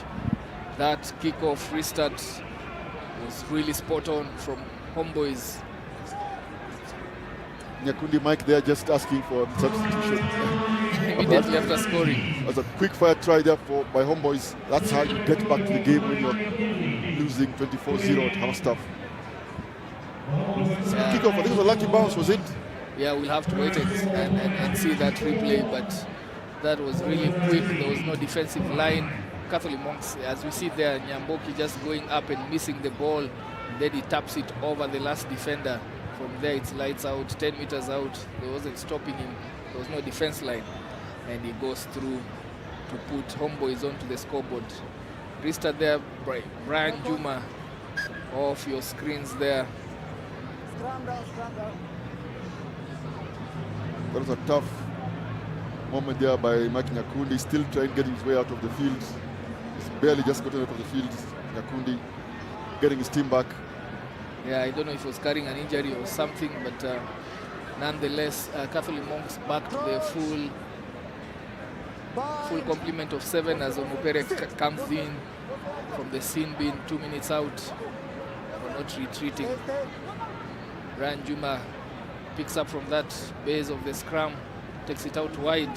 They're carrying it very strongly. The outside channels, Collins Ochieng with ball in hand. Referee calls it as a tackle. They have to release him, give them an opportunity to reset. Homeboys now in the right territory. Finally, Catholic Monks feeling the pressure here because Homeboys are able to have sustained possession. They swing it wide, playing heads-up rugby, but that chip kick wasn't good enough. Charge down, benefit because of the referee's call on offside. Or quickly darting out to the left there. This one should be a walk-in try, and it is from Homeboys going in to score. For Homeboys, Brian Kemboi. Now, finally, piling pressure on Catholic Monks. You know, if you can score 24 in 7 minutes, yeah, one team, then the other team can do the same on the other 7 minutes. Are we in the face of a comeback here? You see that miss pass out to Kemboi. Yeah, that will be a complication, a big one in this pool, because Homeboys did draw their last game against Masinda Muliro, and they lost the first one really closely, 15-7. So who knows? Get yourself onto the tonifyapp.com and look at the live standings and check out where your team is, as we have another 5 games to go remaining in this day 1 of the George Mwangi Kabeberi Memorial Sevens Tournament. This is the 34th edition, and it's being hosted by Mwamba RFC. Yeah, referee just called a hold on. You know, it's an interesting tactic here because Homeboys seem to be using Collins Ochieng on the outside. He's not the quickest, so it is obvious that they want the ball back off the racks. Yeah. And he's running short lines here, but sometimes gets isolated. Yeah, you will think that if they use him like 10 meters out, then it makes sense because he can carry himself and defenders into the try box. But around the midfield pitch, then you think they want to ensure they get a recycle of that ball. Yeah, they've used him quite a bit, and that hasn't worked really well sometimes. I think the other game we saw him scoring a couple of tries, so that worked. As we see Samba Chai coming in here for Collins. I think it helps them because look at this second half. They've had a lot of possession. They have not killed that ball on the wings. Yeah, that's true. They elect to go to the left. A lot of space out there if he's fast enough. But he cuts back in. Still on his feet, going down on his own terms. Homeboys with a lot of possession in this second half. They need to run straight, or they're not running, they're just singing the ball, they're not running up. Yeah, Brian Juma eventually carries it into contact. But then Have to listen into what the referee is saying here. Come, number 21, you can open. You can open. You can open. I think. Yeah, a lot of chat back there, and probably that's Brian Juma. Unsportsmanlike language used of the referee. That was Brian Juma. They wasn't happy with the referee's call. He didn't have to express himself in such colorful language. Yeah. So just, I think might just tilt momentum back to Catholic Monks. Yes, that's true. So it goes to the naughty chair. Put in there by Falcons, by Catholic Monks. They have 7 on 6. Should be able to put Homeboys' momentum down here because they have been under the coach here in the second half. That loose pass goes to deck, he's knocked on. Looks like Catholic Monks are just going through the motions here. Yes, I mean, maybe it's because, I know the main man in the pitch usually Brian Nyamboki, so going to the bench. That forces the likes of Mulinga to come on the inside because Mulinga is playing as fast receiver when they're attacking, and then in defense he goes to center. So there's a lot of changes and switches in the team structure when Nyamboki comes off. Nyamboki almost does everything, Elijah. Yeah, he does, and as we say so, of course, the sky is open here. It starts to drizzle. So probably a few changes here in terms of slippery ball. Catholic Monks leading comfortably here, 24-10. There has to be 2 tries scored in the next few seconds, which won't really happen. Catholic Monks just closing out this game, Oscar. Emmanuel Mbaka checked in there into that tackle. Unfortunately, he met with the welcoming arms of Victor Mola. He just held him up, became really easy for them, and just quick turnover. And it's Monks' ball. Yeah, they've weathered the storm. Homeboy started strongly, really, this second half. I did talk about the short side, Elijah. I hope our fans were watching this. I said, this is one of those teams that plays the short side very, very well. And eventually here, as Stefanes Mwamba goes for his second try in this game. Yeah, and you're right, Oscar. They willed it to the blind side. Correct. And the Homeboy scrum have took the bait. Yes. And remained on the open side. At the middle of the open, and then obviously, what does that mean? Then it means you're offside, sort of, because if you lose the line of the scrum of the axis, then it finds you on the offside line, and then it was an easy pick. You have to work a bit there, the pace, use some pace, and then Mwamba just scores that try. Yeah. Looks happy with himself. Look at that. Yes, they will that, and then the scrum was going across. That was, I think, Mbaka was defending. Not the natural scrum up there, Mbaka, because his teammates in the naughty chair for it. Yeah, Catholic Monks with 2 wins in the bag. I think they also have to wait to see what the final match is, but I think they are through. The quarterfinals. Yeah, I think they're going to the quarterfinals. Yeah, because it means most, I think. Yeah, Masinda Mliro remaining with Daystar Falcons later on. Have to beat Falcons. Yeah, he's a you never know. For them. You never know. That's the thing. You never know. Look, and this is the beauty about this sport. If we predict something here, and then the teams go out and prove us wrong, then it's good for everyone. I'm sure Masinda Mliro fans are not happy hearing us predicting that it will be a tough game for them against. No, they have a lot of work to do. That's the reality. But it's not beyond them. So they will have to wait for that match and give their best. We have had this before in the previous tournament here, where there was a lot of 7 points, a lot of teams on 7 points at the end of second round, and it was really tough for those who had 2 wins and still went to the Challengers Trophy. But we move on. This match between Embu RFC and Kisumu RFC. Battle of the hosts, we call it that? Yeah, battle of the hosts.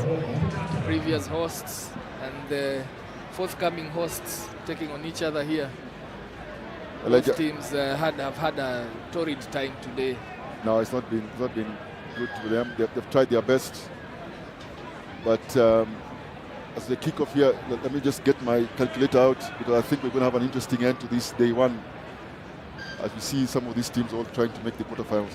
Not as many as we saw maybe in Christie Sevens, where it was about 12 teams fighting for 8 slots. Yeah. But I think we still have at least more than 8 teams fighting for those. 8 slots.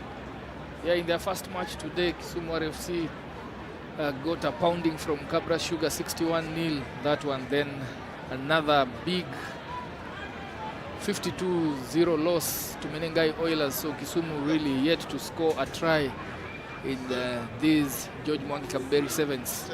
On the other hand, you have Embu RFC also on the receiving end in the first match against Menengai Oilers, losing that one 45-0, and then getting a pounding equally from Cabras Sugar, 43-0.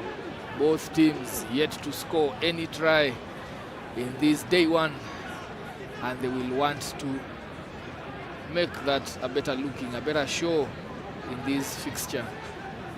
Both teams comfortably playing for third and fourth here as we wait for the Pool D decider later on, the last match of this day. Menengai Oilers taking on Cabras Sugar. Both teams have qualified courtesy of those big wins. Big pass, really long pass out the 15-meter channel. Kisumu enjoying possession in this first half, first few minutes here, moving end to end. Both teams just wanting to get a W alongside their names here. Kisumu doing well to retain possession. 2 minutes down. Embu yet to touch this ball, yet to have possession.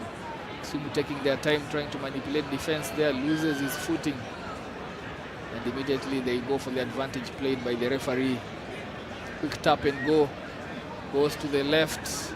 Has numbers there but straightens and dives over to score their first try in this match. Kisumu RFC. That's Marcellus Oduori scoring the first try for Kisumu RFC.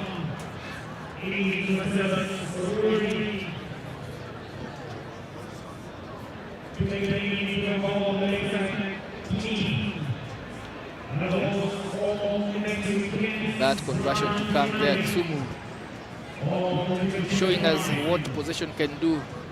Possession and forward ball. At times, the defense is left having to spread itself thin. And when he identified the gap, Marcellus Oduori took it gleefully. Look at that, steps back in and straightens. The sweeper was just too far to stop him getting over the line. First try of the day for Kisumu RFC. Embu RFC, on the other hand, yet to get any try today. Referee calls that one to a halt, coming from that contest in the air, knocked on by Embu RFC. I also call the Dragons. Kisumu will be hosting the last leg, final leg of this year's 7th circuit, sponsored by your title sponsors, SportPesa, next weekend in the city of Kisumu. Coming into this tournament, of course, it's a 2-horse race so far. KCB leading that ladder with 82, followed right on their heels by Strathmore on 80.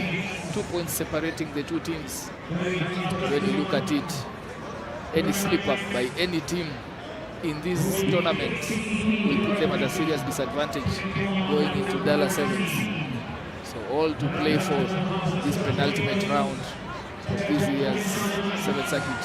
Peeling his ears and trying to go there, but just thought twice about that as the defense closed in on him, and he carries it back in. Stanley Herman lost that ball, standover, same ball carrier strong there. Oduori offloading in the tackle, keeping the ball alive, trying to ensure that it's a tight one here for Embu to recover from.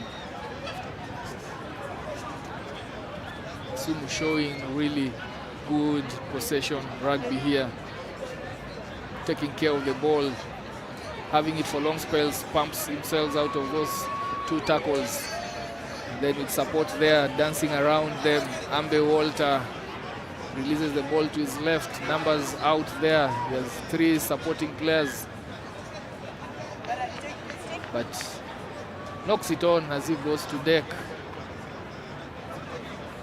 After a long spell of possession there, Kisumu RFC turn over the ball to Embu, giving them much needed breather.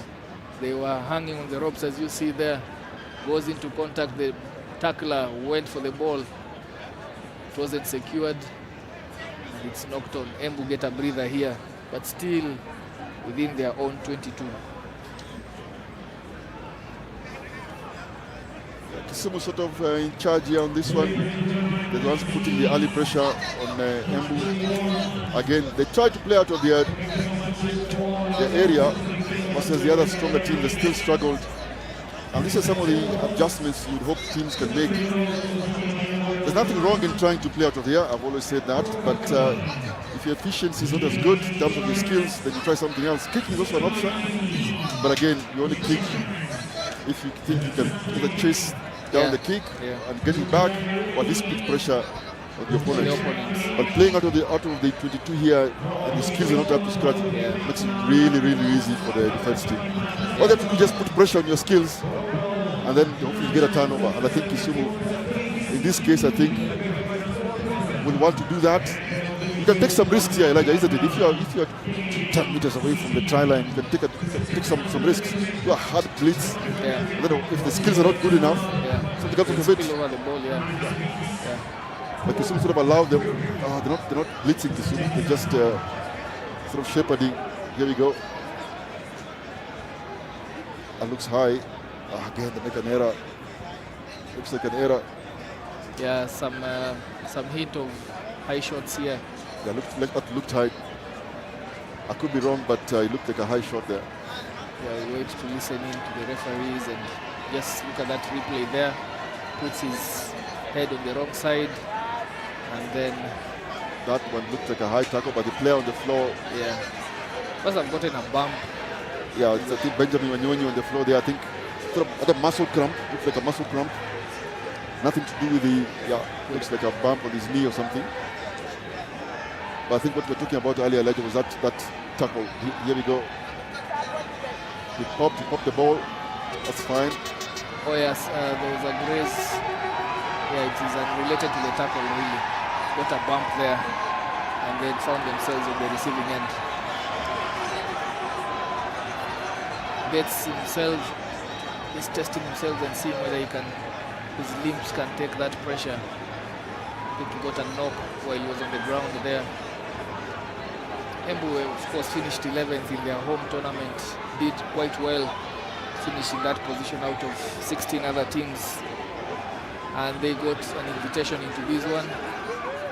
They will try to close on a high.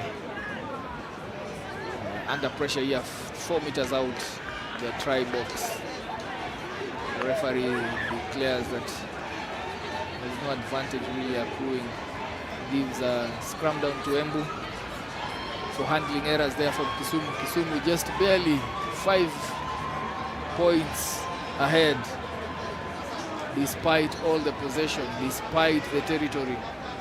They have not made Embu pay for it on the scoreboard. Chip behind the defensive line there for Kisumu, and now it's a foot race, trying to pile pressure here.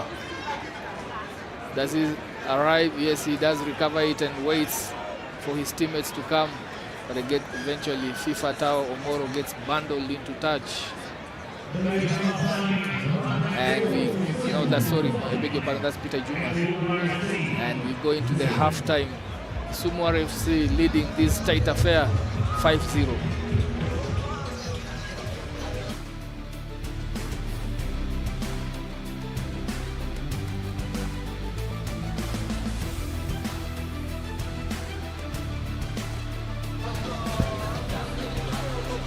With us here on the commentary box is experienced coach, educator, former international Mary Ocheng. Mary, first of all, congratulations on the performance so far by Mwamba.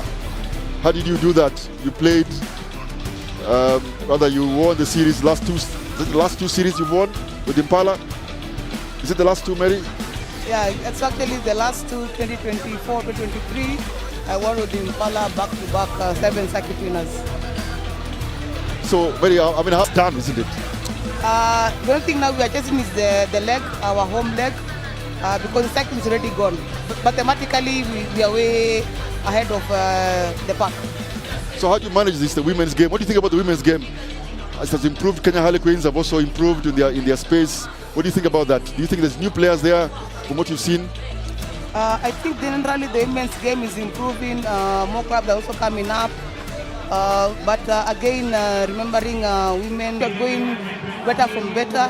Remember, we are going to be hosting the Africa Cup, 7 women. Yes. So I think we are going in the right direction, the right trajectory, we're in the right trajectory. Thank you very much, Marianne. Very well done. Congratulations to you again and Mwamba. Well done. Asante.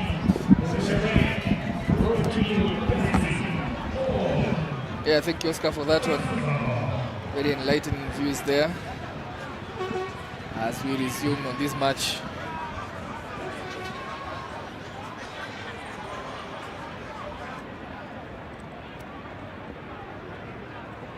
Number 7 outside green. Kisumu looking to get themselves back into this one, pull away from Embu. That slap down of the ball. That looks like a yellow card. That slap down will just cost Embu. That looks like Wanyonyi Benjamin, was it? I think it's Benjamin Wanyonyi there has been penalized for what can only describe as a poor attempt to intercept. Yeah, once you go with one hand sticking out, you're inviting the referee to just... Especially if your motion is downwards, then there's no other option for the referee. Yeah, and therefore Embu just finding themselves struggling here with 6 versus 7 and trailing on the scoreboard. Kisumu, will they make them pay for that early disengagement there? I just want to ask, should the referee have allowed that advantage to go on? I think he should have. He could have. But yeah, quicker tap and go there from Kisumu. They have gained some 10 meters or so. Swings the ball out. Peter Juma swings it back into traffic. Carrying strongly there, pumping his feet. Bavol Otieno now just 5 meters short. They go and he dummies and walks over, jumps into the try box there. Malika Habil. Yeah, the defense had to shift out. I think Malika was watching because defenders run out. Have to prioritize the rack. They have to make a decision, though, to be fair to Embu, because either way that looked like an obvious try. Yeah, you can see there he's carrying it. Bavol Otieno just stopped short, 1 meter short. Look at the defense. Peeled out and went. There's too easy. They immediately peeled out across. Yeah, they folded too quickly, I think. Too quickly. You said priority has to be at the rack, isn't it? Yeah. Some people call it guard, bodyguard, or pillar 1, pillar 2, but yeah, should have given that as priority. Yeah, with a successful conversion there, Kisumu stretched their lead to 12 points. And now Embu still with 6 men have to work hard here. Steps out of that tackle, goes to deck, supporting players must arrive early. That looks like a fair contest. Only knocked on. Stanley Harman there, very clever. Stepped away. It was a bit of looked like an ankle tap, but someone managed to keep his feet. But referee says it was a knock on. There you go. Stepped away. Stanley. Just as he goes down, he tries to place the ball, but there's a contest, so it's a knock on for Embu ball. The Kisumu, I think, tried to contest then. Yeah. He knocked on in the process. Just over 3 minutes remaining for this match. Embu RFC taking on Embu. Both teams had not scored any try coming into this fixture. Kisumu now have 2 to the good. Embu still tryless for the whole day. It's just to sharpen their attacking options here. Because at this level, they would have identified this as one of the matches that they could win once the fixtures were out. Well, going by the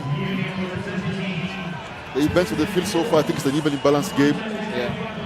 The two teams have worked hard. Kisumu have tried to participate in as many tournaments. Embu as well, they've been playing the Division 2, some of the other tournaments.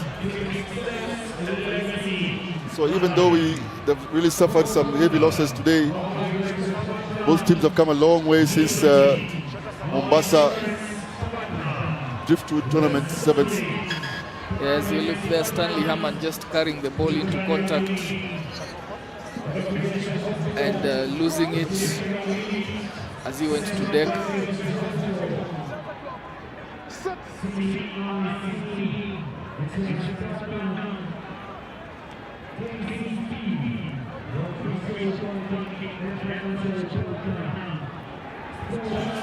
So after a long medical break there, we resume. And Kisumu RFC, oh, he gets shrugged off there. Thrown to the ground, Peter Juma, small on big man. Big man comes out a winner in that one. Embu now trying to see, making forays into Kisumu RFC's 22. Referee penalizes Kisumu for going off it as they contested that particular rack. He taps and goes, but was not on the mark. Embu wanting to get themselves onto the scoreboard here as we watch that replay. Peter Juma being shrugged off there and swatted like Elijah, with a name like A1 the Machine. Yeah. You have no regard for who's in front of you, especially the size of Peter Juma. I have to be honest, I've never seen that name before. Yeah, it looks a bit of Damascene, yeah. Damascene, A1? Doesn't sound like a familiar name, but me and you would be aware. Yeah. I've seen more interesting names. I think I'll find out where the origins from. Of this one. Yeah. Kisumu still having favor with possession here. They have the ball and they exit. Peter Juma just puts the ball back into Embu's half. Embu have to work the rest of the 60 meters or so, isolated, and goes for that pop ball.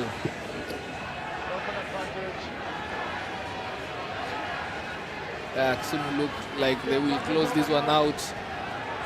Gets reeled in, put to deck. The referee almost penalizes him for stretching into that one. Then they carry it back to the left, shifting the ball, knocking on the ball,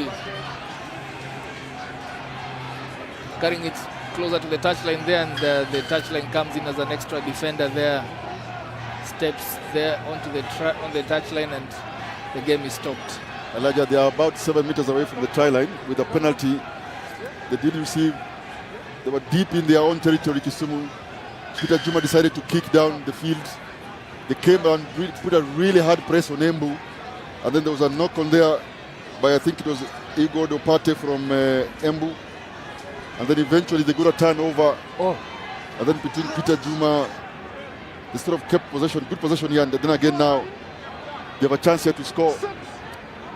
Kisumu, as you see that put in, there's a scrum put in by FIFA Tao Omoro. Interesting names here we have. Yeah, interesting names. Elijah. And Peter Juma spills that ball there.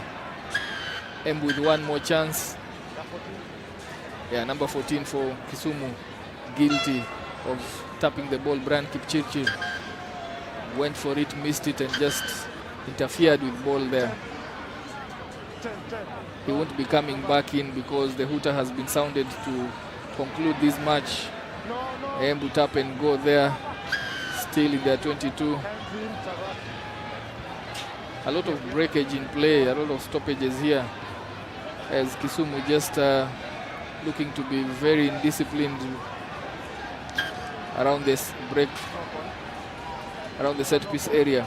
Have Embu scored any No, points? they haven't scored any points this tournament, and it ends that way for them. They are scoreless after 3 matches. Kisumu winning this one 12-0 to effectively confirm their 3rd position finish in their pool. As we move on quickly to the big ones, Embu losing this one 0-12 to Kisumu RFC.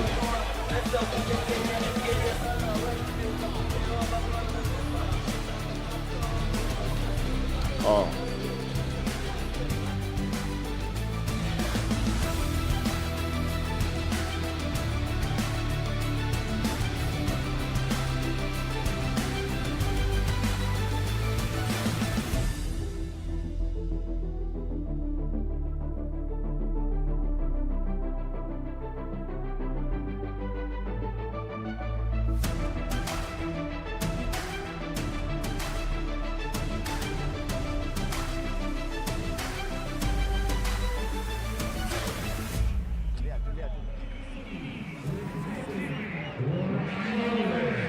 So we get into the last match for both teams here. Pool A encounter between KCB and Nakuru. Both teams gunning for the top of this Pool A. How have they done so far, Elijah? Yeah, Nakuru lost in that first shocker, the first upset of the tournament, where they lost to Mombasa Sports Club, and then went on ahead to beat Mean Machine 19-7. On the other hand, KCB had big scores against Machine 54-0, and then Mombasa Rugby 31-0. So in the scheme of things, Nakuru really need to ensure that they get themselves a win here if they have to confirm their place in this one. Of course, we look at Mombasa Sports Club having won one. I think Nakuru might not feel so stretched. They need to be on the losing side heavily here for Mombasa to have a look into these quarterfinals, cup quarterfinals. I think it'll be a matter of scores here, because the head-to-head, if the head-to-head comes into play, it could be an issue. It will. But it could be an issue of scores. Nakuru will have to have a better scoring difference. As you see Felix there going into contact. Decent defense here from KCB so far. Yeah, Nakuru with ball in hand. They are a team that is well steeped, well versed with possession rugby. Going out, trying to take on Vincent Onyala, but is bundled into touch. And Javan Otieno getting out worse from that one. As you see there in the replays, Javan just tried to take on Onyala on the outside channel. Onyala had him well lined up, puts him to deck, tumbles into touch, and we have a restart here. KCB with possession. First time they're having this one. Not a good line out there from KCB. It's contested. Nakuru went high, made a meal of that line out, but it ended up in a knock-on. It was about Bonaventure Opande with the knock-on there. First scrum, let's stay until the ball is out. Early days here, but KCB will want to use this ball well. They have spread out their back line on both sides of the 15-meter channels. Asati comes out with ball in hand, puts out a looping pass to the speed star, Floyd Wabure, who cuts back in after the scramble defense of Javan Otieno got to him. They recycle from Wahinya to Onyala. Onyala sets it up for Shiasi, but on a loop around, Onyala recycles that ball, gives it to Wekesa. Wekesa gone, and KCB get themselves onto the scoreboard here. Try, was by Michael Wekesa. Good face of play there from KCB. Michael Wekesa going in to score. First try for KCB after manipulating that defense quite well, Oscar. It was a good 1-2 there in terms of pass and return. It looked like a tackle completion. It was going to go to the floor. I think it was Onyala. It was a tackle just before this, and then there was a double play coming around the corner. I think it was Onyala, then he sent it out to Wekesa. Yeah, Shiasi went into contact, floated to Onyala, was spilling around, then release an extra man in Wekesa, just creating space for him to run down that channel, 5-meter channel. Wahinya successful with the conversion. These kickoffs are really, really difficult for teams when they're playing against KCB, but somehow Nakuru managed to keep this one. Yeah, Javan getting out of that melee with the ball and swinging it out. Felix, of course, coming in and carrying it straight here. Nakuru want to get themselves back onto the scoreboard. Philip with that ball from the base swings it out. Javan takes it out to Joel Mboya. Mboya goes out into the 15-meter channel. Is brought down by KCB's defense. Referee penalizes KCB for not releasing. There's no clear release there from Onyala. Interesting tactics here. Wahinya is sweeping. Usually you'd see Asati at the back there. And then sometimes you see Muhati coming off the bench for power play, KCB, but they seem to put Olukusi on the bench this time. So it's a good spread and balance from the KCB bench. I think they seem to be variating their game again. This is not new for some of these top teams. You've seen this with Oilers and certainly again with Strathmore. Yeah, trying to mix it up on day one. And of course, you look at the pool where they are in, and they have pretty much not been tested so far. This is the first really test that they are going up against Nakuru Rugby, because they do have Mean Machine and the Mombasa Sports Club, the other sides in this pool. So this is really, will say, the first real test for KCB. But again, as I say that, watch this line-out. Asati seems to be playing off almost a sweeping role, and Wahinya has gone in to defend as a fly-up, so Asati now is on the sweeping.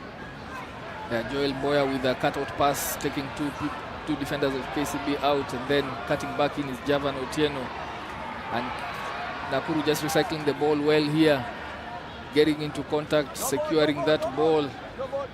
Referee stops KCB from contesting that one as the rack was formed. Felix Okoth releases it out. Boya comes, and Ojwang comes in for the switch, but is quickly mowed down by Shiasi Festas. Yeah, the referee had called Wahinya out, offside. Yeah, good switch play there. Felix Okoth pins his ears, but tackled down by Brian Wahinya. Ball is out loose as he tried to pop it out. Yes, Wahinya was off his feet and he played that one. The tempo is high here. Ojwang identifying an opportunity here. 10 meters out, and then they go in. This one might... Just listening to the referee, but it looks like... Just listening. I think Wahinya's off his feet again on the try line. Yeah, it's only a held up call. It's only held up, yes. Yeah. Yeah, Wahinya wasn't on his feet contesting that, yeah? He wasn't on his feet, I think, and the referee says because he was already on the try line, I think he assumed that he was a secondary or a tackle assist. Is it Wahinya? No, that's Floyd. Oh, yes, I think Wabure came from the side, yeah, to try and get the ball out. Yeah. Was it Shiasi? Shiasi, yeah. Shiasi, I think it was Shiasi. Yeah, as Felix Okoth was trying to place the ball. Doesn't matter anyway. Nakuru have the possession. Yeah, 5 meters out. They split the scrum, the back line, on either side of the scrum. So really, I think it's a matter of pace. How fast can you get to the try line before you're tackled? And they go here, Ojwang against Shiasi, cuts back in, finds defenders who are trailing there, goes over to score for Nakuru RFC, their first try, first visit in KCB's 22. And Philip Ojwang goes over, score for Nakuru. With all due respect to Mombasa Sports Club, in this pool, the team that was most likely to beat KCB perhaps is Nakuru. I agree, because Nakuru really have demonstrated throughout the circuit that they are masters of possession. They can play for extended spells with ball in hand. So if your defense is not there, then you're in trouble. KCB perhaps guilty of overchasing there. Yeah, but it's a very experienced sevens player there, Christian Ojwang. Yeah. Nakuru scored a wonderful try against Kenya Harlequins, the first tournament in Driftwood Sevens. Took 2 minutes after the bus had gone the quarterfinals to go to the semi-finals. They played very well in possession, were under pressure, but they also know their way to the try line even when there isn't that much pressure. Yeah, and Nakuru just not doing well with ball in hand for that restart, kicking it out, straight out. Of course, that turns over possession to the defending team. Asati taps, looks to go to the left, opens up the midfield defense, but sticking onto his leg there, not allowing him to get past him. KCB have a rack on their 15-meter channel towards the left, and they swing it all the way to the other 15-meter. Muhati Bob goes in, but Chrysantas I thought Felix that one. Didn't go round. The referee says. Quick tap and go there from Onyala on the mark, and the referee allows play to go on. Nakuru players were just looking at the referee, hoping that he would call them back for not tapping on the mark. They go in and score at the end of this first half. Brian Wahinya, beneficiary of that, scores and looks to convert his own try. Successful conversion there, and they close this first half 14-5 in favor of KCB. Oscar, that was a heads-up rugby. It was. Again, the transition is a factor here, as you see Onyala there with a quick tap, and Wahinya very, very quick there to support the Kenya captain, Kenya Shujaa captain, very, very aware. And an interesting situation that just before halftime, Michael Okesa was substituted, and then Olukusi came in. Usually I don't see Olukusi and Mohati playing in the field at the same time. That was an interesting substitution. I don't know whether it was tactical. I think it's an options thing. George Oro got injured again, pulled his hamstring, so he's out of the squad. So I think just trying to choose the players that are used in that position. Perhaps it has to do with the roles also, the line out and everything. So it's something to look out for, just to inform us what makes them go for that. Is it plausible that when a team gets a penalty, especially when you play some of these really, really good players like the likes of Onyala, there's a penalty against you, and the reaction is so slow. I mean, if you can just quickly get back on side, it allows you to offer better defense against this penalty, because a couple of teams are doing that, and they're sort of debating. I mean, in rugby, that debate doesn't work. Maybe in football it does, not here. And then a quick tap by Onyala, and all of a sudden it's 2v1, and there's no defender, and the defender on side, perhaps only, I think the sweeper only. So I think it will help a lot of teams when the referee blows a penalty against you. They work really, really hard to get on side. Agreed, Oscar. And that's a monster kick from KCB, from Nakuru, and they get it back. Yeah, good restart there by Benventure Opande. Puts it high in the air and recovers it. And now Nakuru with another shows and goes, gets past Festas and goes all the way to score. Benventure Opande with a popular try here. KCB defenders caught ball watching there. Now I talked about transition and reaction. Elijah, that was a monstrous kick from Benventure Opande. We just talked about it initially. And he misses the conversion. That's a critical conversion. And that's the second conversion, just slightly on the side of the post that they've missed. I think those are 4 critical points that would have helped them. Nakuru. Yeah, the game will have been tied here as you look at that replay. He just attacked aggressively the KCB's defense line and at pace. By the time he was showing and going, KCB were caught out. As you see there, just Shiasi was tempted by the cut back in the switch, and no communication there from the KCB's defenders. They get the ball back, and Nakuru. Javan is out. Benventure Opande with a kick behind KCB's defense, and chasing it back and recovers it, Floyd Wabwire. That was Javan Otieno, Elijah. Oh yeah, sorry, Javan. Yeah. He just looked up. I think they could have been a bit more patient. I know they have a bit of an ascendancy after that try. Yeah, the momentum is with them. They've done everything in this second half. KCB just getting dished their own medicine here on restarts. And that's another thing. When you play quickly against KCB, just looks like they get flat-footed. They take time to recover, because that's the only difference between the first half and second. Because as you look at it, Nakuru have decided to up the tempo. Oh no. That's a loose pass, and that's an offside play. Oh, come on. Felix, of course. He just couldn't resist it. He couldn't resist Felix. Quick tap and go here by Asati. Numbers out wide, but he was offside upon the tap of that.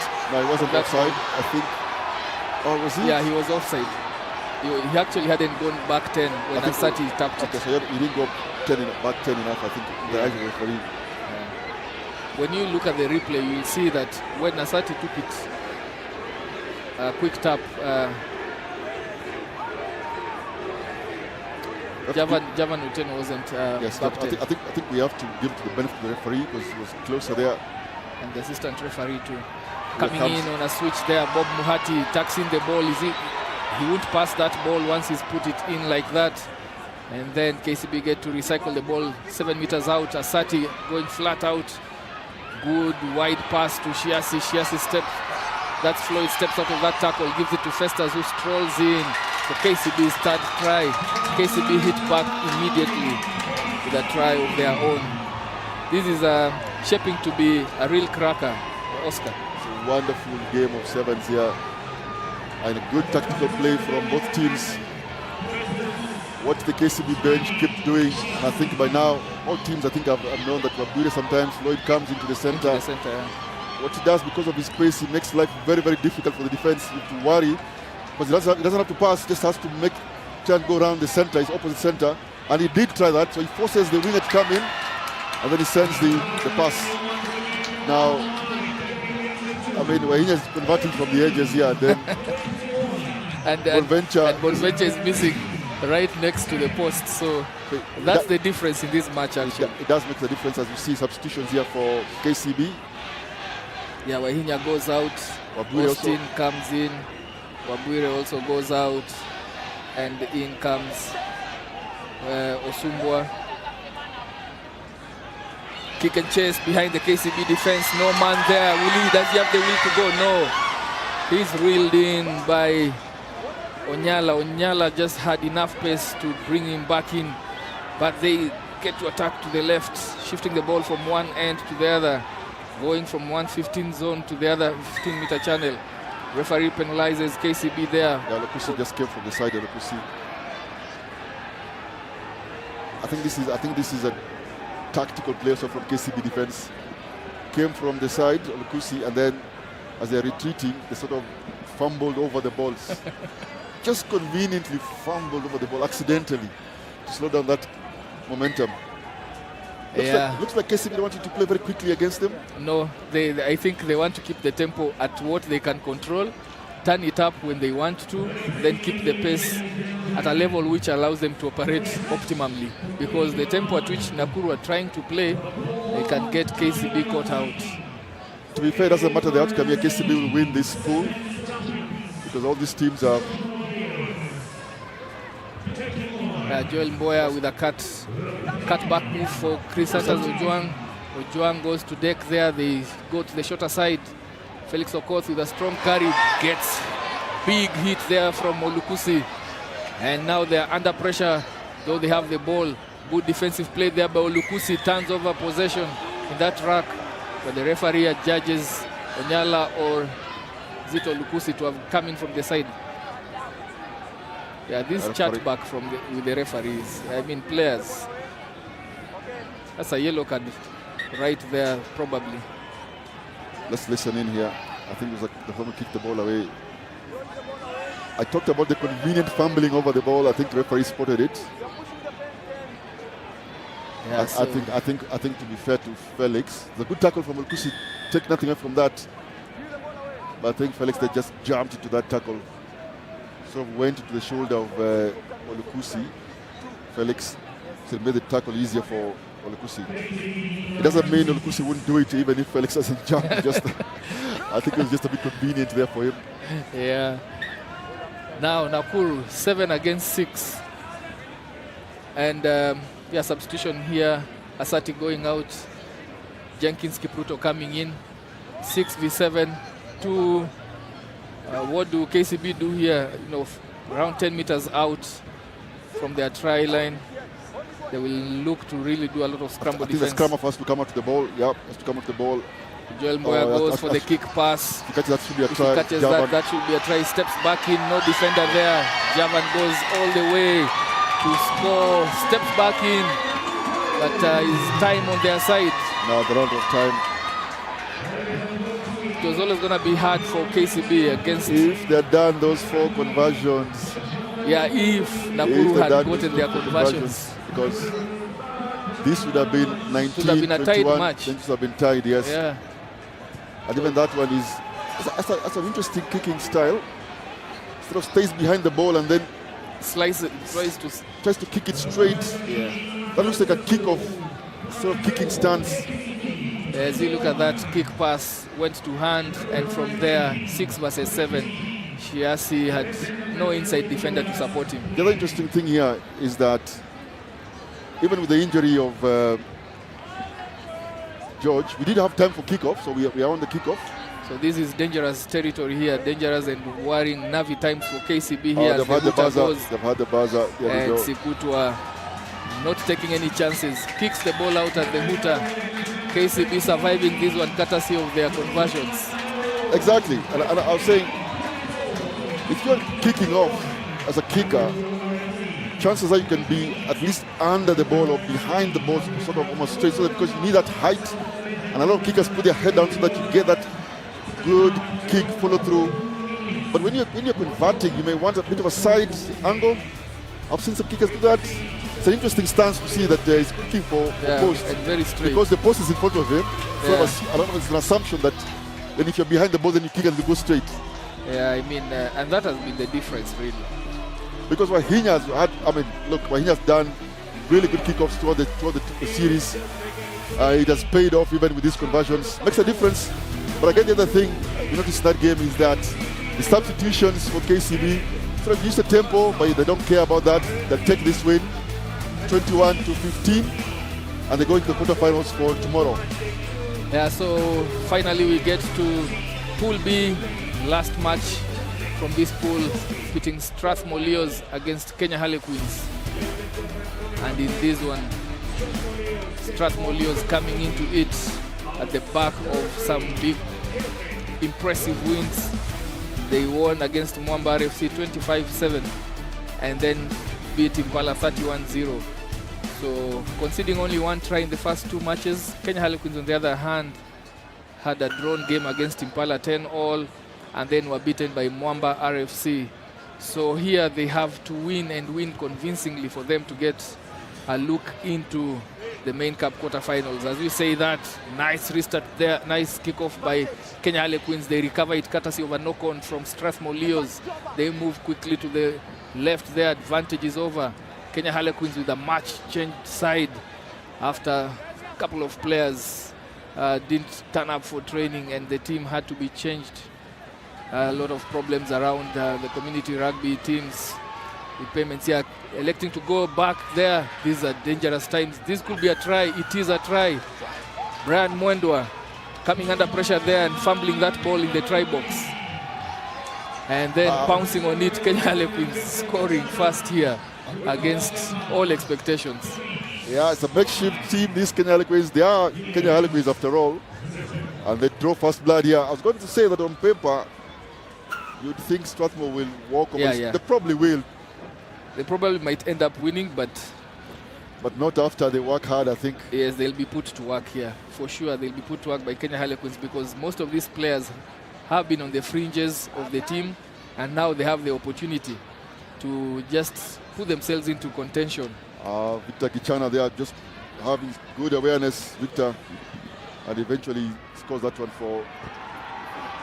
I see a line break here for Strathmore Leos. Barnabas is that, and it's a swift response there by Shea Mokola from Strathmore Leos. If you need speed of response, there you go. Yeah, Shea Mokola immediately off the kickoff takes matters to his own hands, and I would argue the hand on behalf of the entire Strathmore team, just to calm everyone down in case you thought there was going to be an upset here. Yeah, and Strathmore Leos will not want any embarrassment. They have had slip-ups before. In the I think it was Christy Sevens where they slipped up against Oilers, I believe, and they ended up second in their pool. Yeah, so and Princely, yeah, so they really don't want to find themselves under any sort of embarrassment here. They are gunning for that main title. They are only 2 points behind KCB on that ladder, and therefore they have all to play for. They want a smooth transition as we look at that big hit coming in. That was a big smashing hit from Kenya Harlequins. And Gabriel Aima just on the ground there. This one might be the velocity, you know, the velocity and the impact, the momentum in that tackle. The young man doesn't want to get off the field. He's trying to show that he's still available to continue. Yeah, we'll just have a replay there to just see how so much velocity coming into that tackle. Gabriel Aima was unsighted as he had ball in hand. I'm not sure that I hope the medical team obviously knows what they're doing. You won't see. Yeah, there is the replay. Yeah, let's look at head on head. That one is really risky. The high tackle. It's a head on head there. Yeah, and they go down 2 men. It's a yellow card. It's a yellow card, and Kenya Harlequins will be playing 6 here. Yeah, we've seen teams get called for that. So it's a yellow card. And I think the player, Derek Shimenga, was it? No, Simon Ochieng. Simon Ochieng, yeah, Simon Ochieng, Kenya Harlequins. Just penalized for that really risky tackle on Gabriel Aima. And 7v6 here, 3 men outside. Amalemba just eager to go. Elton Amalemba just eager to go and just knocks on that ball. It looked like he was going in for a strong carry. Yeah, there's no need for a carry there because there was a potential overlap. So referee calls stoppage to the time here as he looks to the bench to see if there are any substitutions that have been called from the Strathmore bench. Barnabas Owor, a bit of a mix-up here. I think the medical team are concerned about Aima. They may want to get him off. That was a strong shot. Yes, I think the medical team, I think it's the right thing to do to get him off. I was not so sure about keeping him on the field, but the tournament doctors have called it, and I think that's the right decision eventually. Yeah, and that's why we have the Kenya Rugby Union medical team. Correct. They overrule the team doctors where they see that probably that call. I support that. I mean, I was not so sure earlier when I said when he stayed on the field. It was a head-on-head collision. It's not the best. The player wants to continue. Make no mistake. And the bench also. And the bench. And the team doctor. He's a good player for the team. I mean, he has got a lot of good connection with the rest of the team. Yeah, so they'll have to go. He has to go for a head impact assessment there from the tournament doctors, and then see if he'll have any more game time in this tournament, especially in this match. Another big hit there coming in from Kenya Harlequins on Arnold Mwita. That was a legal challenge. It looks legal. Brian Mwendwa. It looks like it was also a bit high. Okay, the player was in the low position, but the incoming defenders from Harlequins seemed to have grabbed on grabbed on his head, and contact his shoulder. I think it was his shoulders rather. Yeah, so Kenya Harlequins, despite being 6 men, have ball here, and they are looking to retain this one. Strathmore Leos, of course, Gabriel Aima, very good ball carrier, very strong. And he goes all the way, does he? Just short of the try line, rolls over on that tackle and scores. Kenya Harlequins. Franklin Mukaisi. Yeah, Joshua Okello, goes over for that try. Pumped his leg through the tackle there. I think that emerged from that shoot up from Strathmore Leos defense. Exactly. I mean, I think there was an eagerness on defense there. And if I'm not mistaken, I think it was Barnabas. Yeah, it looks like Barnabas shot up. They are right there. There you go. Shot up and missed. I mean, if you have to come out, if you have shot over that defense, you have to come out with something. Yeah. And you really have to come out with something. And despite the Stanislaus Shikoli, great efforts of Stanislaus, he couldn't get him down in time. This is interesting times here. You see Barnabas plucking that from the air. Restart here. Strathmore Leos just able to retain possession of your screens there.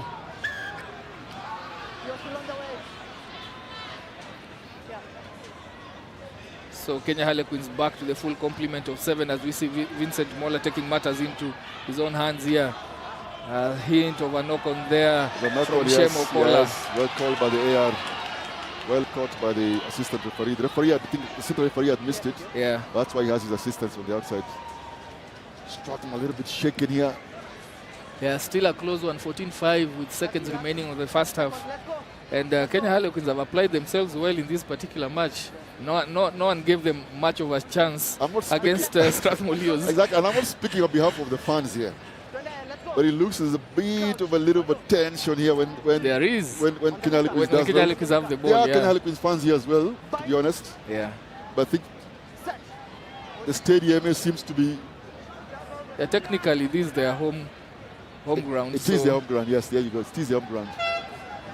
But they have given as much as they have received in this match. You know, they have had a yellow card and they have not conceded any try during that intervening period. And they have applied themselves well. You hear the hooter there signaling end of this first half, and we go into the break. Kenya Harlequins. Look at that scoreline. I think that's a wonderful, wonderful show from this Kenya Harlequins team, which on paper perhaps is, you can say Kenya Harlequins B. Yeah, or some sort. yeah. These have been reserve players, really. Reserve players and make a good account of themselves. And this is the thing about sports.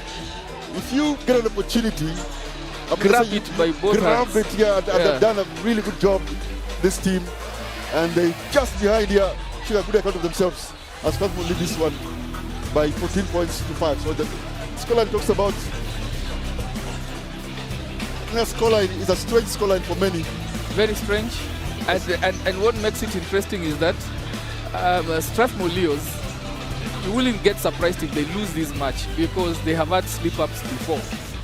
For them, it's an issue of consistency, taking every game as if they are playing KCB, I would say, quote-unquote, and apply themselves fully. They have to rise to the occasion in every match.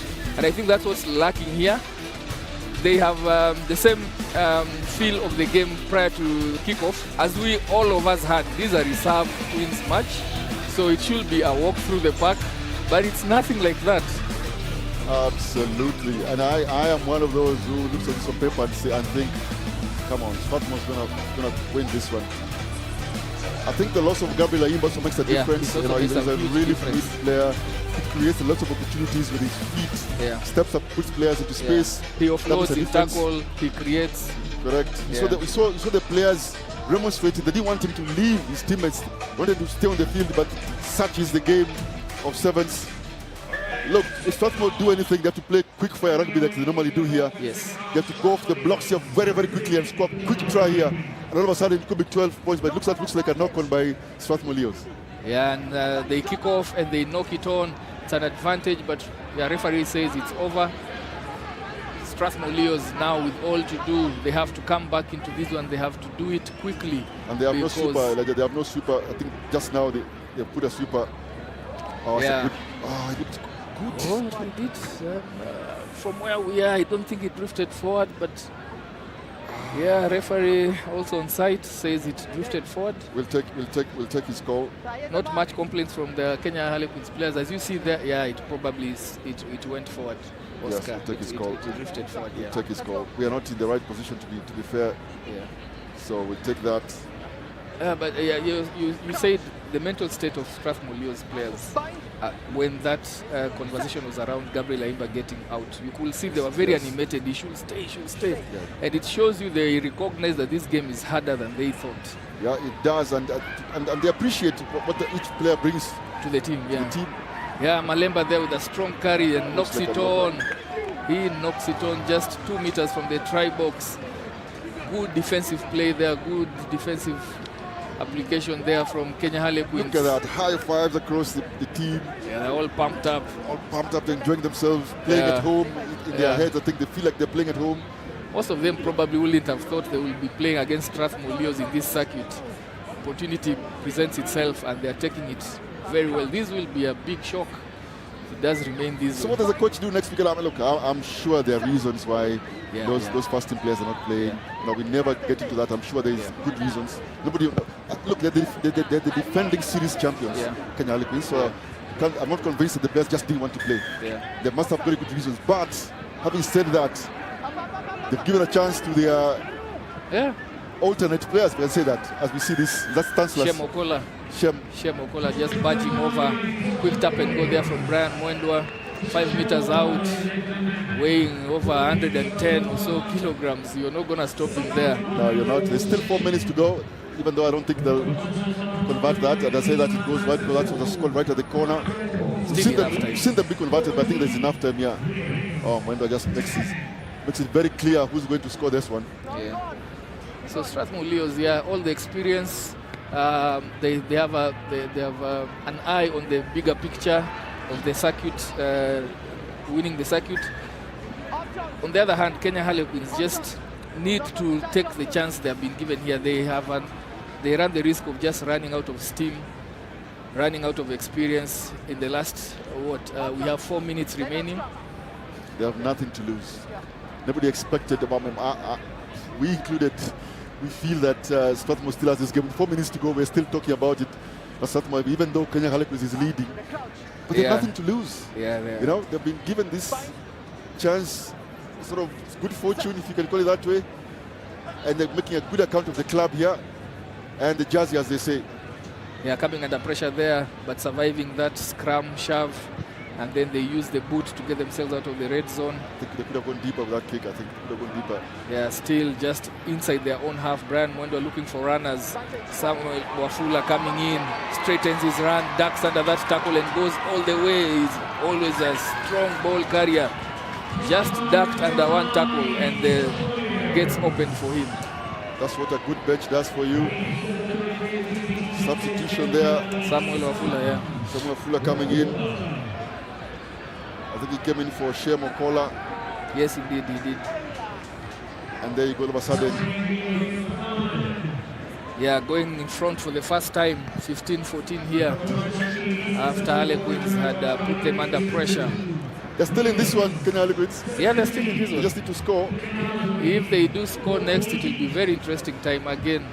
Going all out for that tackle and not locking the legs. Whenever you go high, Oscar. Yeah, the chances, I mean, that's one of the strong areas. You know, in a collision sport like rugby, your quads and your shoulder and your core, those are the strong areas. So if somebody comes in those places, that's why we tackle on the feet, because we know we can get those. But let's see what Harlequins can do for themselves here. Kenya Harlequins with ball there. They get it, and then that was left open for Barnabas Owor to take it. Elton Amalemba tucking in the ball, going into close-quarter combat here. And then Strathmore Leos resetting slowly here as they look to manage this game. Coming in, Arnold Mwita with ball in hand, just cut out pass. Slammed onto the deck there. Vincent Mola with ball, fends off the first tackler, steps the second one, third, fourth, straightens and goes. He's stand up for the party. Vincent Mola takes matters into hand, saving Strathmore a lot of blushes, probably with an egg in the face here, but they want to put their foot down. You may call him Vincent, but you also call Victor, Elijah, but oh yeah, what a try there, using his quick feet.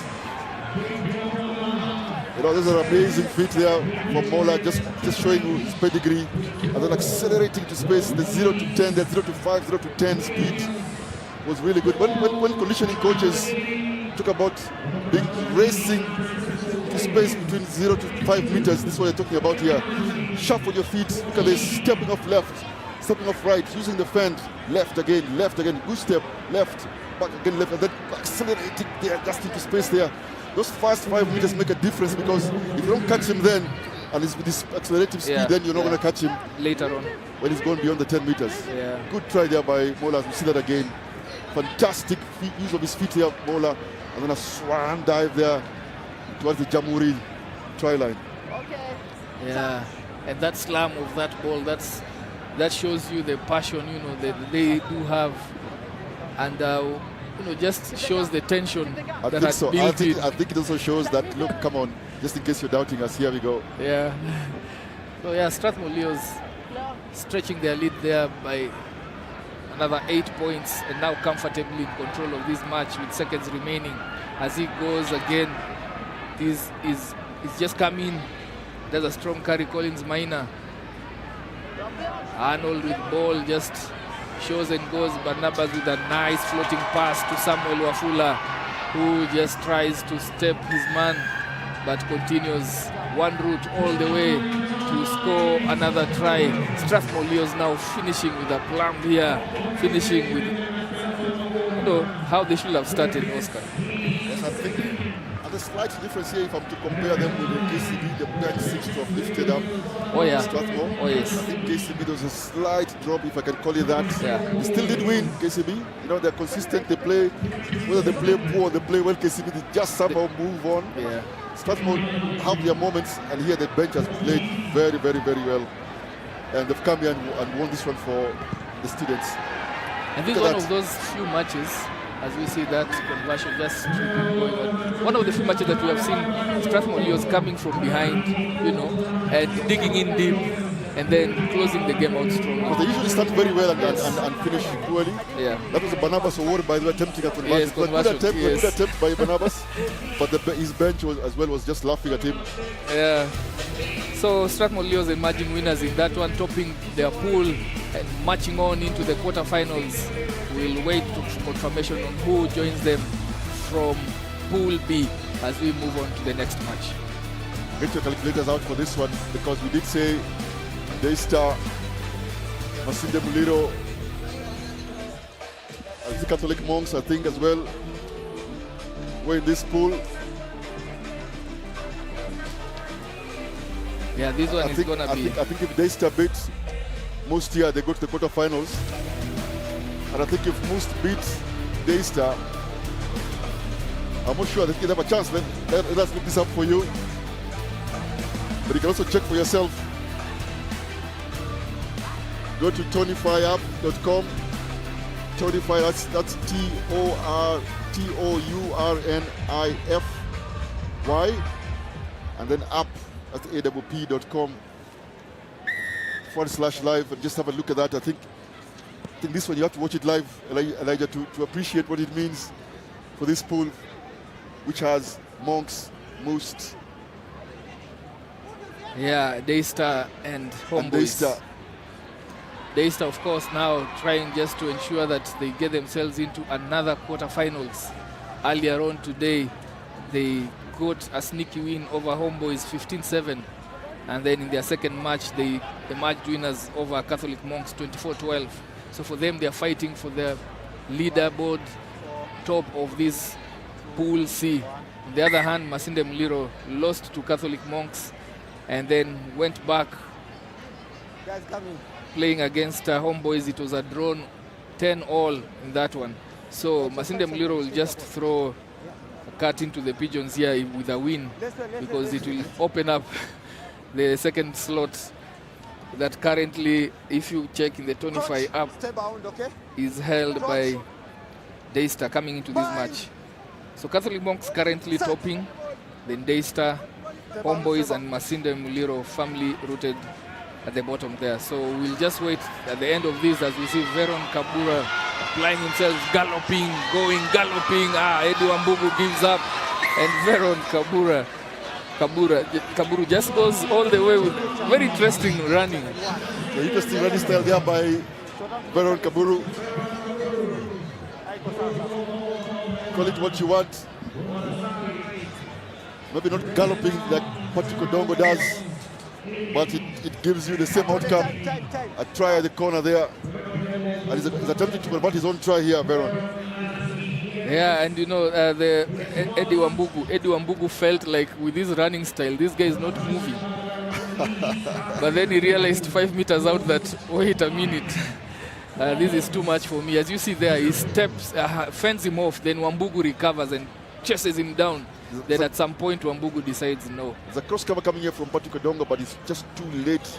He appears late on the senior Patrick, but just too late there. Yeah. It's right to reach the try line. Popular try there for Masinda Muliro as they hit the front in this match, 5-0. That conversion not successful.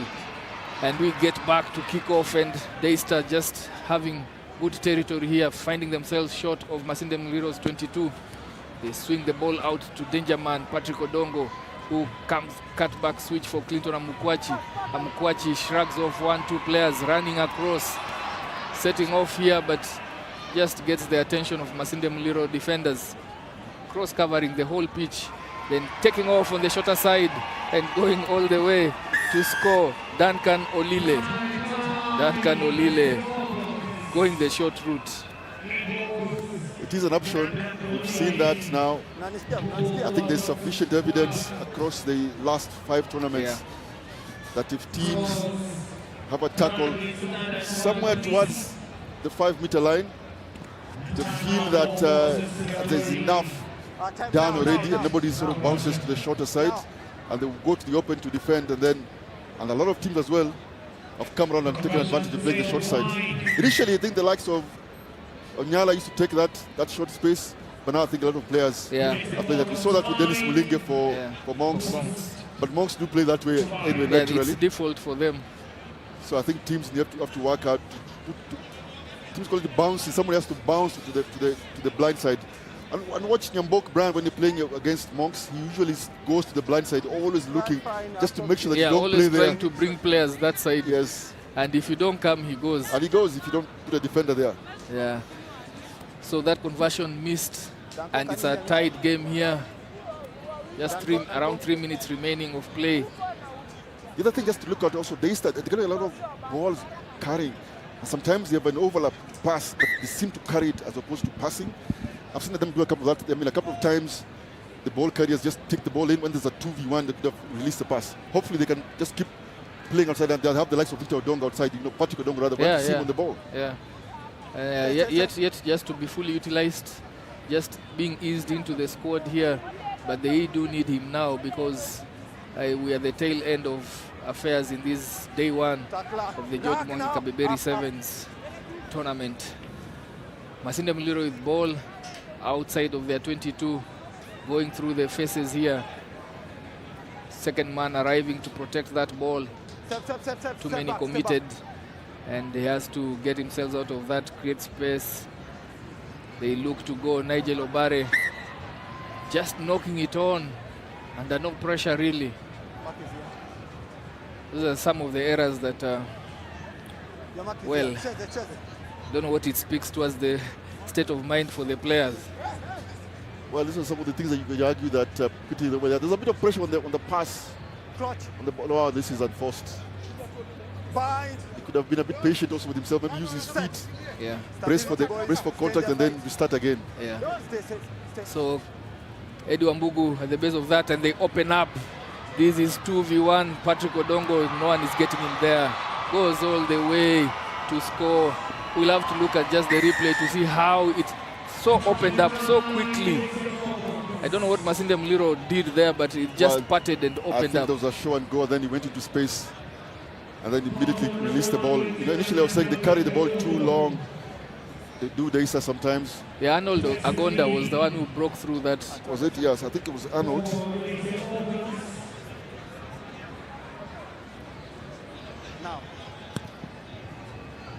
Eddie, it just drifts to the left there, missing the uprights.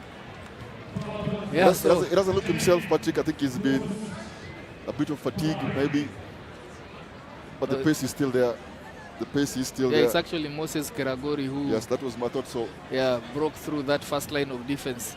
But what he did very well there is that he committed his players. He ran that hard line, committed his players, and then his opponent before he sent the pass out. Yeah, restart there from Daystar that is well covered by Masinde Muliro, but that pass is wild, goes to no man, hits deck. But strong carry through the center of Daystar's defense there, pumping. Referee tells him to leave, that they have numbers to burn here if they can run up straight and just commit. Veron Kaburu offloading to the winger here, comes in and goes low looking for his man there. Moses Bulemi, I think. Yeah, Bulemi just goes in straight down looking for the tackler.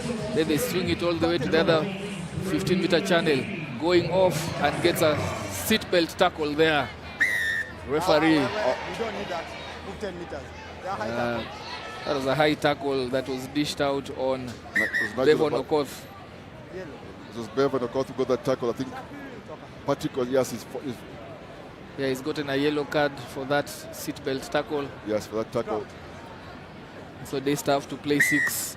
Patrick did tackle after the whistle. Yes, look, here we go. Just at the whistle there. Yeah, I just took him out, but to be fair to Victor, the center referee, just said, look, none of that, just get back to onside. Yeah, at times you get the benefit. And I think in that one, Patrick, I think Patrick just survived. Just survived. It could have been 2 yellows there. Yes, very easily. Veron looking to put in the ball. It has to be hooked. It is hooked, but they're under pressure here. There's a pressure pass from the base of that scrum. And Masinda Muliro trying to buy time here to reset, looking how to manipulate. Good pass out. Eddie Wambugu is on call in defense. Then looking at Patrick Odongo and wanting to take on him. Very courageous play there. Josephat. Penalty, knees on the ground, he's got to leave. Yeah, Josephat. Oh, here he goes again, Josephat. Look at him. No respect for Kenya International, Josephat. No, he doesn't have. Another seatbelt tackle there. Looked high. No, I'm not sure, but it looked high. I think the referee should remain consistent. Yeah, consistency was key there. Okay, Tonga. But nonetheless, Daystar turn it over, and being shot by one man, they elect to take it to the halftime. No, referee says... He's called him back. The assistant referee has called him back. So we're on the referee's time there, as we're seeing Patrick on that replay, manhandling Bevon Okot. No, that's not Bevon Okot, it's Josephat Omulefu. Got right up and tapped that ball and went. Yes, so ball. Victor missed it, but the assistant referee called it back. To be fair to them, they're working very well as a team. Giving some credit to the center referee for accepting also when he's called back there by his assistant. Yeah, the issue of consistency there. And then now they remain consistent as a team. Remember, even the officiating is a team effort. Yeah. So the referee may have missed it, but his assistant calls him back. Yeah. And he actually makes that call and says, yes, high tackle, and actually goes to the mark. Doesn't debate much because he trusts what his assistant, so give some credit there. We made the call earlier. We thought he missed it, but the AR saw it. So Masinda Muliro, prime ball here. This is really prime ball for them to get back into even terms with Daystar. Veron Kaburu just goes round that scrum down. No one guarding the open side, and he puts it under the post there. 7v6, Oscar. You know, sometimes you criticize referees. In this case, Victor missed that moment. And what the assistant has just done there, that was going to be an opportunity loss for Masinda Muliro. But the call back, because of calling them back, 7 points. Because again, and that's why sometimes players complain, because if Victor just allowed that to go on, then Masinda Muliro would have missed a 7-pointer here. Yeah. So it's good teamwork here from the officials. Yeah, fantastic, superb teamwork from the referees. And Veron Kaburu just peeling off that scrum and found the backyard unattended. Goes in and taking us to the halftime here. Masinda Muliro leading this one at the break. 12-10.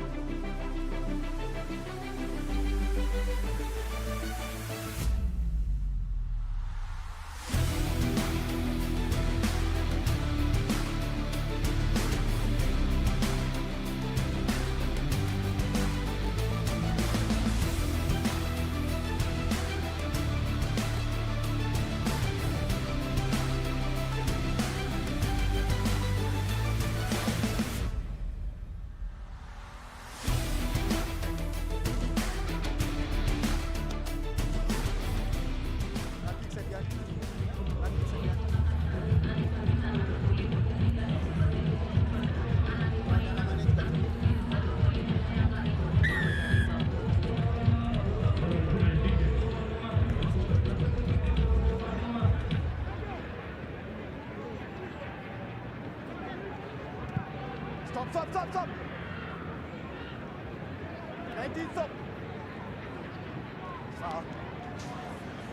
We restart here. Masinda Muliro have kicked deep into Daystar. Now ball in hand. Patrick Odongo with all the pace to burn. Finally turns up for the George Mwangi Kabeberi Sevens in the attacking mode. Gets his team back in front. Masinda Muliro were leading this one 12-10, but they got themselves back. Daystar. That was a bit of a nothing kick, even as we wait to see the replay. But they gifted the ball to Patrick Odongo, who looks really exhausted there after his exploits in Europe for the last like 3 or so weeks, together with Kevin Wekesa. Back in here and showing up for Daystar. Sized up his man. They knew he had Flavian Otio for pace, then cleaned him out. Yeah, Mulef just coming across there, just not able to catch up with him. Just close to the touchline here. I'm looking at Patrick. He looks really, really tired. Yeah, he's exhausted. Doesn't look himself, Patrick, but he does have to give his... He actually signaled the bench for replacement, but they refused. They ignored him. Oh, here comes the ball. They expected Patrick to do something again. But I think that carry into contact has helped him here. Yeah, he's given him a break going into contact there. Arnold Agonda taking a breather in that rack and being contested finally by Masinda Muliro. Forces Daystar to get out of that. They come to the shorter side. Clinton Amukwachi carrying it slowly there, strongly into contact. That ball. Patrick Odongo coming in to clean, where he had the opportunity to pass it again. A lot of physical approach here by Daystar, suddenly. Yeah, this is tiring, energy-sapping stuff. Eddie Wambugu with that backdoor pass to a tiring Patrick Odongo. And they're taking it slowly here, just being patient, just buying time, managing the pressure here. That cutout pass going to deck, still retaining ball and accelerating into contact there, taking 2 defenders with him. Then they swing it back again to the wing here. Patrick Odongo not into game. No, it's not even in position, Patrick. Yeah, that was an opportunity there, but looks like it just goes begging. I think it was grounded. He fumbled a little bit. Clinton Amukwachi. Amukwachi fumbled a little bit, sort of tried to... I think he grounded it, I think. Yeah, the in-goal referee says he didn't. Oh yeah, there was an initial knock-on. Yes, it was control, exactly. Exactly, because look, it was still in the air, but as soon as it went ground to the floor, it grounded it. It grounded it. And then the knock-on was... There was a knock-on, yeah? Yes, because you see, the knock-on, the ball has to hit the floor, right? Well, this has gone out of your control. Oh yeah, it did hit deck. It did hit the floor. So yes, as soon as it was going down, he downward pressure. Yeah.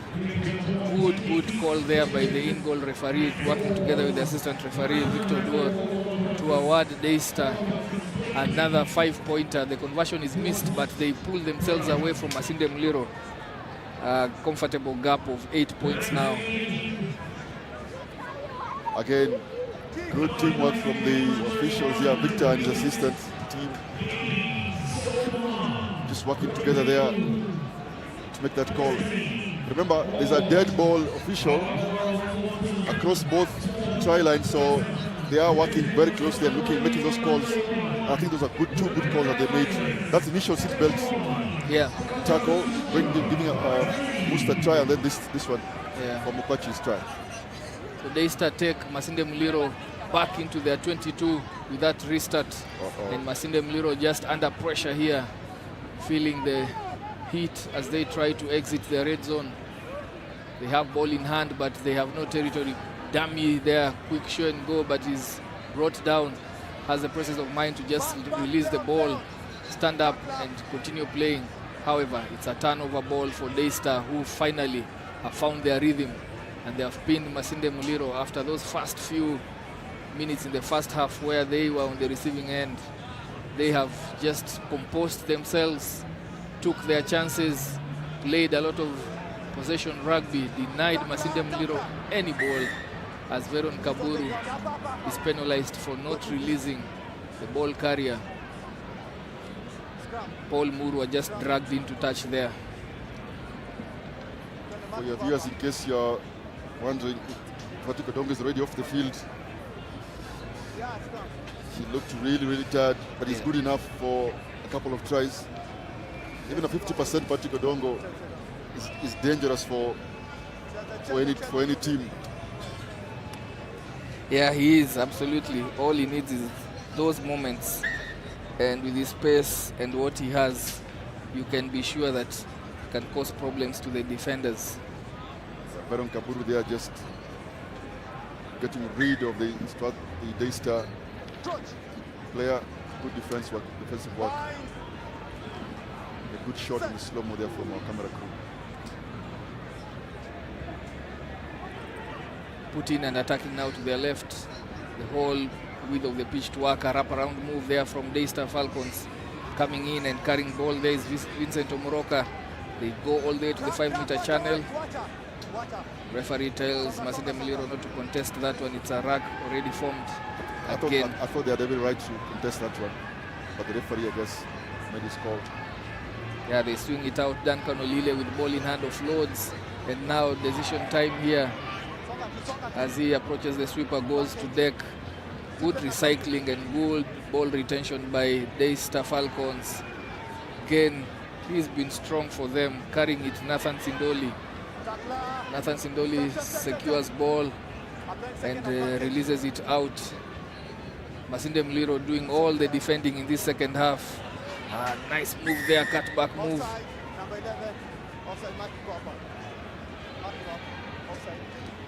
That's the second advantage on offside. They're really being caught out of racks right at the end, the other end of the rack. So the rack is on one end of the field, the other guys at the other end seem really, really anxious. So it's giving them problems in defense here. That's the second time the referee has called them. Yeah, game of two halves really. After giving their all in the first half, Masinda Muliro have barely sniffed at Daystar Falcons 22. No visits yet, and they are fizzled out slowly as the game draws towards the end here. The bench coming in strongly and doing the work that they intended to do when they were brought in, carrying it strongly and stretching forward to score. That is Daystar Falcons' try from Tony Ogoma. Tony Ogoma just stretches and scores. Osir, Masinda Muliro looked to have just fizzled out really. They gave a good account of themselves in the first half, but I think the class of Daystar came out in the end. Patrick Odongo not his full, so let's say healthy self. I think they're really pushing it here, getting Patrick on the field a couple of days from what would have been some really tough assignments in international rugby. But they've done enough to get the quarterfinals. Yeah, they've done enough.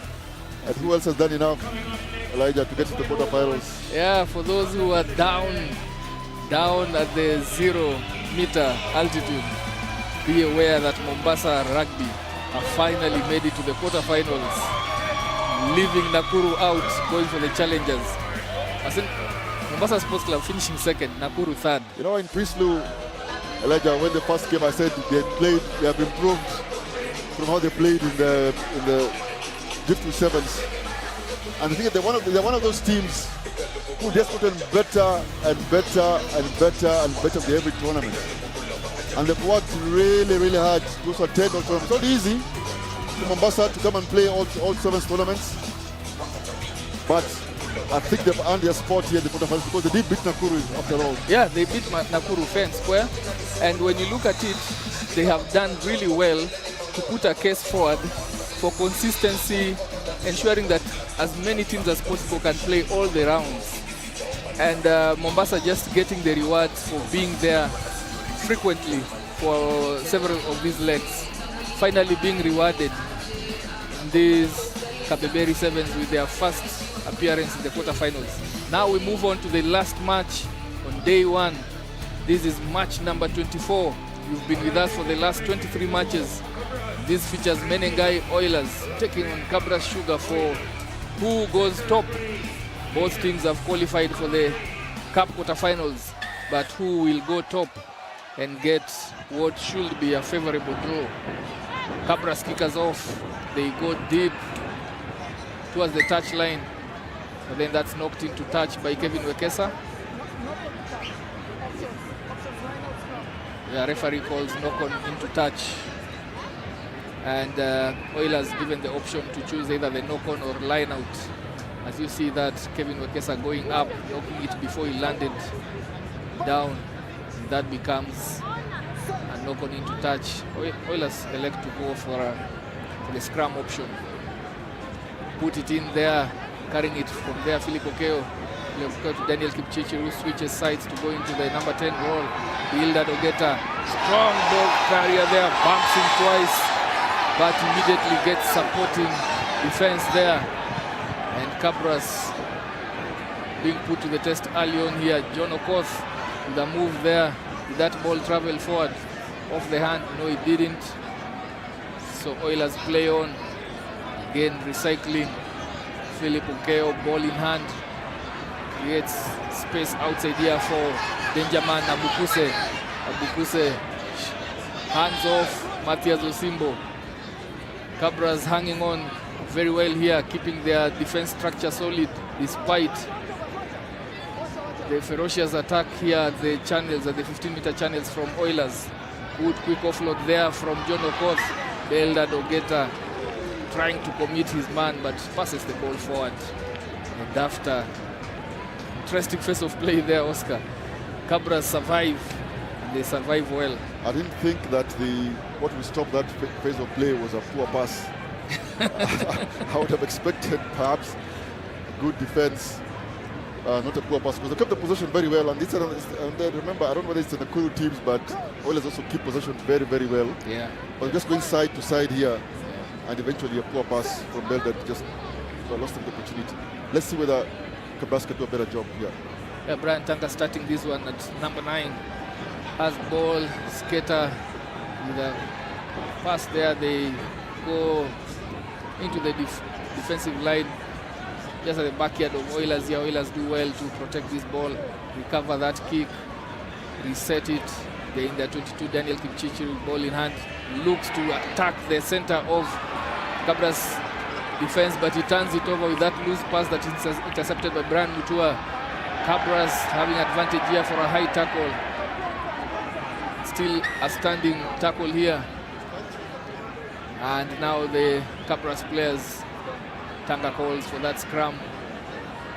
Daniel Kipchichi just invited the defense there with that show and go, jumping up. Then when he elected to go into contact, he was hoping for an inside runner, offloading it without sight of that runner.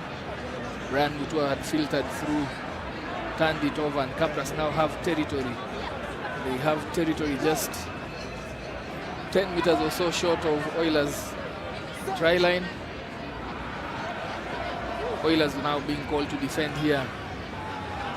Good territory pressure by Cabras. Tanga just picks it up and puts it back for Osimbo on a cut back in.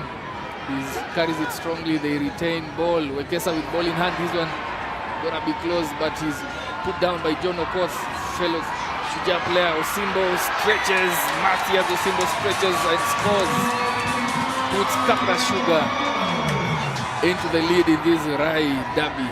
I thought that Brian Tanga had watched it, but not giving it on the outside because the player coming round, looping round. But Brian Tanga knew better because he stepped back in, and just in the very area where Oilers thought that they had defended and therefore the threat was on the outside.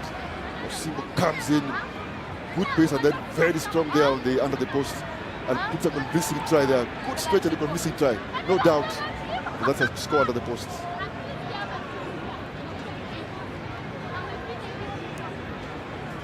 Yeah, Cabras leading this one 7-0 with that successful. As you see there, Tanga just identifying Osimbo in the inside channels and puts him into gap. Gets tackled, but has the presence of mind to just stretch and score to put Cabras ahead. They weathered the storm in those first few minutes when they were being pummeled by Oilers at the 15-meter channel by Builder Dogeta on the other side. But they have turned up good. Flavian, oh, he skins them right at the center of that pitch. Damn it, they bought it, and this young player goes all the way, Rayvon Ambale. Rayvon Ambale with a lot of confidence, right in the middle of that forest of defenders.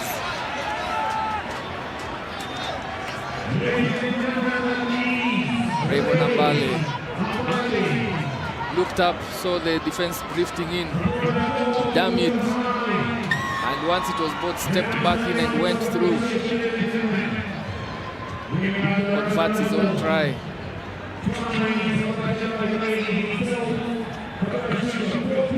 Cabras Sugar leading this one 14-0 after 2 center post tries. And the Oilers starting strongly but not showing it on the board. Look at that dummy. And another one. And then when the Oilers defenders shot up, particularly Brian Achacha, opened up for Rayvon and went all the way. They restart and they gain ball. Rayvon again trying to get past Chirchir. Well, that's Achacha. Yeah, Chirchir, Patrick Chirchir, Daniel Chirchir just got him there. And the supporting player coming in, William Mwanji, guilty of going off it. Yeah, but remember that name, ladies and gentlemen, Rayvon Ambale is a really class act for his age. Good player, makes the right decisions, doesn't make too many mistakes, young man.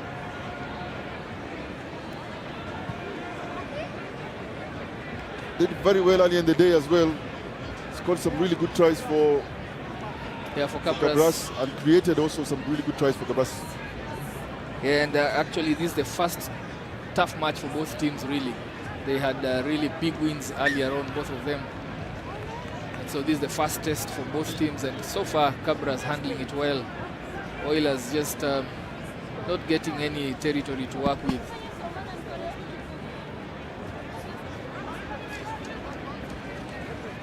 I think they've taken this seriously because they've started with Tanga and Skata also both on the pitch with the young man. So,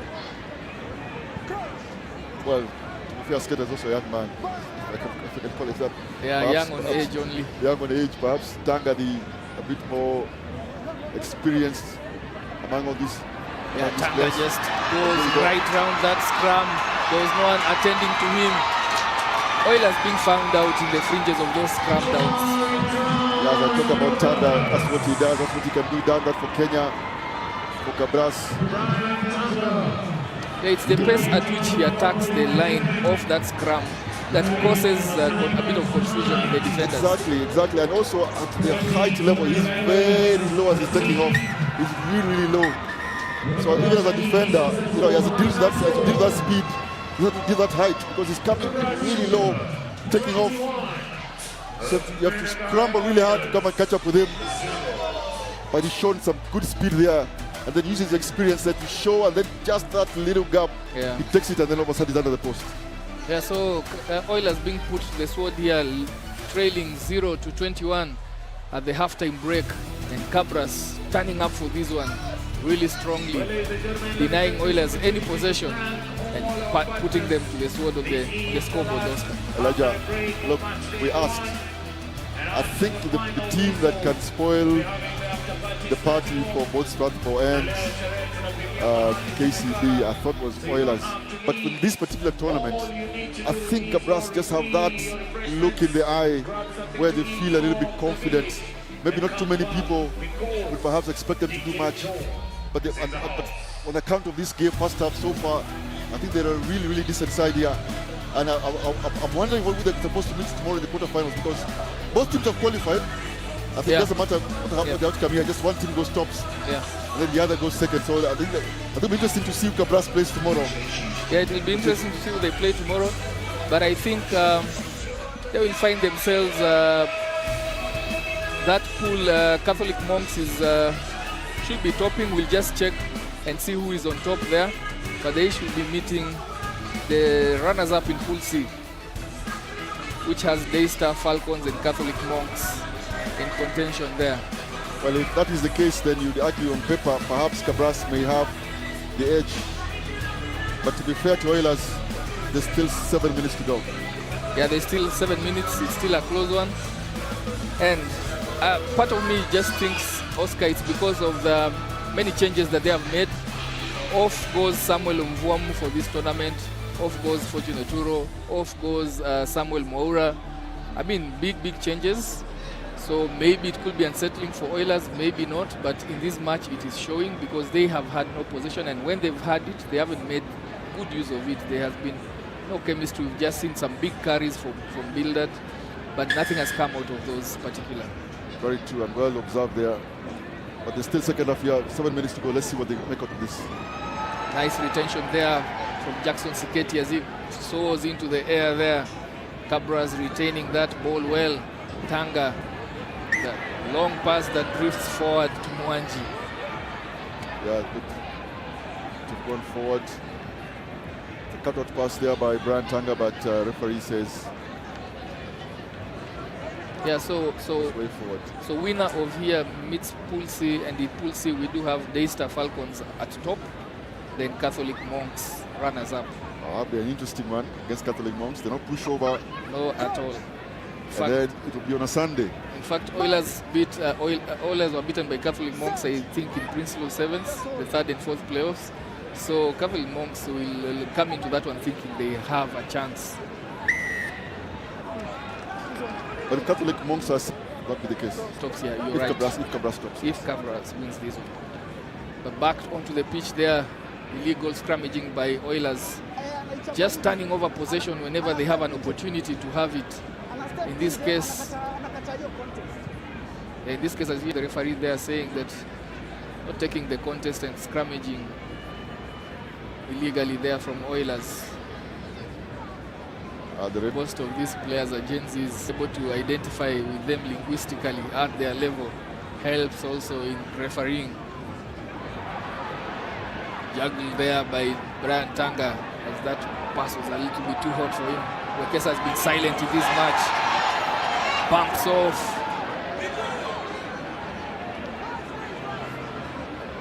Bumps off Alvin Cavoli there.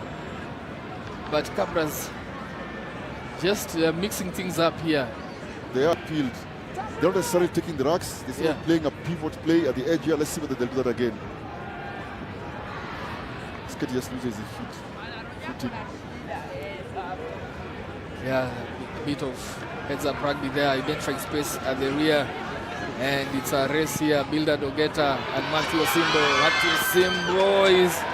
Matthew Osimbo scores another try for Cabras. Well, Oscar.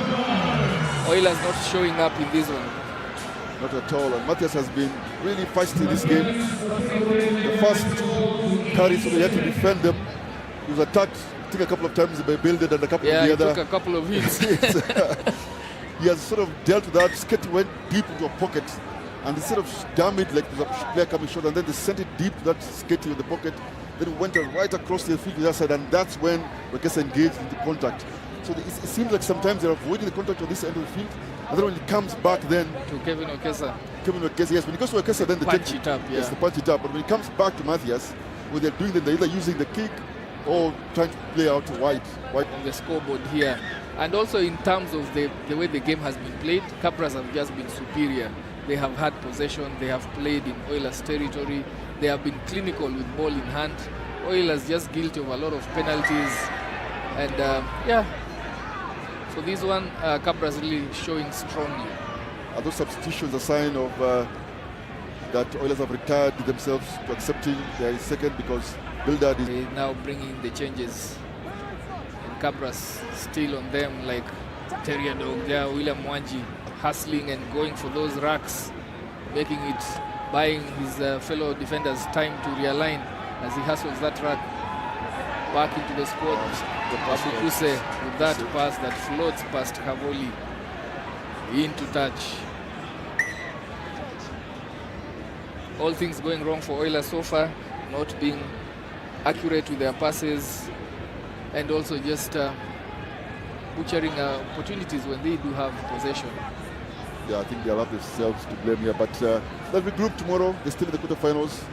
Yeah, they'll just have to regroup. have to regroup and start all over tomorrow. Still in the main cup quarterfinals, so all to play for. Cabras win that line out, but a bit of a half and puff play there. Ball goes loose, they do recover, put it down to deck and restart. I thought it wasn't held up. Was that the tackle complete? The referee says it was complete. Okay. Quick tap and go there from Oilers, carrying it strongly into contact. Swinging it off to the right, John of course his ball in hand to Kavoli. Steps back in. Osimbo on his case there. Goes down and they retain possession. Grab a kick. Referee says play on, it's fine. The tackle was well timed. And that ball is dead. And Cabras also make some substitutions of their own. Makessa already went out. Yeah, Cabras really strong here. Referee not wanting to wait. It's not a head injury. It's away from the face of play. He asks Cabras to proceed with play, and Michael Lukusi has to restart this one. Goes deep.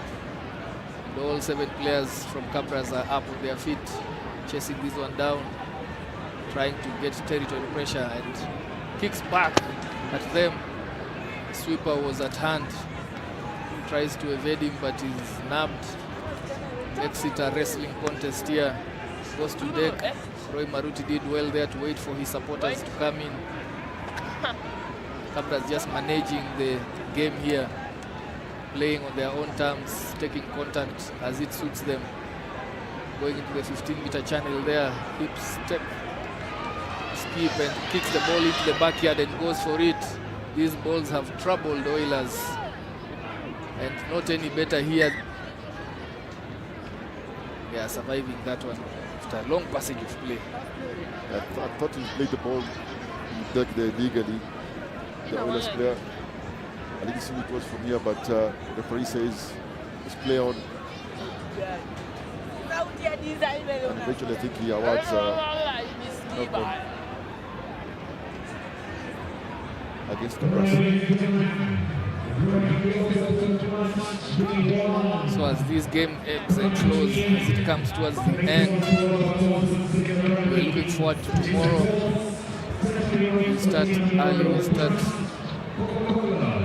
a few minutes to 9 o'clock for those quarterfinals, starting with the Challengers Trophy quarterfinals before we move to the main cup quarterfinals. This is the very last match for this day. And with that knock on, the referee calls it to a halt. Cabras emerging emphatic victors in this particular, this Rye Derby, winning it 28-0. Very resounding victory for Cabras here. Eventually they come up tops. I think there's no debate on who is a better team here today. But it'll be very interesting to see the outcomes tomorrow, because the way it looks on paper, at least, these two teams look like they're on their way to the semi-finals, if you ask me. I'm getting ahead of myself here, Elijah, but if they're going to play against the likes of Daystar and Monks, you'd expect them to do well.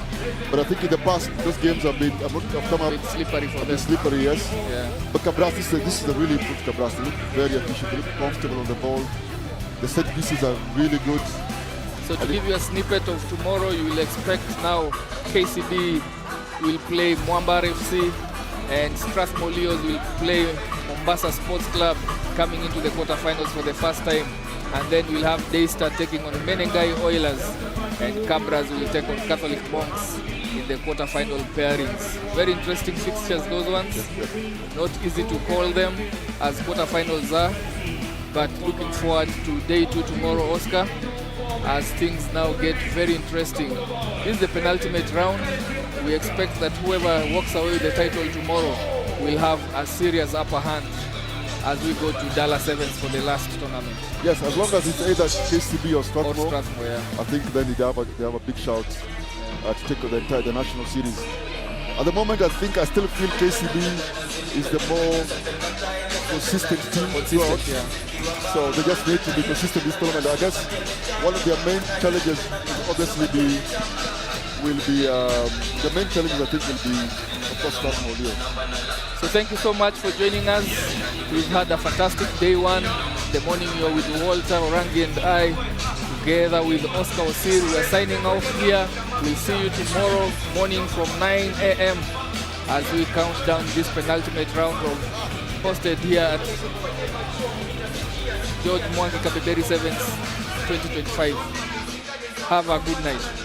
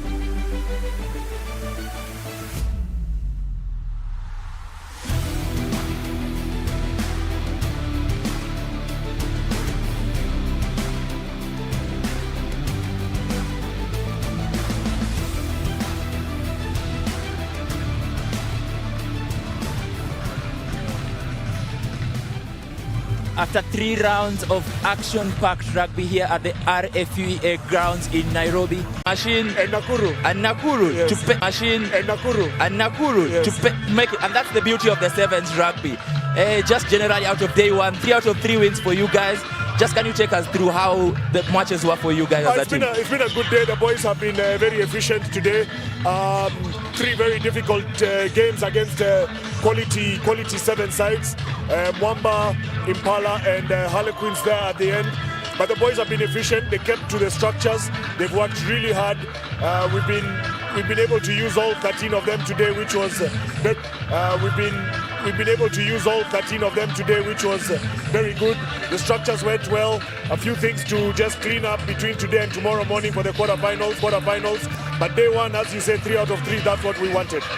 It's 4 legs down, but it's been a 2-horse race between KCB and Strathmore Leos. Of course, with the draw for tomorrow, it means that either KCB and Leos, who've been meeting most of the time in the finals, you guys can get to meet in the semi-finals if you guys win your matches tomorrow. I mean, how exciting is that be for anyone at home and for you guys? Yeah, I mean, yeah, definitely. Everyone is talking about the series and how who's going to go for the overall title. But we must remain focused. I know it sounds very cliche. A game at a time. Don't get distracted by the bigger picture. Otherwise, it can all collapse, you know. So yes, we've pushed KCB hard. They sit above us by a couple of points, and we just must do what we have to do. Yeah. They will do their business. They're on the other side of the draw now. We must do our business, and then they must do their business. If we do meet in the final, then may the best team take it at that time. Yeah. Charlie, can I just ask you, just to take your lens out of Strathmore Leos a bit, just what has been your highlight out of the 4 outings plus day one for today in Kabeberi? Well, I mean, the tournaments have been really well organized. That for me, that's been fantastic, especially from a technical point of view. Forget about what's going on outside the pitch. The warm-up areas have been conducted really well. You know, that for us is really important. Yeah. Timing has been spectacular. Of course, there are hiccups here and there. Players' areas have been taken care of. The players are happy. They've been comfortable with the organization. For me, that is really important for me, that the players are happy, and then when they're happy off the field, they can express themselves on the pitch. The games have had their exciting moments. Of course, we've spoken about Mombasa this weekend. We saw Mean Machine in Embu play very well, playing in Division 1 for the first time, I don't know in how many years. Did really well. But yeah, all round it's been well organized, it's been exciting. The fans have actually turned up and shown the support to the teams, so we can't complain. I mean, every tournament has its unique feature. You're a man who's got up to the highest level, but I think I did a clip of you in Mombasa. You still get the malaria every time you're on the touchline, man. You're still trying to move. So that was you, I'm going. Yeah, that was me.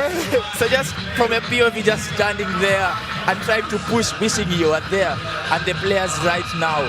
What do you think has improved in the players right now, seeing them express themselves just there out on the pitch? Yeah, I mean, Willis Ojal, the head coach, has really done a good job with the boys over the months, and I'm just supporting as a supporting cast there. And yes, that's the whole idea. We tell them to just express themselves. They're talented boys. We've got the systems and structures, but they must play what's in front of them, express themselves. And the good thing working with this bunch of boys, I mean, they really know how to, you know, they're very coachable.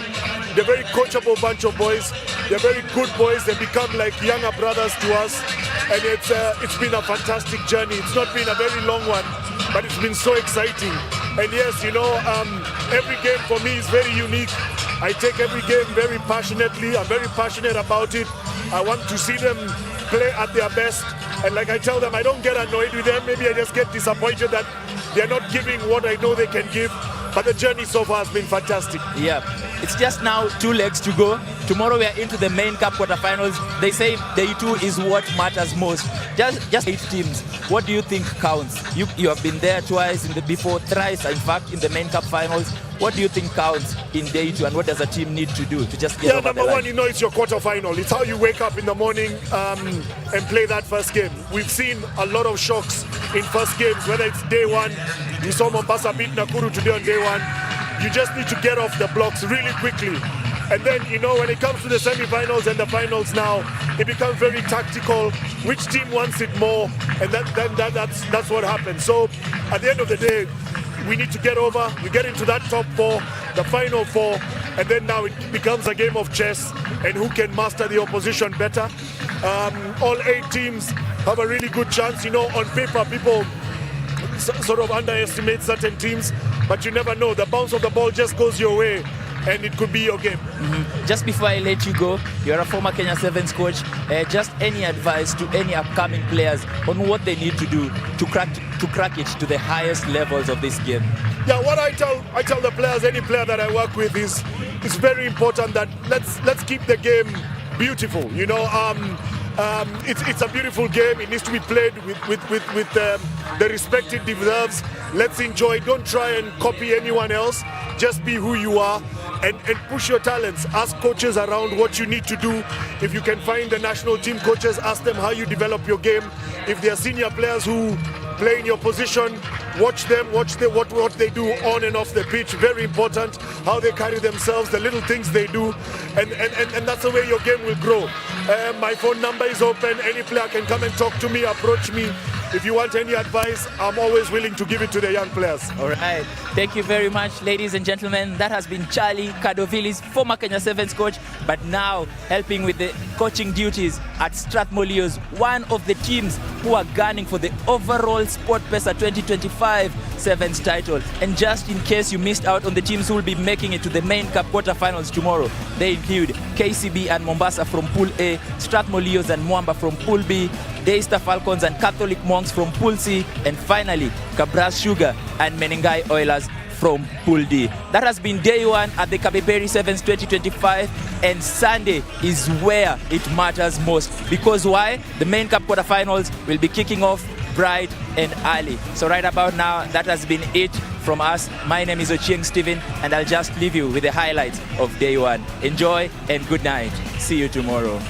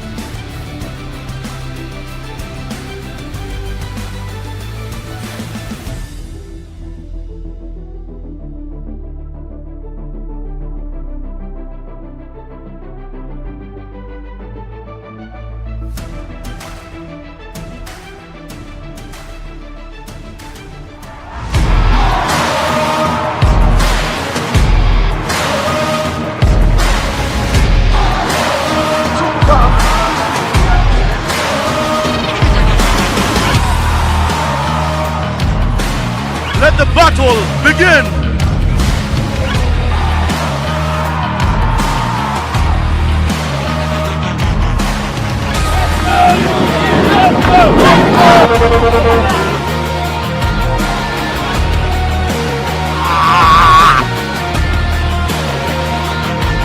I like the whole concept of legends. We're coming for the second leg to make sure that this win is replicated in Nairobi. Are you promising Uganda another thrashing? Return leg? Is this on camera? Yes. Of course, you're going to get a thrash.